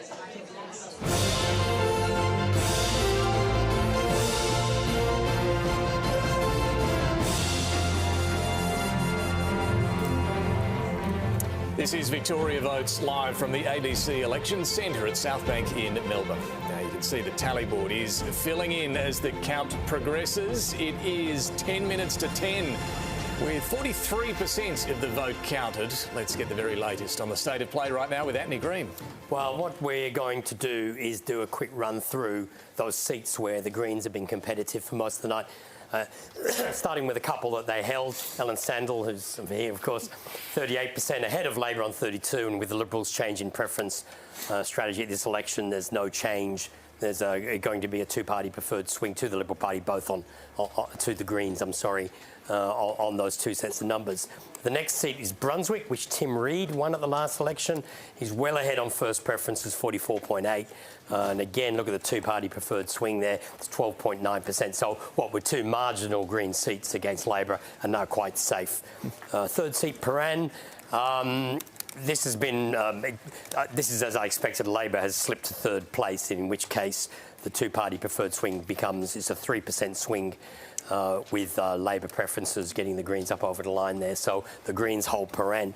Richmond, looks like it's Lauren O'Dwyer is ahead on first preferences, but with 20% there with the Liberal Party, those preferences will largely flow to the Greens. And we're getting a preference count between those two, which is indicating a 15% swing, and Labor will win. Of course, there was no Liberal candidate at the last election, so that swing's a bit built. There's a couple of things factoring in that swing. Northcote, which was the seat Labor gained back after the by-election last time. Labor's ahead on first preferences. The preferences from the Victorian Socialists and the Liberal Party will assist the Greens, and that's turning into a 3.9% swing. We're predicting that the Greens will win that seat. There's probably a bit more counting to come in that seat, but it looks like a Green gain there as well. Now, Albert Park, we're getting a preference count from the Electoral Commission, which indicates the Greens are winning. The Greens are a long way back in third place. I'm not sure that those votes will close a 6% gap there and then allow them to get ahead of Labor results. Some of that leakage will be to Labor. So there's a lot more counting to come, but I'm a bit doubtful that the Greens will win that, whatever the preference count we're getting is at the moment. Pascoe Vale, at the moment, this is not a very well progressed count. The preference count we're getting has put the Greens ahead. I think there's a lot more counting to come. That's a completely false swing. That's compared to Labor Liberal at the last election. So that's not a reliable swing figure. That's a drop in the Labor vote as it was compared to a Liberal last time. So I'm not convinced about that seat, so we'll see what happens there. Footscray, as I thought might happen, the Labor vote has improved through the night, and even though there is a strong flow of preferences to the Greens, probably not enough. I don't think it's going to be enough to get them over the line. Remains in doubt. We'll see what happens there. So you can see that the Greens have done very well, and they've certainly cut Labor's. I haven't looked at Preston, but Preston is also another seat where the Greens have had a huge swing. And so Labor's now suddenly defending a few seats out beyond that inner core of 4 against the Greens, not just the inner 4. And the Greens probably will end up with 6, maybe 7 seats. 6, maybe 7 seats, Antony Green. Thank you. Ellen Sandell, before we lose you from the panel, let's get your thoughts on all of that. Look, I think this shows that the old two-party system is dying. We are seeing big swings towards the Greens. And yes, these are in the inner city, but actually we're seeing swings like 4% in regional cities. So big swings actually right across the board and in regional areas as well. Polworth, we're seeing Labor get elected on Greens preferences in a lot of those seats as well. And I think what this shows is that the two-party system just wasn't speaking to the issues that people cared about, and it wasn't really... people weren't getting out of politics what they needed. We presented a very positive plan: climate change, housing affordability, integrity. We were very disciplined in talking about those things, and those were the things that voters really cared about, and we presented that plan, which is why I think we're seeing swings to the Greens. And also we saw Labor adopt a lot of Greens policies throughout this campaign as well. And we consider that a win as well, even if we don't pick up some of these seats. Have you thanked David Davis for the Liberal preferences that helped you get elected in many of those seats? If you look at something like Northcote, if you look at the Green vote plus the Socialist vote, we're actually over the Labor Party there. So we're winning these seats in our own right, in fact. And what this means is now that actually Labor can't win seats in the inner city unless they're propped up by the Liberals. The Greens have had a good night. You're going to need a bigger party room. You've got to the minivan size now with 6 or 7 members.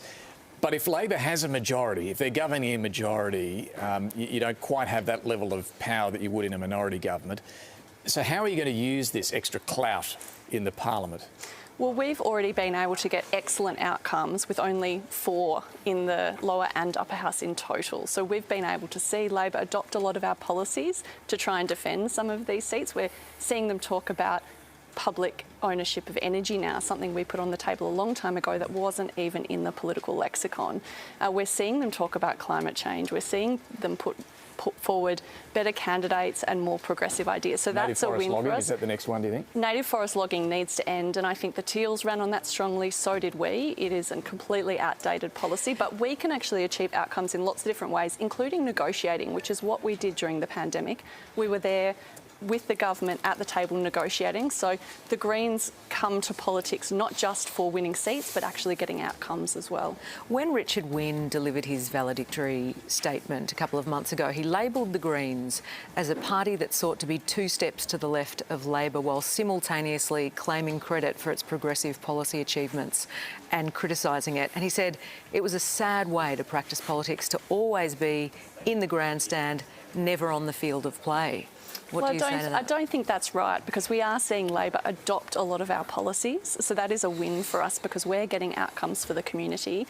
And I think we're talking to the issues that the community cared about: integrity, housing, climate change. And if you look at these demographic shifts that we're seeing, the Greens aren't going away. So I think it would be good for the Labor Party to actually sit down and practice a more collaborative style of politics, because the two-party system is dying. The Greens are on the up right across the state. We're here to stay. We're here putting forward our positive vision, and we'd love to work with other parties on that. Ellen Sandell, we have to leave you. I have to let you get to your various parties. So happy birthday and probably Merry Christmas as well. Thank you so much. It's been wonderful being here. Let's go to Antony Green now. He's got some news for us over at the touchscreen. Yeah, the electorate of Mornington. Good, safe Liberal seat, traditionally. Now, David Morris was the member defeated for pre-selection by Chris Cruther, the former federal member for Frankston. And at this stage, he's on 38%. Kate Lardner, the Independents, on 25.7%. Labor 22%, the Greens 7%. The change in first preference vote, that's that bar, change in first preference vote, the Liberal vote's well down, the Labor vote's well down. A lot of that's gone to the Independent. And we're getting a preference count. We've got a preference count in 13 of the 16 polling places, indicating a 10% swing. And at this stage, that's without any polling place matching. That's just on raw numbers. But the Liberal Party's well behind on preference count in Mornington. So that looks like a very strong result for Kate Lardner, the Independent. Yeah, that's amazing. Let's go to Christian Silver, who's at the Kate Lardner campaign headquarters tonight, or celebration tonight. But Christian, where is Kate Lardner? Honestly, I'm not sure if you can hear me. We can.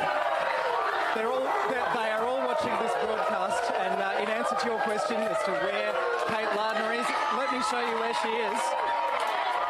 Come through, Daniel. This is great. Dr. Kate Lardner is over here because she contracted COVID-19 earlier in the week, so she's decided to stay home and she isn't attending her own election party. But here in Mornington, it's been some huge celebrations tonight. This result is pretty momentous. This seat has been a Liberal stronghold for decades. Let me take you through this party here.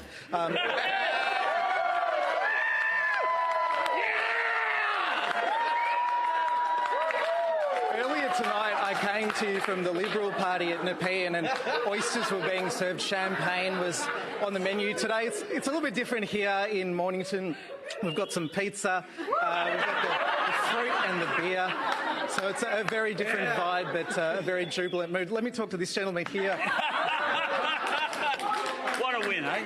Why do you think Dr. Kate Lardner has done so well? She's an amazing person and she'll represent the local community, and I think you can't get better than that. And I think for a long time we've wanted someone who can do just that. Yeah. All right, let's keep going. Let's find one more person to talk to.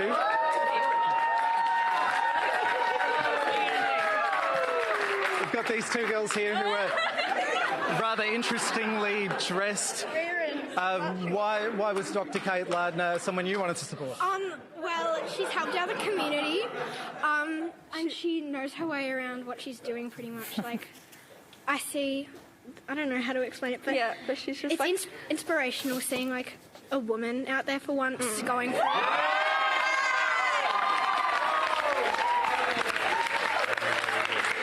Christian Silver, it's Tam. If you can hear me, try and, if you could, it's really much a sign of our times that somebody there has got COVID and has stayed at home. Try and see if you can interview Kate Lardner for us. Can she hear you? Well, we can try. I'm not sure if Dr. Kate can hear us through the computer, but maybe she can give us some hand signals, or if she can't. Dr. Lardner, how are you feeling? Maybe she can give us some hand signals.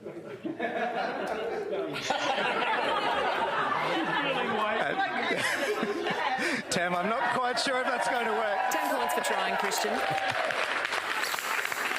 Look, the result obviously hasn't quite been called yet by Antony, but everyone here seems to be expecting a victory and they're waiting for Antony to call it. Oh, I think that takes working from home to a new level. It really does, doesn't it? What shocking timing. Rich, they know how to celebrate those independent parties. Parties, I mean celebrations, not party. Teal party? Yeah, no. teal party. You know what I mean. That's a surprising result, though. It's a shocking result for the Liberals. Shocking result for the Liberals. I actually had Mornington as I thought that was the most likely teal that would pick up. Right. Because it's sort of out of sight, out of mind. No sitting Liberal MP. I went down there a couple of weeks ago and it just felt like something was going on. But you're right, it's not a shocking night for the coalition, it's a shocking night for the Liberal Party because the Nationals have done well. They picked up 3 seats. They pick up, I think, 1 or 2 more upper house seats. They get their party status back. The Greens could become a party as well. So it really is, they can't sort of sheet this home as a coalition problem. This is a national Liberals problem. Yeah, it's a good point. To come back to what Tony Barry, let me ask you, Tony, you predicted this an hour or so ago that the Liberals would end up, let's leave the Nats out of this question, the Libs would end up with a net loss. That looks like what we're going to see, right? Yeah, the Liberal Party room is starting to look a little bit like Jonestown. And, oh dear. And I suspect we'll keep on drinking the Kool-Aid next term as well. Why do you say that? Well, we've gone backwards in an election environment where we should have at least picked up, 10 seats on a bad night. The Premier has done an amazing job, but on news poll he was net -2. So the notion that he was some wildly popular figure is, there's not enough evidence to suggest that. And yet we still managed to go backwards. And, we talked before about some of the brand problems the Liberal Party has got. With different sort of cohorts and segments, young professional women. But I noticed on the seats that have got a high concentration of Asian voters, Box Hill, Ashwood, Glen Waverley, just the killing fields for us. So it was a disastrous result. So I think there needs to be a lot of soul searching in the party. We need to look at we'll no doubt do another review. We will. Protect the guilty, punish the innocent, and probably do what we always do. Tony, this seems to happen every 4 years at the moment, and this conversation seems very familiar. Do you think anyone will actually take it serious this time, and there might be some actually proactive action? We asked David earlier about quotas, and we talked about long-term solutions. but does something need to happen sooner? Absolutely. Absolutely. Does it come down to MPs, the actual, I guess, the party room, the playing list? Do some people need to move on? It's from branch members all the way to the executive of the party and the campaign professionals. You know, the branch members have to pick better candidates for a start. You know, too often they'll pick dud candidates and then they'll complain why we lost. David, does the front bench need a clean out too? Look, I think there's some strong performers there. Natural attrition, a couple of them been cleaned out. Richard Reardon has... I have some other figures on Richard, and actually Polwarth is looking different now with the full pre-polls coming in. So, you know, I'm waiting to see that. I'll be interested in what Antony says when he next runs his But badge. David Davis, you've been on the front bench 20 years. Is it time for a bit of a clean out? I think the organisation needs to look, as Tony has actually, you know, eloquently outlined, we need to look from the base all the way through, and it is also about the campaign as well. At the front bench, you want to stick around still? Well, look, I'll make my own decisions in terms of what is in the interest of the party, but I actually think we're going to need to rebuild on a number of fronts. Let's bring Antony Green into the conversation now. Antony, where might Labor end up at the end of the count tonight, do you think? I was just going to say we've got 20,000 pre-polls in with a preference count in Polwarth, and Labor's got 60%. So okay. I'm interested to see. I'm just getting material sent to me, and maybe that's wrong, or I don't know. Look, we'll just fill in the seats which are 1 at this stage. The Liberals have got 11, the Nationals 9, big improvement from 9, the Greens 5, Labor 49. We've turned on our predictive software, which is, you know, predictive. Labor's got 55 seats, so they could end up with roughly the same numbers they have now, while taking a bath in their own seats and not losing any of them. That's what's remarkable about what's made it rather peculiar to spot these numbers, is that Labor's taken an absolute bath in Western Melbourne and has gained seats in Eastern Melbourne and lost nothing anywhere else. I know they've slipped behind again in Pakenham, so there's a lot more counting in some of these seats. But Labor could end up with 55, and the Greens was 6, so 61 on the government, you know, leftish parties. Which is the 6th seat for the Greens, Antony? Sorry to interrupt. One of them. Okay. Albert Park or Pascoe Vale? It's that one. I can't tell you which one it is. Right. Sorry, I'll have to have a look at it more closely. The Liberals 16 and the Nationals 9. The Nationals have had a good night gaining 3 seats. So I think there'll be a lot more discussion. There's a lot more counting to come in all these seats. But clearly, I mean, look, Labor's ahead in Caulfield. In my view, they're ahead at Albert Park. Hawthorn, the Liberals are struggling to win Hawthorn. Kew they've held on to, lost Mornington, and you've seen all those seats that Labor's done well in Eastern Melbourne. So it's 16. A bit of a bath. That number's really jumping out. Woeful. 16 in the Liberal Party room. Look, we've focused a lot, understandably, I think, on what a terrible night for the Liberals that is. But for Labor, Jacinta Allan, I mean, yes, the Labor vote is down, but if you can hold the same number of seats that you went into tonight, I mean, even you'd be surprised at that, right? Well, we used the word patchy a lot earlier on, and we've got on the board some ins and outs along the way. But if I could just go back to those results on the Mornington Peninsula, the independent in Mornington, we're on the board, you've got us picking up Hastings. These are quite remarkable results, and we've talked a lot about the pandemic tonight from a who was affected. Well, and there was a lot of commentary coming into tonight that a place like the Mornington Peninsula was a place where people were saying we wouldn't do well in because there was this big backlash against us on the peninsula. It looks like, if you're using just the pandemic as the lens for analysing these results, there's a lot of people on the peninsula who were very pleased that the Premier took a very strong stance on protecting people's health. So you think Labor's being rewarded for its handling of COVID tonight? I'm wanting to put forward into the conversation, David, a frame that has been largely absent from the debate during this entire campaign. The conversation about the pandemic has all been through, Labor's going to suffer, and certainly I am not wanting to gloss over the really difficult set of circumstances for a whole bunch of people in our community during the pandemic. But there was also very clearly a large number of people in our community who understood why the Premier and the government had to make some really tough decisions to put people's health, let me finish, to put people's health front and centre. We understood very clearly that to get through this, we had to protect people's health and well-being. We had to provide support through business support and support the economy, but we had to take a position of understanding that if we didn't encourage people to get vaccinated, if we didn't go through some really difficult periods with lockdown and restrictions, we were going to be in such a worse position. And people understood that, and time again, people said to me in my electorate and around the state that they appreciated that it was hard, but they appreciated that the Premier cared about their health and well-being first and foremost. Do you think the media got it wrong on Daniel Andrews? Well, Richard, with being surrounded by the media, would be very brave of me to start throwing stones. Don't hold back. Come on. I've asked the question. I think there were clearly aspects of the media, and I think we all know who we're talking about here, that were very clearly cheering for a team. Who was that? We very clearly saw through particularly the Herald Sun that they were barracking for a team. And, you know, I guess people in their reading of the newspaper factor that in to that coverage. But what that missed and what that didn't take into account was, you know, there's been a lot of talk tonight about mainstream views and listening to communities. You know, what that didn't take into account was how people were feeling, how people were responding. With all due respect to everyone else in the room, I reckon I've spent more time on pre-poll than just about anyone in the last couple of weeks, talking to people. And the feedback I've got through that last couple of weeks is what we're seeing on the board here. And yet, Jacinta Allan, I'm sorry to interrupt, we find ourselves in the middle of a fourth wave. Now that you've won the election, now can we talk about it? Because the government's been very, very quiet. We've been receiving so few health directives with this huge spike in the number of hospitalisations, case numbers and deaths from COVID, yet Brett Sutton's been nowhere to be seen. Well, let's be clear. We have a pandemic framework that passed through the Parliament, one of the most challenging and difficult debates we've had through the Parliament.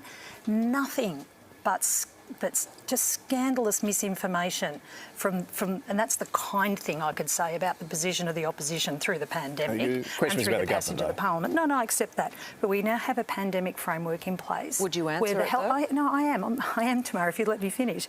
The framework is this. The framework is that the Health Minister is responsible for these decisions. She takes advice. There is a consideration of broader socio-economic impacts as well, which is what the Parliament insisted be taken into account. And we do have at the moment settings in place for vaccination requirements and mask requirements and certain settings, particularly around the most vulnerable in our community in health and aged care and disability services sectors. Sure, but we're in the middle of a fourth wave, so why hasn't Brett Sutton been allowed to speak? No, well, it's about making the health minister is at the centre as required through the pandemic legislation through the Parliament, and we have at the moment our economy is open. We have strong economic growth in our city and state, and the health of Victorians is being supported through, yes, there is the rise in cases, but Victorians know what to do, and we saw it on pre-poll. I saw it on early voting every single day. People coming through wearing masks. They knew they were going to be in crowded places and wearing masks, and that tells me that Victorians know what to do. They've listened to the advice from people like the Chief Health Officer, from the Health Minister, from the Premier, and understand what it means to be part of a community and take protective action for them and for the whole community. OK. Antony's trying to get back in here. What have you got? I'm trying to make a broader point about party politics in Australia. We were talking about earlier the combined major party votes down to 70%. Now, on the Labor side of politics, much of the loss of first preference support has been to the Greens. If you look at these numbers, Labor and the Greens have got 48% between them. So the drop-off in that two-party preferred vote from the Labor side is easily explained. When the Liberal Party vote drops off, it just goes all over the place. What we're seeing in Australian politics is there's a disenchantment with the options of the major parties. But it's got nothing to coalesce to. Now, back in the late 90s, when Pauline Hanson first burst on the scene, it coalesced around her. She's not done particularly well since. Clive Palmer, One Nation, have struggled to reach 5% anywhere since. There's a lot of discontent out there, but it's got no focus. And the major parties, and I think the coalition in particular, has found it difficult to tap into that. And I think that's what we're seeing. There was a lot of focus on Labor's low primary vote at the federal election. It was also the lowest coalition primary vote at the federal election. So there's a real disenchantment with major party politics, but it has no focus, and it produces these sorts of results through preferences. That disenchantment has definitely benefited the Greens. Mary Gearan joins us now from Greens headquarters with Samantha Ratnam, the leader of the party. That's right. Thanks, Tam. Rejoining us now is Samantha Ratnam. Samantha, how do you feel being back here now with those results that we know about? Well, we're really pleased with the results that we've seen so far. There are a number of seats that are still too close to call, but we've certainly retained our existing seats, picked up the seat of Richmond after a stellar campaign by Gabrielle de Vetri. Still too close to call in Northcote, but it also looks like we've increased our representation in the upper house. Are you surprised? Well, what we were hearing on the ground from voters for months on end as we've been campaigning across the state matches with what we've seen tonight. People moving away from the major parties towards parties like the Greens because of the issues we're talking to people about. Stronger action on climate change, stopping new gas drilling, transitioning out of coal, tackling housing affordability and strengthening integrity from day one of the next parliament. Nonetheless, there were seats like Footscray and Preston that you weren't really talking about much before that might still change a bit. It's been incredible to see the results coming in for seats like Footscray, Preston, Pascoe Vale, Albert Park is still in play, but a testament to our incredible campaign teams and stellar candidates who've been talking to thousands of voters about the issues that Victorians care about, that the major parties have neglected. You know, housing, no announcement or support for renters, despite the housing affordability crisis that Victoria faces. Now, you addressed this crowd and said, don't believe the spin that's going to come out about having to rely on Liberal preferences. You pointed to figures about Richmond that certainly makes it the case, but isn't it the case that with these other seats that are too close to call, that some might come down to Liberal preferences?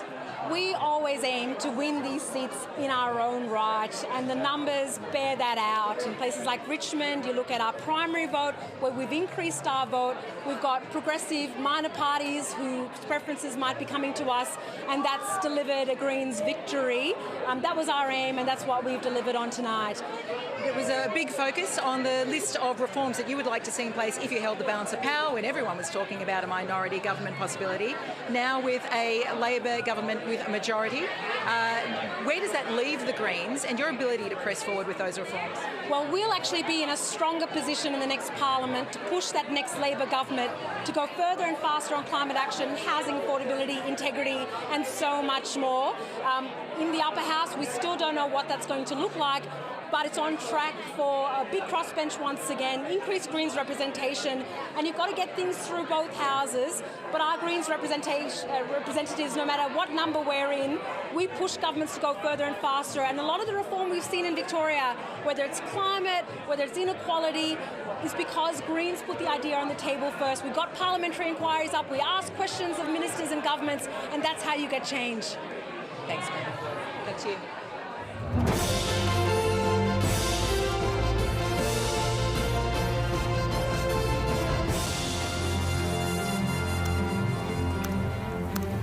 This is Victoria Votes live from the ABC Election Centre at Southbank in Melbourne. You can see the tally board starting to fill as the count progresses. It's 10:16 and we have 48% of the vote counted. Let's get the latest on the state of play with our very own Antony Green. We'll do the primary vote again. These numbers are settling into a pattern. Labor just over 36, the Liberal Party on 29, the Nationals just under 6, the Greens 12 and others 17. What I wanted to do was go through some of the defeated members of this election. So we've got Neil Angus in Glen Waverley, Ali Cupper in Mildura, Kate Theophanous in Northcote, Richard Reardon in Polwarth, Louise Staley in Ripon. Oh, I hadn't spotted that one. There's another seat which it looks like I haven't had a... Actually, let's have a look at Ripon, because there's a whole series of these seats we just, in the end, haven't had a look at. So let's have a look at the figures in Ripon. It's just passed us by because it was a Liberal sitting member, but we hadn't looked at the figures. So Labor's well ahead on first preferences, 39 to 35. There's an independent there from the shooters, fishers and farmers. The change in primary vote there, the Labor vote's down 3, others up 2. The two-party preferred was seeing 38 of 43 booths is a 0.2% swing, which, given it's a notional Labor seat, makes it very difficult for Louise Staley from there. So let's go back to my list of new and defeated members. So there aren't that many defeated members, but there's quite a list of new members. If we can get it up. There we go. Annabelle Cleland is a new member of Euroa, replacing Steph Ryan. John Malahy in Glen Waverley, Ewan Walters in Greenvale, Paul Mercurio in Hastings, Jess Wilson in Kew, which is a good pickup for the Liberal Party to have a new member. In Kew, a well-credentialed woman, female MP. Luba Gregorovich in Kororoit, Ella George in Lara, where John Aaron's retiring. Jade Benham in Mildura defeating Ala Cuppa. Daniela DiMartino replacing the former Deputy Premier in Monbulk. Martin Cameron picks up Morwell. Belinda Wilson's new member for Narrawarra North. Campbell Gome for the Greens. Hutch Hussain in Polwarth. Nathan Lambert, the new member for Preston. Gabrielle De Vietri in Richmond. Martha Haler in Ripon. Kim O'Keefe for the Nationals in Shepparton, and Yan Yin, Lauren Carthage. So there's a lot of new members in this parliament and a few surprising departures. Well, a lot of red bars and green bars there, not too many blue bars. A lot of retiring Labor members. Well, yeah, that's right. That's a good point. But Jess Wilson's an interesting one there. I want to go to the tally board and show you here because you can see this is the state of play at the moment. A lot of the bars have been filled in there. But just focusing on a few in particular, look, if you're thinking, why Mulgrave, Daniel Andrews' seat, why isn't that filled in yet? Apparently it's because the count is slow, but I mean, Anthony's been telling us no problem there for Daniel Andrews. He'll hold that seat. But you can see there where the Greens have made some inroads in Northcote, they're ahead. Richmond, they've won. Hawthorn is still too close to call. Over on the Liberal side, though, you can see some of the seats they've lost, but Kew, right now is an ABC projection that Jess Wilson, Anthony, will win the seat of Kew. Is that correct? I have not had a look at it for a while, so let's... I've been getting a bit of mail that that's what it looks like. That's my view too. Yeah, absolutely. Yeah, she's well ahead, 44.7. About 80% of preferences are flowing to Sophie Tawney, but if the vote's about 45, it's enough to get there. Yeah, and that's two-party preferred or two-candidate preferred swing. We're seeing at the moment 2.5%, so she should get over the line with 52. So that's one bit of good news in an otherwise very tough night, David Davis, for the Liberal Party, because as we mentioned earlier in the evening and throughout the night, that's the sort of new member that the Liberal Party really needs. That's the sort of seat the Liberal Party really needs to hold. Can I venture too that there might be a former federal treasurer, Josh Frydenberg, could be looking very closely at a couple of seats here tonight. Kew falls within his seat, or his old seat of Frydenberg that went to Monique Ryan, the Teal independent. He might take a bit of heart from that, but perhaps might be a little concerned about some of the other territory in his seat. But anyway, that's an interesting one to note there, that the Liberals have at least managed to hold on to that seat of Kew there, Tam. Perhaps we can go over to Cos and Tony and get some thoughts from them on how things are looking there right now. Tony, what do you make of just that one on Kew, and in particular what some of the federal implications there in terms of the Teal impact tonight? Yeah, well, Jess is an outstanding candidate. She could probably go into as leader next week at this stage. Well, you heard it here first. I'm not sure who else You are joking at the moment, Tony, yeah? Who else would be a viable option? I don't know. Perhaps David Davis could have an answer. Do you have an answer? Look, that's not my call on national television tonight. Look, the truth is Matthew has run a strong campaign, and his task will be to... he's obviously got to... is it a strong campaign, He's got to David? talk about You've things been from this... again. Certainly there is significant problems. But you've said it's a strong campaign. Voters have clearly disagreed. So how can you keep saying it's a strong obviously have got assessments that have got to start as we've outlined from the base up. So is it worth saying that it wasn't a strong campaign? Look, there were very strong aspects of it, and I think we've got to... Which bits? Well, you want me to run through this in detail now? I think there's some policy strengths for sure. There's some new blood that is coming in, which I think is welcome. There's also, I think, a challenge with many of the campaigning aspects as well. Was the campaign headquarters good enough? Did Sam McQuestion do a good enough job? I think we're going to have a lot to say about all of that, but I'm going to reserve my judgment on that tonight. All right, well, we'll keep trying. We'll come back to you and keep trying. But, Tony, just to continue that point, we were looking at Kew, getting your thoughts on the federal implications from how the Teals have performed and what the Liberals need to do to try and fend off a Teal candidate. Well, I think it shows that there is hope. Josh Frydenberg will be fairly pleased with tonight's result. Hawthorn remains the big problem in the Kooyong electorate. We saw that in the federal results. Lots and lots of millennials. I think it's the second highest percentage of millennials It's in a big Victoria. demographic change in Hawthorn, isn't it? Yeah, and lots of renters, you know, around Camberwell Junction sort of area. So that remains demographically very problematic for us. Q is more asset owners, and it's a great result for the Liberal Party that she's won, because, frankly, we're pretty thin when it comes to talent at the moment. And she is the future there. Now, as far as the federal implications, I think, it means that we can't give up on those seats. It means that with a lot of effort and good candidate selection, we might make some ground there in the next federal election, because we can't win federally unless we win some of those seats back. Tony, you said Josh Frydenberg would be watching very closely tonight. Another person who would be, of course, is Peter Dutton. He really did need to see some signs of life tonight, though. Yeah, and I think Peter is someone who is a very deep thinker about these things. He knows that this notion that you've got to give up on the teals is not real world, that the electoral arithmetic doesn't work unless we do start winning back some of those seats. So in that respect, I think the federal party can take some heart from tonight. Well, can it? I mean, you got a Liberal primary in Victoria across the state of 29%. Doesn't the Liberal Party have a brand problem in Victoria? Yeah, I'm clutching at straws here, but... Thanks for your honesty. But, in what is a pretty, bad night, that is one positive. We'll leave you there to lick your wounds just for the time being, Tony Barry. Thank you. Let's join Isk Razak now. He's with Emma Voolan, the Labor candidate for Pakenham. Hi, Isk. Hi, Tamara. Yeah, Pakenham, I guess, is part of Greater Melbourne, but it's 50 kilometres east of Melbourne, and it's a rural regional area. So it's based in margins 2%, but too close to call. Emma, how close is it for you? It's close. We always knew this seat was going to be really close, and I think the results are coming in now, and it's looking that way. I mean, we expected that.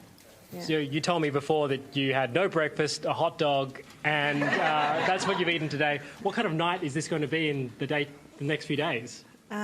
Probably restful, I hope. After tonight, I'll sleep well. I will sleep well. So too close to call for you. Have you heard how many votes are actually in it? It keeps jumping between myself and my opponent. I think at one point there was only 200 in it, so I have no idea what it is now. I haven't been looking. I just know it's really, really close. So too close for here, but you've seen a lot of the other seats. What does this mean as a Labor member to see ALP back in office with a majority? It's great. I'm so pleased to see that we're going to get a third term in government. I think that's great for the state. I'm really happy about that. I'm really proud of all the people that have worked so hard, and it just goes to show that people are behind the government and what Dan Andrews has actually achieved for us so far. And why is that? What were people telling you at polling booths today? They were just talking about what we've delivered here in Pakenham. So we've got 8 new schools, 12 upgrades, level crossing removals, and community hospital on the way. There's so much happening here. Labor's very focused on education, and that's been a big thing here. It's been pretty positive. Well, you'll sleep well tonight, yes. Although it is probably a restless few days as the count continues. So that's the latest from Pakenham. Isk, thank you. There'll be celebrations at the Labor headquarters. Let's go there. Ben Knight, who's been there throughout the evening. And Ben, you're talking to Labor's James Merlino. Until recently, a member of the government. In fact, until recently, the Deputy Premier, James Merlino. Did you pick this one? I was always hopeful of a third-term victory, but third terms are just so incredibly tough. They can see you on the telly. Third terms are incredibly tough, and this has been a particularly difficult campaign. It's been quite toxic as well, and I know, talking to friends and colleagues campaigning, either members or candidates, this has been a really, really tough election campaign. So I was hopeful of victory, but I'm just delighted at this outcome. Now, putting yourself as a Victorian rather than as a former member of this party, it's obviously not a great night for the Liberal Party at all. Again, Labor has been the dominant force in Victoria. I think at the end of this next term, will have been in government for 23 out of 27 years and is facing its next 4 years really with another decimated, demoralised opposition. Is that good for Victoria? Is that good for democracy? Oh, look, I can speak as a former member now, and I can say, you know, as you would hear if you went to a university studying politics, you know, the quality of an opposition does impact on the democracy of our state. You want a quality opposition, and you know these are some really tough questions that need to be put to the Liberal Party. You know, they chose in this campaign to get into bed with extremists, and we've seen the result in metropolitan Melbourne. What people think about that. You know, they preference the Greens in the inner city, got into bed with extremists, and they've had the result that they can see. So, you know, I think there's some really serious questions for the Liberal Party to ask and answer themselves, because we do need a strong opposition in this state and across the country. I mean, one of the criticisms of the Andrews government is that it is the Andrews government. Power is so centralised. You know, you'd be well aware of what the criticisms are. I mean, are there dangers for a government that is so dominant, so ascendant? Well, I wouldn't agree with that assessment, and I worked extremely closely with Dan over a decade as his deputy, and as Lisa Neville put it well tonight. If you performed as a minister, you were allowed to deliver in your portfolio. You know, I never experienced some of those criticisms that you just referenced, Ben. You know, control, bullying. That's just not my personal experience within the government. What's the third term going to achieve? What will it be remembered for? Well, this is, I think, the difference ultimately between the two major parties. We put a positive vision forward about the things that do matter to Victorians: health, education, transport infrastructure, creating jobs, action on climate change, renewable energy. The thing that resonated so clearly during the campaign was the commitment to government-owned renewable energy, bringing the SEC back, and the commitment in regards to the suburban rail loop. You know, you got the Liberal Party committing to trash the suburban rail loop. Look at the seats that are going to benefit from the suburban rail loop and their support of the Andrews government. You would be well aware of your Labor history. You'd be well aware that it was debt that was one of the massive problems for the previous ascendant Labor governments in Victoria. We're now facing a situation where debt is going to be a massive issue. Would have been no matter who took office in Victoria. What's going to happen with that? How does Labor control that when it is going to, as we know, within 4 years, be more than the other eastern states combined? Well, Ben, the first step to stabilise debt is to get the budget back into surplus. And that's exactly what we're going to do by the 25-26 financial year. We will get the budget back into surplus without the cuts, closures and privatisation that the Liberal Party would have done if they were successful tonight. Former Deputy Premier James Merlino, thank you. And back to you. Thank you, Ben Knight. Let's go back to the data desk now. Bridget, I'm curious to know from you the attempted rebrand, if you like, of Matthew Guy for this election campaign. There was a very brief effort to start calling him by the name of Matt instead of Matthew, and his demeanour on the campaign trail has been noticeably different this time around, yet still didn't do enough to appeal to voters. What were your observations? Absolutely. It's like deja vu all over again. We have the same kind of result and the same leader. The Liberal Party had a recycled leader. Matthew Guy said he'd learnt from his mistakes from last time. He said it was the loss he needed to have. He was going to come back bigger and better, but it obviously hasn't worked for them. He said he was a changed man. His demeanour, he really tried hard not to be the attack dog. Even on the campaign, we saw him really much more reserved in question time. He was usually, you know, the real attack dog, and even in the debate in the Sky Forum that was hosted, we saw him really reserved and really step back and try to change who he was, but it obviously didn't work. He also refused to commit to quotas, and I think that might be a big loss. We're seeing that the Liberal Party obviously has a real women problem, and we're losing a lot of women in the Liberal Party, and one of those is, if the seat of Ripon is gone, Louise Staley, she was a really big advocate for women in the Liberal Party, and Correct. she maybe even could have been a future leader, but that's someone less to be leader tonight, and we just don't know who actually will become the next Liberal leader. That's a really big question at the moment. Tony Barry, does this spell the end for Matthew Guy in that case? Yeah, his political career. Can't see how he could possibly sort of serve another term and pony up again for the next election. Just to pick up on the points Jacinta Allan's been making, Tony, that the media has underestimated the support that's there for how Labor managed the pandemic, notwithstanding the primary vote swing we've seen and big primary vote swings against Labor in some parts. But is there something in that, do you think? And does this also suggest that the Liberals' pretty focused campaign on Dan Andrews was a mistake? Well, they bowled up quite a lot of policy ideas, a lot of ideas, quite a few big signature policies. So, with due respect to Jacinta, I think it's sort of more broader than that. And I think it comes back to some of those issues we've been talking about earlier in the night, the structural problems with our vote, the changing demographics of Victoria and Australia, and making ourselves relevant to all those different cohorts instead of sort of pitching towards somewhere between the Australia Club and Sky After Dark.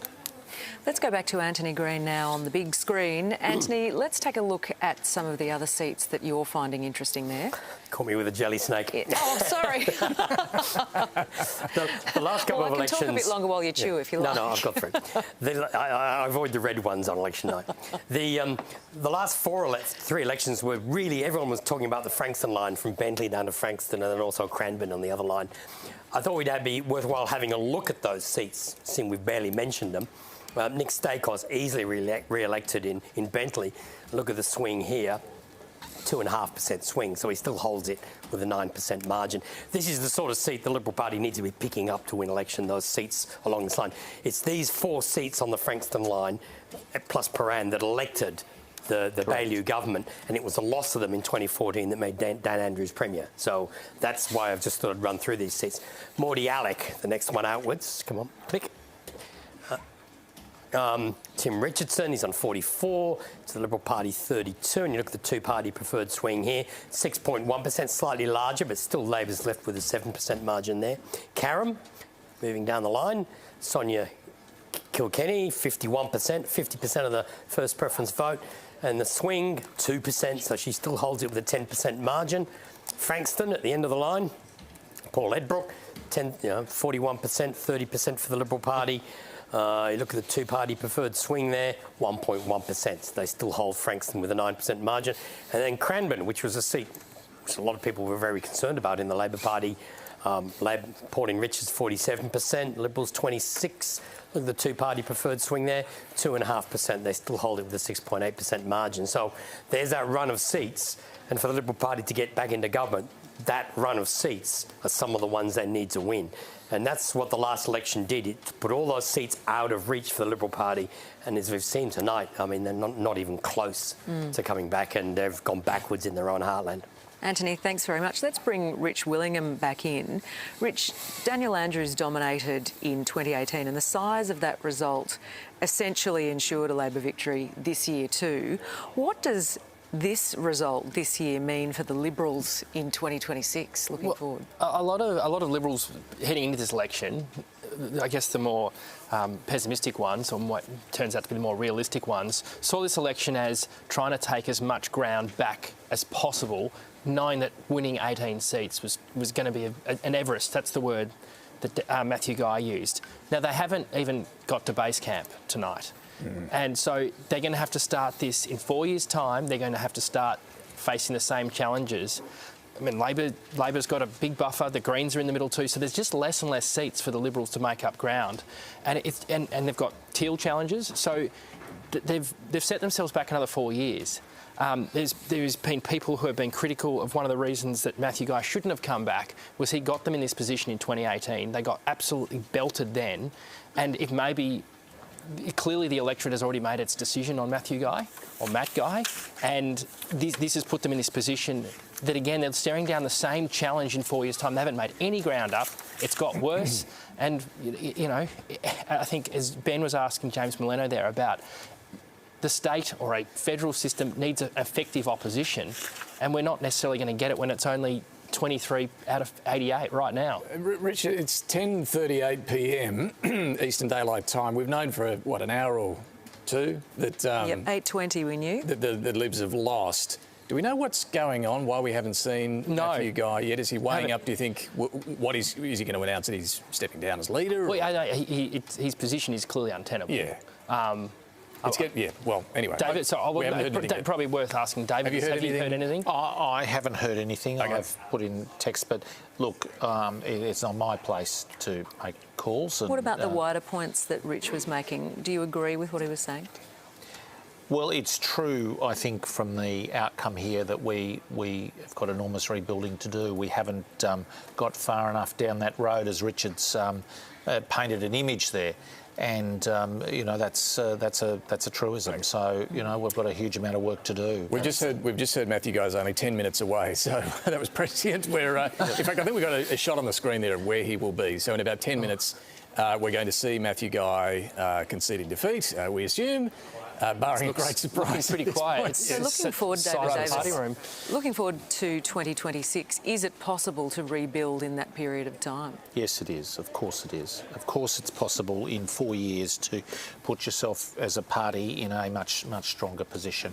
Now, there's clearly an overlay of federal matters in this too. I mean, the belting the party suffered at a federal level has clearly ricocheted in some of the geography, as we see. So hang on, are you saying this is in part Scott Morrison's fault? No, I'm just saying the fact is we lost a lot of seats. Scott Morrison was clearly very unpopular here in Victoria. So what is your point on that? My point is that if you look at some of the geography, we've clearly had major losses, and that has not assisted us in rebuilding in the way we would have wanted. So the brand damage from the Morrison government years has hurt you tonight? And the practical damage of actually having, sort of a presence in those areas has actually had an impact. The resources, you mean? Resources and people being visible and so forth. Is it getting increasingly difficult recruiting people to the Liberal Party to actually join the party? I'm not sure that our membership has declined in this recent period. In fact, I think there might have been some actually minor uptick in membership as people have, frankly, had a great concern about where the state is heading. Is the membership in touch with, I guess, the mainstream views of Victorians? Is that a concern in terms when it comes to pre-selections? I think that's the point that Tony was making, and I agree with, that there's actually there are significant demographics that are not well represented in the party, and we've got to do something to make sure they are more adequately reflected. And what kind of feedback are you getting from your contacts tonight around that? What's the general I'm getting mood? A whole range of things. There's obviously sadness, and I look at a couple of the WhatsApp groups that I spent a lot of time watching. In Oakley, people like Jim Grivis and his team have done an enormous job and clearly not got the outcome they would want. Or in Paran, Matt Lucas and his team have done a magnificent job, huge amount of work, and have not got the result that they would like. Or in my area, Debbie, down further south, Debbie Taylor-Haynes, a great candidate, very personable, very good on the booths, very good talking to people. I mean, this is very tough. Yeah, it's a tough. I appreciate that. It's a difficult. Those candidates who put their genuine heart and soul into these matters. Philip Peace, we saw. Further south, I went down to the Parkdale booths this morning. Spent some time down there. Again, that's very tough for candidates like Philip. Was the decision to preference the Greens ahead of Labor the right call? I think it was, and obviously that has got to be analysed amongst the whole constellation of other. I actually do, and I think that there are real reasons why we need to, be prepared to put Labor last in many respects. But that is obviously one of the things that will be up for discussion. What about the Teals? I mean, have you done enough to take them on? There is a lot of work to be done in that space too, and I think it's inside the party. It's contested as to how we manage and respond to the Teals. Now, can that be turned around though? Well, you know, let's wait and see. I see good things on the texts about Hawthorn, but I don't know the final result on Hawthorn. Clearly, there's a result in Mornington that we would not want to see. And that is a bad outcome with losing Chris Cruther as the candidate and his team of people. So, you know, this is a night where I'm, you know, clearly incredibly sad on a personal level, but more importantly for the many candidates who've really put their heart and soul. Asher Judah and his campaign team in Ashwood, again in my area, a huge group working very, very hard. And you can understand the incredible sadness and distress for many of those people who've, you know, volunteers who've given up weeks and weeks of time trying to put the very best foot forward that they can. We're waiting for Matthew Guy to arrive at the venue where he'll be speaking. We're just looking at some live pictures there at the moment on the big screen. Have you heard from Matthew Guy or been in touch with him tonight? I've sent him a few texts. He did text me earlier in the night, but I don't have anything recent, and I suspect he's been analysing the results very closely. Labor still hasn't heard from Matthew Guy. He hasn't called the Premier to concede? No, not yet. That's what we're hearing. All right, well... and we're expecting him soon, obviously, so there's still... Presumably he makes the call before standing up in front of the cameras. Let me just, Coles, I want to ask you about polling here, not just the published polls, but the polling you were doing as well. Did it underestimate the support for Labor? It would have underestimated the support for Labor, I think, in seats in the east, so the outer east. I think the polling that was done, the seat-based polling that was done in Melbourne's west was pretty accurate, and we could see the results tonight. The public polling that we did, Newspoll, Resolve, pretty much has actually showed the trend, which is both major political parties are sitting around, in terms of the coalition and Labor, in the mid-30s. And has the Liberal vote been overestimated in some of the polling, though, compared to where it sits right now? No. So the polling was quite accurate this time around? It was pretty accurate at so I didn't mean to sound really surprised there. No, that's right, exactly. So we're talking about the coalition votes. The National Party's had a really good turn. So if the coalition vote at the moment sitting around 35, Labor's at the moment around 36. It's relatively sitting pretty close to what most public polls have predicted. It's 54. Anthony tells me it's 54.4 at the moment, two-party preferred. Most public polls were predicting anything between 53 to 54, so it's within the margin. Tony Barry, you're quite good friends with Matthew Guy. Have you heard from him tonight? No, I haven't heard from him. But just the one point I'd like to make is it looks like the coalition is going to end on around somewhere between 25, 26 seats total, and that's thanks to the Nats picking up 3. So that's a net -1, -2, which means at the next election we're probably looking at having to win up to 21 seats to get government. Around 45 is the magic number. Scaling Everest is looking even harder, isn't it? We can see Matthew Guy arriving now. Let's go straight to Narracan becomes important. We've got Peter Walsh there with him too, the Nationals leader. Oh, here he enters the room, putting on a brave face by the looks of things there. But a very difficult night for David, two-time election loser. Matthew Guy has called the Premiers. He has? Yep, and conceded. Here we are about to hear from the opposition leader, Matthew Guy.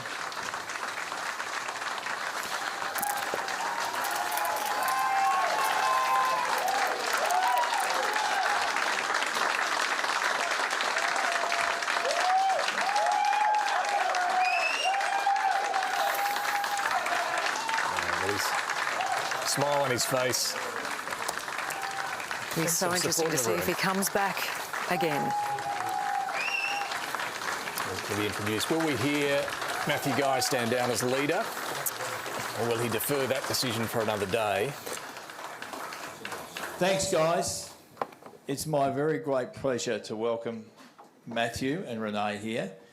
You could not have found someone to work harder for this election, someone to put his heart and soul into it, and I thank you, Renee, and the boys for what you've put up with over the journey. Matthew's done a fantastic job leading us, please.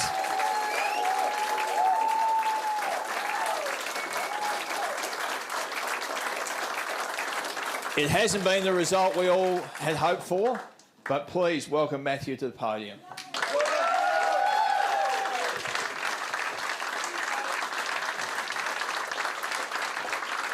Well, thanks, Walshy. Well, first of all, ladies and gentlemen, a short time ago I did ring Premier Daniel Andrews and offered the Liberal and National parties congratulations to him on his and the Labor Party's re-election to government tonight. On behalf of all Victorians, I think it's important now that post this election that we come together as Victorians knowing that the best of our state should be ahead of us, not behind us. It is, as Peter said, a disappointing night for all of us. But what we can see is that with a swing of around 4% to us and many pre-poll votes to come, we will finish, despite what many commentators say, we will finish with more seats in the Parliament in both the lower house and the upper house. There have been some truly tremendous swings to our side of politics in Melbourne's north and west.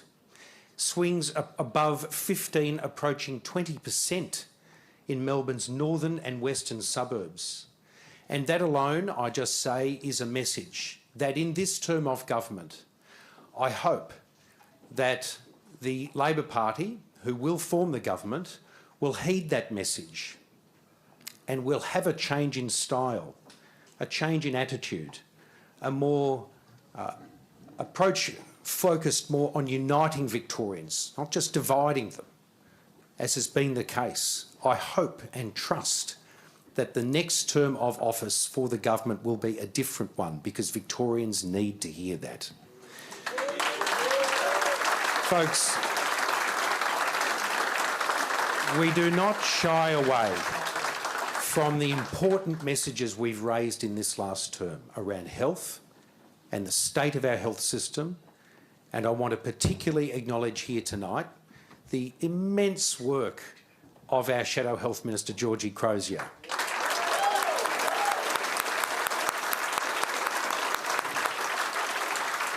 One of the reasons that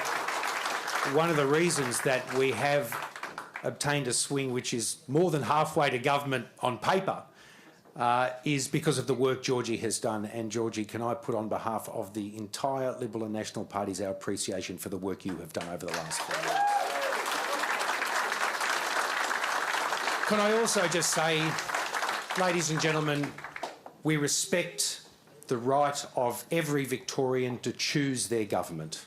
We respect the right of Victorians to vote how they vote and respect the outcome of this election. We say to each and every Victorian, the choice you make is yours, and we respect that. We intend to, as you'd expect, hold the government in the next term to account for what they've committed and for the important issues that are raised on behalf of Victorians to them in the Parliament.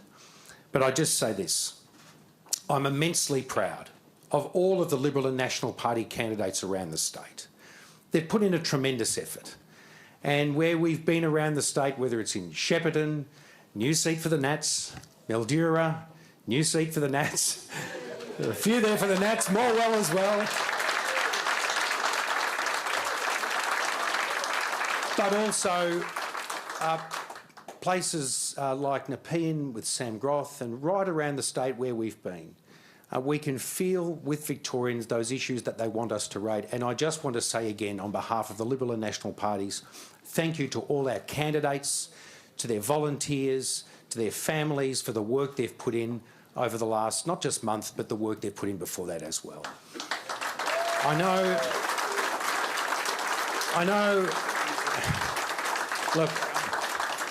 I know secretariats always get a bad rap in politics, but I want to put on record my deep appreciation to Sam and Brad and the team in our secretariat, and to Matt as well for the Nats.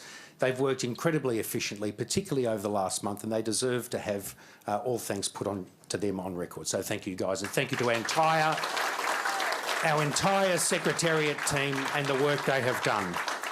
And finally, folks, can I just say to my beautiful wife and my boys at home, Joey, Sam and Alex, who've never lived with me outside of politics, but they're home tonight. I hope they're not still up. Well, my eldest will be. To my in-laws, Steve and Lorraine, for their great support. My parents, Vera and Chris. I better say to my mum, "Ja te beduža ljubio," I love you very, very much. To all of you as well, as a Liberal family, and to all of the great support you've been during this campaign. Folks, every election concludes itself, but there's another one to fight for as well. We've got a lot of work to do. We know that. But we also know that our time in the sun will come again. Thank you very much.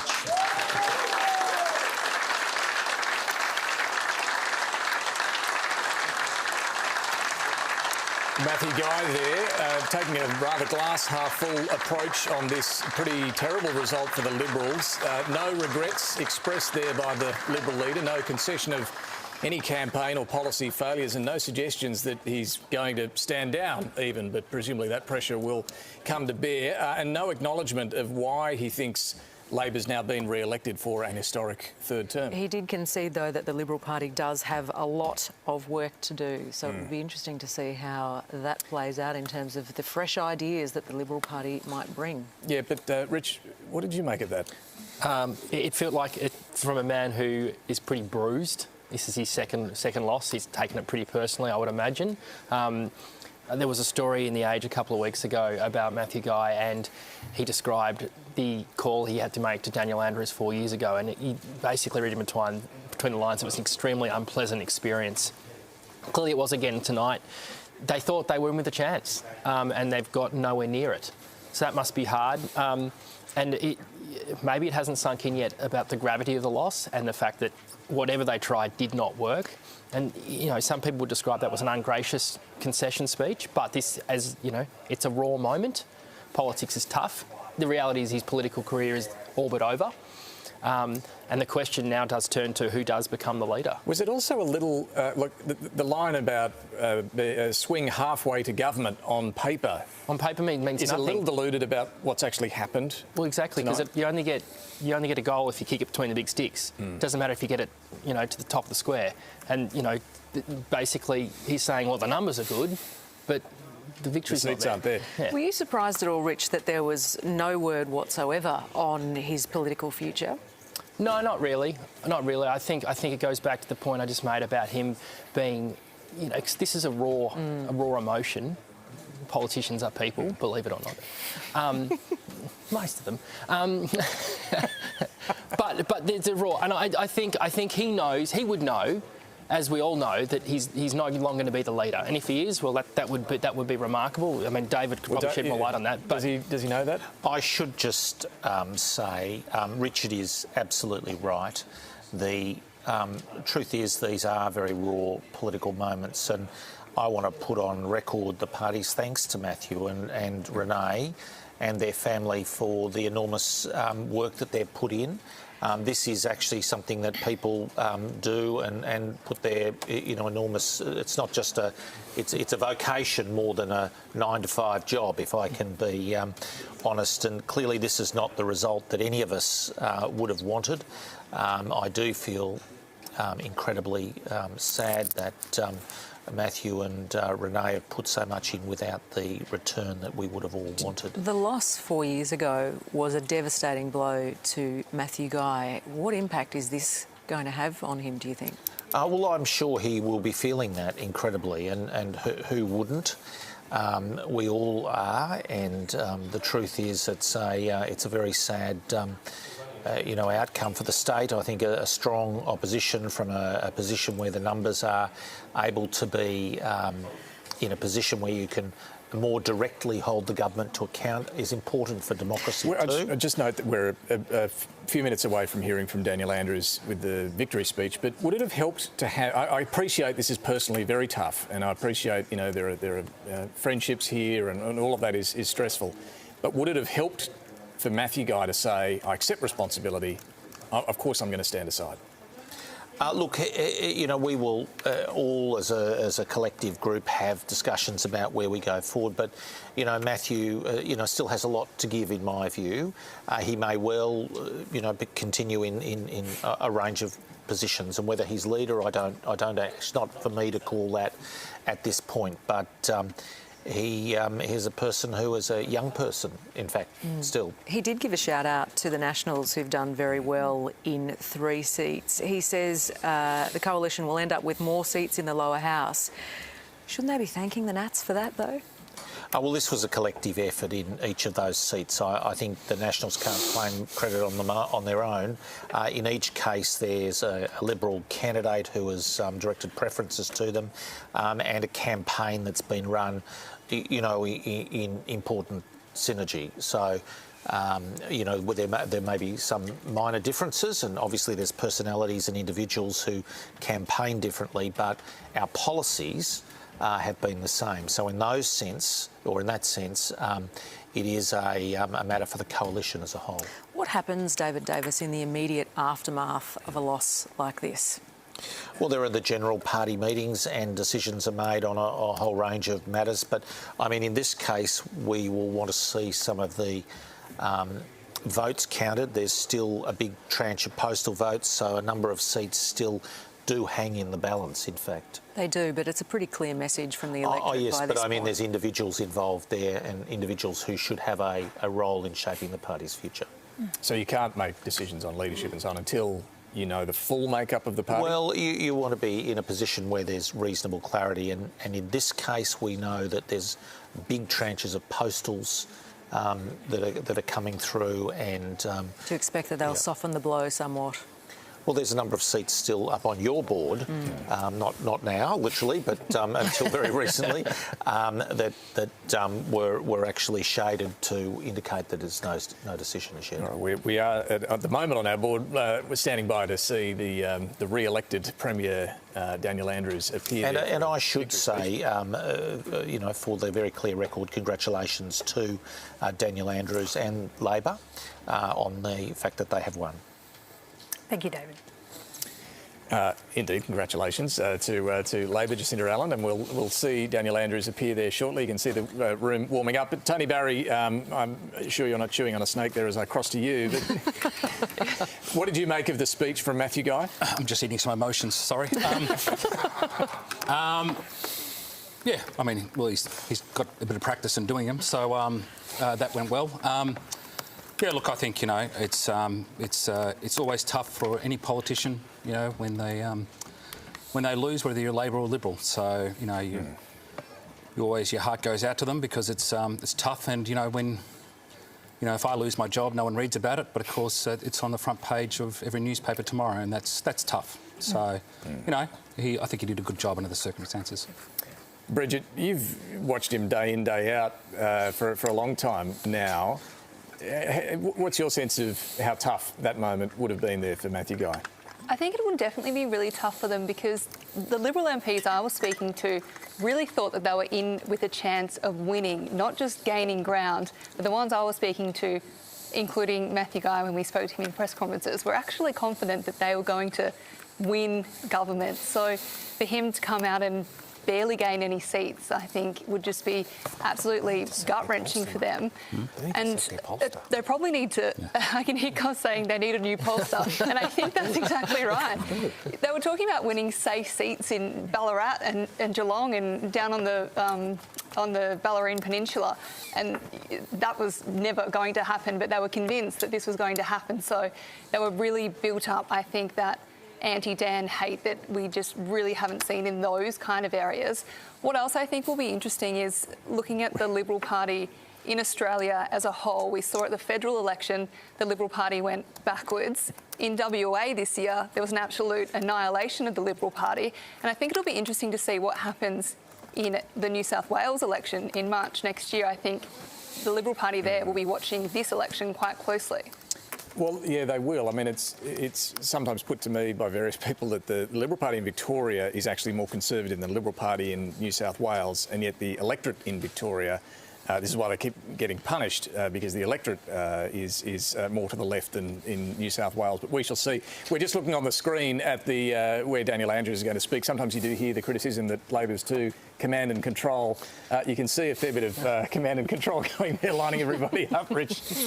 I guess one question is, we're focused a lot on the Liberals' failures. Yeah. Have we, I guess, underestimated Labor's strength? There have been criticism throughout the campaigns that their campaign was no good. Coles has certainly talked about that. Do we think that maybe we've missed that? Well, I think, Jacinta Allan, you've been expressing that view for the last couple of hours. Well, look, firstly, can I acknowledge David Davis's congratulations earlier, and also I did just want to make an observation about Matthew's speech. I mean, that's hard. That's really, really hard. And I think the comments that others have made tonight, that he's a dad, he's a husband, he's a person. There's been a bit of talk tonight about some of the toxicity around politics. Let's carry that memory forward and reflect on. We all need to do sometimes. Include yourself in that? Of course, sometimes in the heat of the moment you can get a bit excited, but I always try and be as absolutely respectful as I can. And you've spoken strongly on that, and then, I can see some movement here. We can. We'll come back to that. This is Daniel Andrews' daughter and sons, we believe, so he's moments away from stepping out of the car and coming to give his victory speech. There is his wife. Yeah, there he is. We should underline here, Rich, the historic nature of this moment. Re-elected for a third term, the first Premier to do so since the 4-year fixed terms were introduced in Victoria. And he will get his statue, David. He'll get his statue. It's not about the statue. Yep, we should explain to people what that means, Tam, those who don't understand. All 3-term premiers in Victoria get a statue. No, 3,000 days? It's a certain number of days. Oh, is it? Yeah, I think it's 3,000 days. 3,000 and it's never been about the statue. No, but, maybe a so he could do a Tubby Taylor and pull a pin on 2,999 and not get his statue? Let's have the Premier enjoy this moment. No, but it is an historic moment, and the first Labor Premier to win 3 elections since Steve Bracks, and only the third Labor Premier to do so. Look, maybe following the Premier's speech, there might be more time for this, but as historic a outcome it has been for the Liberal Party, it's equally an historic outcome for the Labor Party.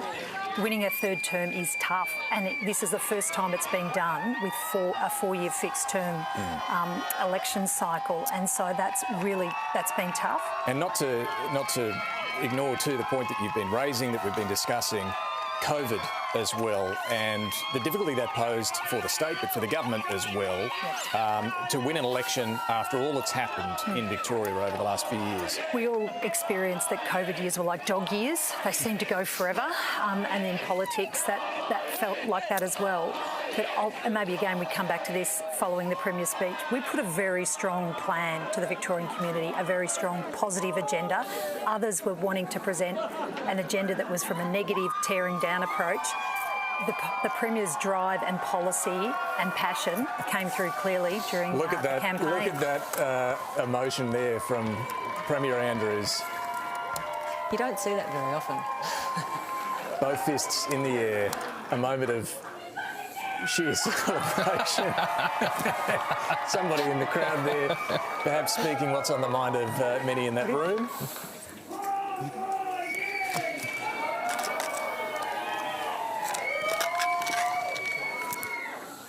Friends and fellow true believers.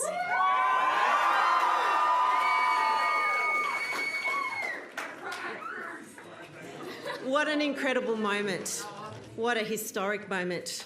I'm so proud of the hardest working person I have ever known, and I'm even prouder to introduce him. Please welcome my husband, the leader of the Labor Party, the member for Mulgrave, and the Premier of Victoria.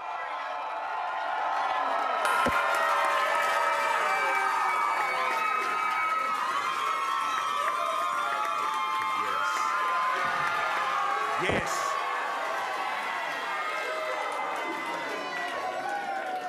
Thank you all.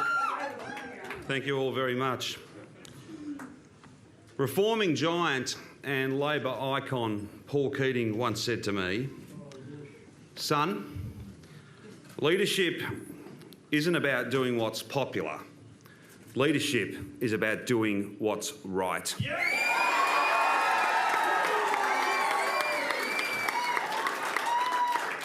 Essentially, he was telling me that leadership is about doing what matters. And that's exactly what the people of this great state have endorsed today in resoundingly re-electing our strong, stable, majority Labor government.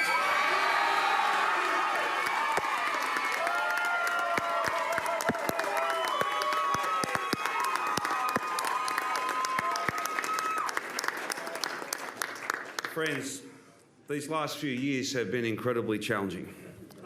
We've had to make some very difficult decisions, some very tough decisions, and Victorian families and businesses right across our state have had a very difficult time. This was a 1 in 100 year event. And because of the tough decisions that we made, and as important, in some respects even more importantly, the fact that Victorians stuck together, the fact that Victorians through kindness and compassion, through connection and care, looked out for each other, went and got vaccinated because vaccines work.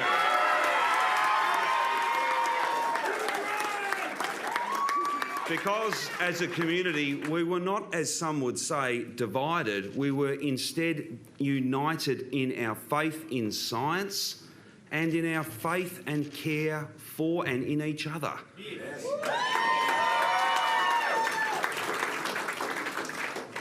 That too, that sense of kindness, that sense of connection, that sense that we are all in this together has been confirmed today as well. Friends, hope always defeats hate. Yes.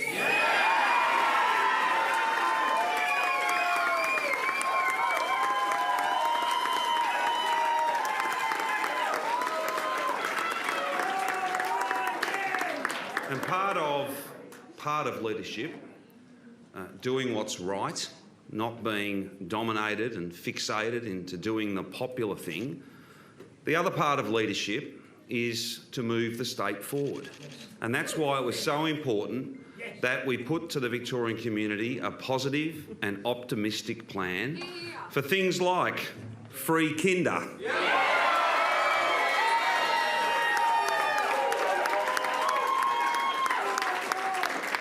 Adding to the free TAFE list so that every Victorian can get the skills they need for the job they want. A positive plan that also includes more nurses. We'll give our nurses a big round of applause. And keep the applause coming because our positive plan also includes more AMBOs as well.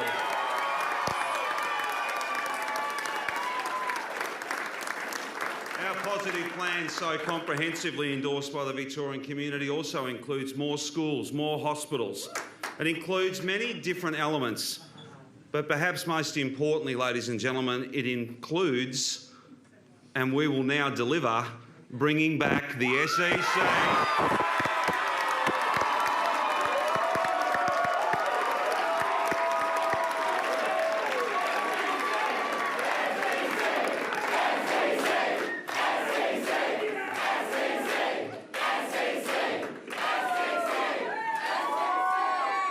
And you know why we're bringing back the SEC? To cut emissions, because it'll be 100% renewable energy. To cut household bills, because these big greedy companies have told us they're leaving, and goodbye to them. They'll be replaced with something better. And so our political opponents can't at some point in the future sell the new SEC like they sold the old one. We'll write it into the Constitution as well.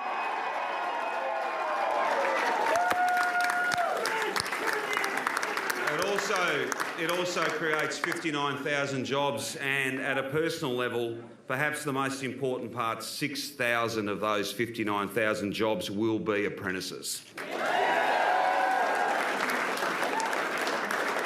Now, none of us get to stand here and give a speech like this. None of us get the opportunity and the obligation to do what matters on our own. So I've got a few thank yous to offer up. First of all, can I thank our amazing volunteers.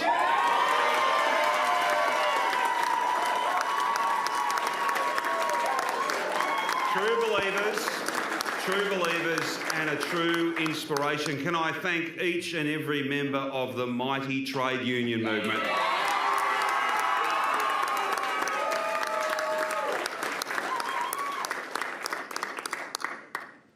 Can I thank two of the most incredible people that I've ever had the great pleasure of working with. People who work so hard to make possible the delivery of the agenda, those positive plans we've put forward in 14 and 18, and they'll work just as hard to get the job done with this positive plan so resoundingly endorsed today. To Lissy Ratcliffe and Jessie McCrone.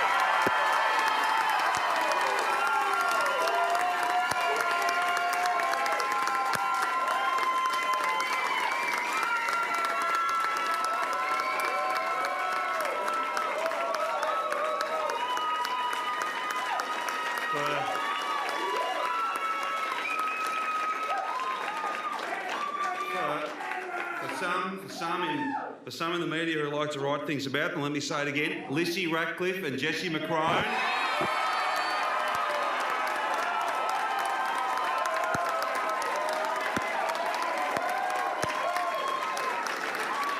To our outstanding State Secretary and Campaign Director, Chris Ford. Fordy, you've done a great job. Fordy, you've done a great job, and to all your team, thank you so very much. At a local level, I want to thank Barb Cool and all my elected office team. They have had to deal with quite a lot. And I thank them very much for their hard work. Can I, of course, thank the people of Mulgrave. I'm a little bit biased, but this is the best electorate in our state. And I'm truly humbled to have been, yet again, comprehensively endorsed by my neighbours, my constituents, to be your voice in the Victorian Parliament. Just before I get to the people who need the greatest level of thanks, they're standing with me here. I do want to thank Campaign Chairman James Molino.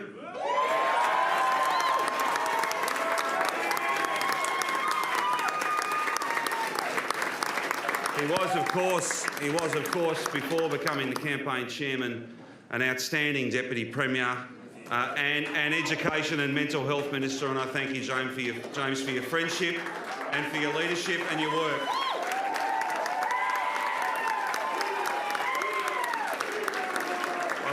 I wish you, Megan, and the kids all the best for the future. Can I, of course, also thank Deputy Premier Jacinta Allan.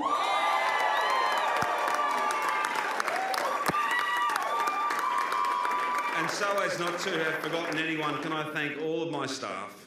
Can I thank everyone who worked hard and believed in us and always was out there putting that positive plan to friends and neighbours and family and teammates and workmates, telling your stories about why you were voting Labor to help other people discover the reasons why they should too. It matters. Community-based campaigning matters. I'm looking at it right now.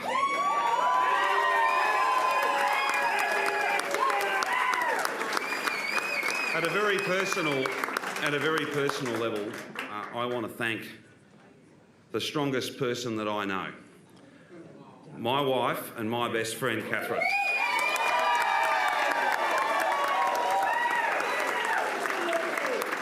And together, both of us want to thank the three most important people to us. Absolutely. The future three people we're very proud of, Noah, Grace and Joseph.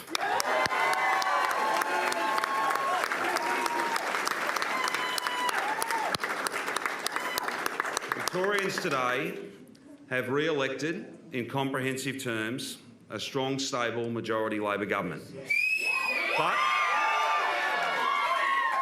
But But there were some Victorians who could not see their way clear to support our plan. I want to be very clear. We will govern for all Victorians. We will deliver each and every element of our positive plan to benefit each and every Victorian. No matter how you voted,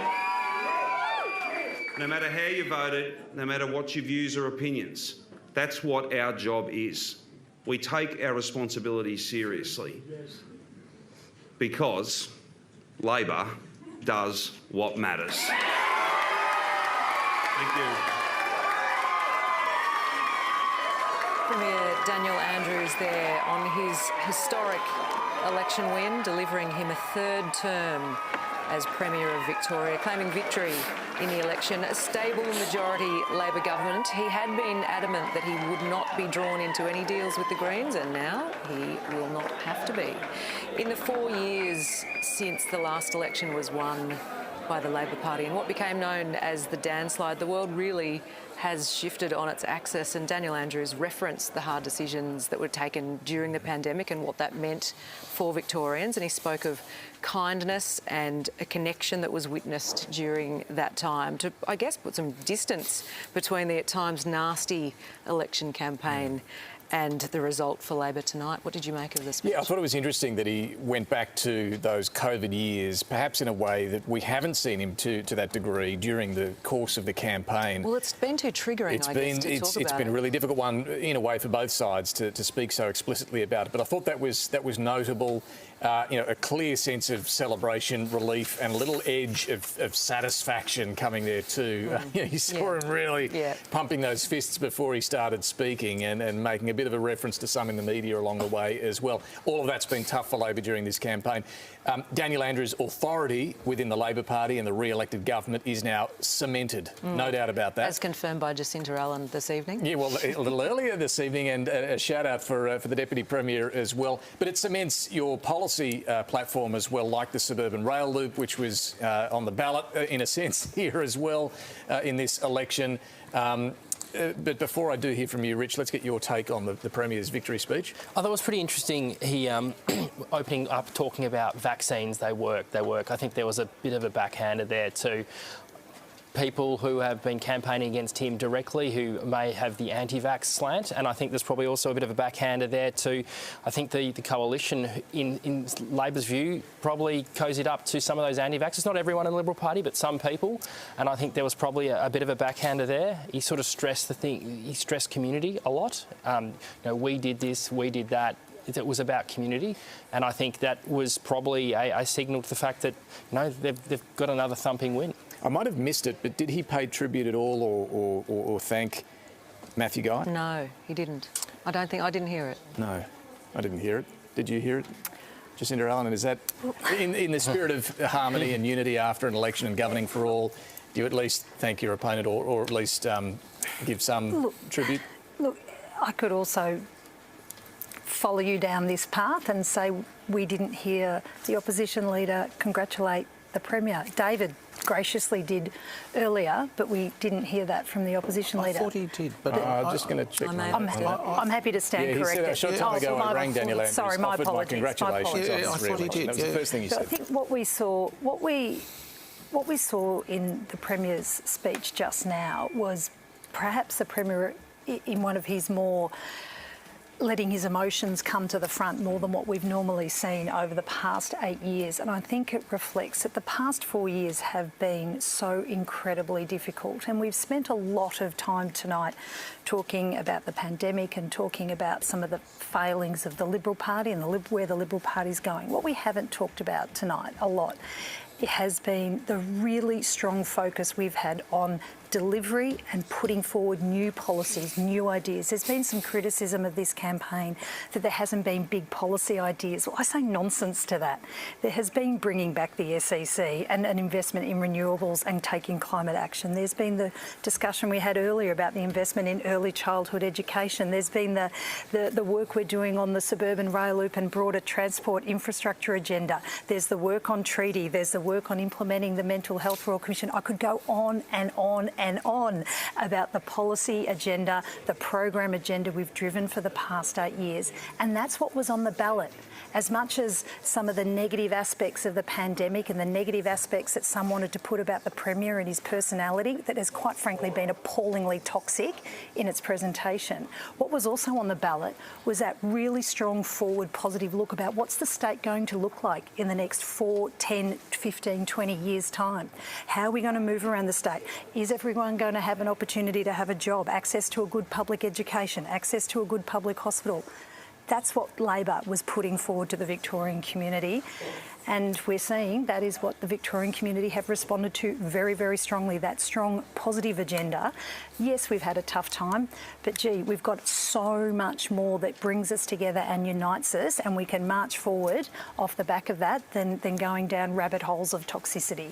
David Davis, your thoughts on the Premier's victory speech? Look, I don't want to get into to and fro. It reminded me of Paul Keating's speech in 1993. Well, he did reference it at the very top there. You know, I just... but anyway, let's leave that for today. I think this is about the future. You know, democracy has operated, a decision has been made, and we will, as an opposition, rebuild our program and our offerings to the community, and that's our task. You know, and that's really the truth of the matter. Are you going to have to rethink some of the big policy positions, just to pick up on what Jacinta Allan said there, the suburban rail loop? Do you have to rethink your position on that? We think the suburban rail loop is a problem for the country, problem for the state, because it's not fully funded. It's only 1/3 funded. But do you now review all of your policy positions? Nothing will get around this difficult fact that there's 2/3 of it where there is no money. And this is going to be a very big problem for the government and for the Victorian community. If the government does proceed with it, as they've indicated they will, and they in one sense, they do have a mandate to do that now. They sure do. I don't want to re-prosecute this campaign argument. That won't get around the finances of it. I'm just wondering, in light of what the Victorian people have decided... billions of dollars to be funded. Sure. But, and they have to come from somewhere. Now, you know, I floated earlier in the night that the first target the government might put on that list is the Future Fund, to target that, not to pay down debt, but to spend more money. And, you know, the government may well put significant taxes on local communities to fund it.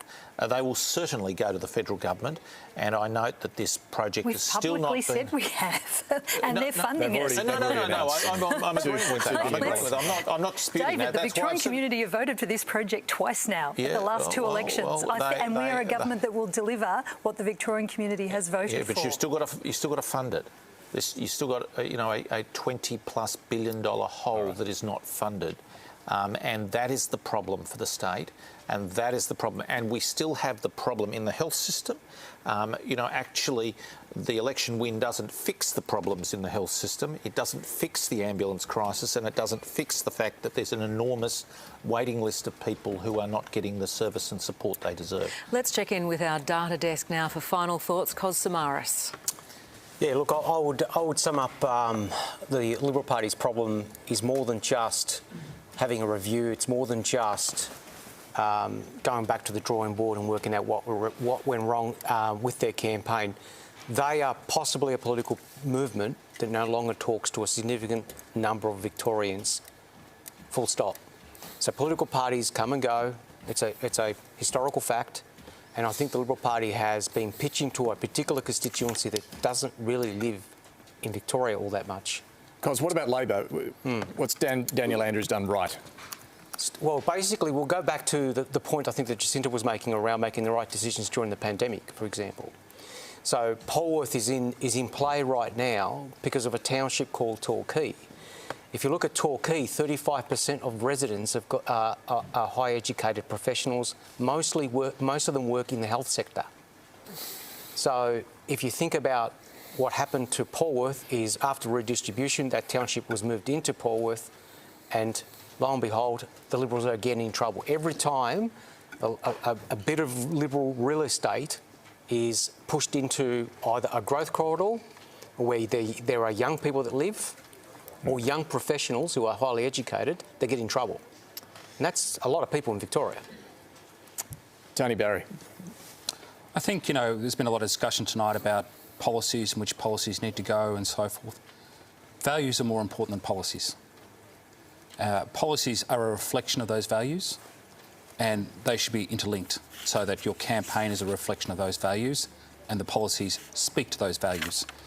And I think that's a major disconnect that we had in the last federal government and that we have in the Victorian Liberal Party today. And so we need to get back to those core values and communicate those core values. And they have to be the shared values of the community. And to do that, we need to be representative of the community. We need a better cross-section of the community in our party room. And I think that will go a long way to connecting those values to the community. Bridget Rollason, what's your take on the tone and the content of that victory speech from Daniel Andrews? Yeah, I've spent a lot of time with Daniel Andrews over the past few years, and that's the first time I've ever seen him show such raw emotion like that. I've never seen that before.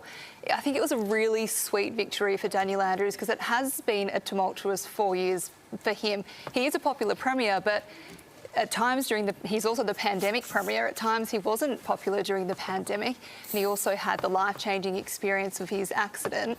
I think the question now is, will he still be the premier? How much longer he'll still be the premier for? Because we know there's talk of him not lasting this term. There was talk of him not even coming back for the last term, but he wanted to make sure his legacy was more about just the pandemic. So are we going to see him last after March when he gets his statue? What's going to happen next? Are we going to see Jacinta Allan become the heir in the next term? I'm not sure.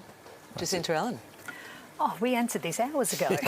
Come on. That was like yesterday. Yeah. I suspect well, it does feel like a long time ago. It's been a long night. I mean, it's the same answer as it was about 3 or 4 hours ago. He'll go on his terms now, right, after this result? Well, the Premier has made it clear, and in fact, I think I was standing next to him the day he made this very clear in Melton a few weeks ago. He absolutely intends to serve the next 4 years, and I'm very confident that the caucus will be very pleased with that, given the results we've seen. As I said earlier, this is an historic night for Labor to win a third term on a fixed 4-year election cycle. Has never been done before. It is remarkable when you look back over the course of history how little Labor had been in government before the early 1980s, and how, as off the back of a strong community connection, Labor movement connection, because you know what? Unionists are part of the community too. Union members are part of their community as well, and they're proud Victorians. We have been able to work with the Victorian community. We have come together through the tough times. We've formulated policies that have responded to the future needs and the future aspirations of the Victorian community. And that is the agenda that Labor will continue to progress, a progressive agenda that is based on sitting down, listening to Victorians and then putting it into practice. Jacinta Allan, thank you. Antony Green has some final observations to tie tonight up in a big bow. Well, I'll start with this graph we've used several times. Swing of 1.3% towards Labor in eastern Melbourne and a swing of 6.6% against to the Liberal Party in northern and western Melbourne. So all the loss of Labor support has been west of the Yarra, where they weren't going to lose any seats. Let's just have a final look at the overall results for the election. Unfortunately, I've just gone. Let me do statewide.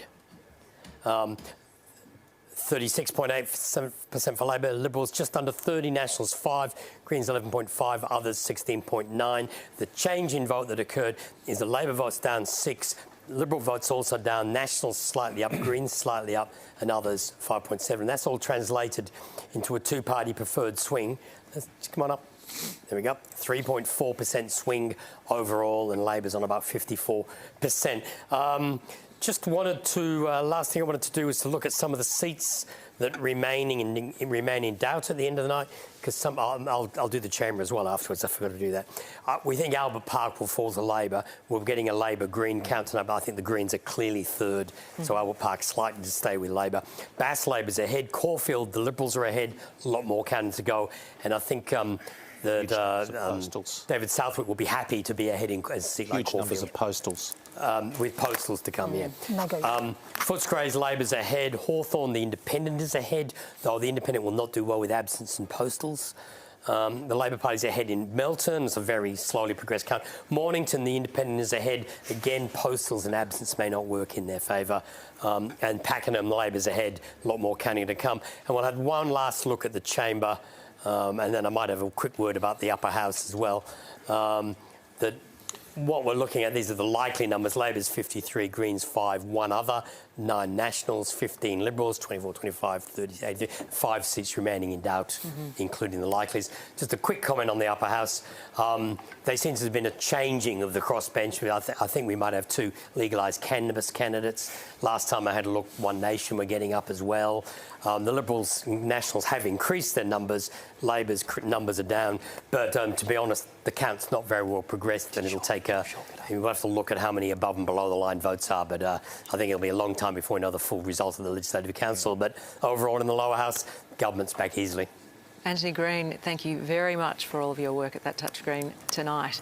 And that draws to a close our coverage of Victoria Votes 2022. The government's handling of COVID and its long lockdowns has not forced a change of government. Daniel Andrews and his Labor Party have been returned for a 3rd term. Labor has now won 9 of the past 11 elections in Victoria. It is the first time Victoria's had a 3-term premier since fixed terms were introduced in the state. The ABC is projecting, as we saw, that Labor's won at least 51 seats in the lower house, but as counting continues, they're likely to get close to where they started the night, with a majority of around 10 seats.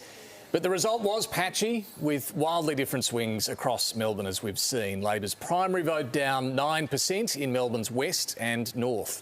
The other big story tonight was the Greens and Independents. Labor has lost seats to the Greens in the inner city, with the minor party now projected to hold at least 5 seats in the Legislative Assembly. 2 teal Independents were ahead when counting ended and could take their place in an expanded crossbench.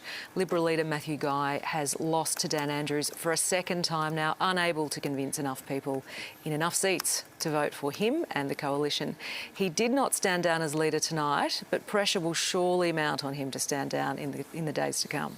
Big thanks to our panel, Jacinta Allan and David Davis, Richard Willingham as well, for all of your insights throughout the night, plus Samantha Ratnam and Ellen Sandell joining us a little earlier. As well as Bridget Rollason, Tony Barry and Cos Samaras, and of course the ABC's chief election analyst Antony Green, for keeping us across all of the numbers tonight. Thank you all at home too for choosing the ABC to bring you tonight's count.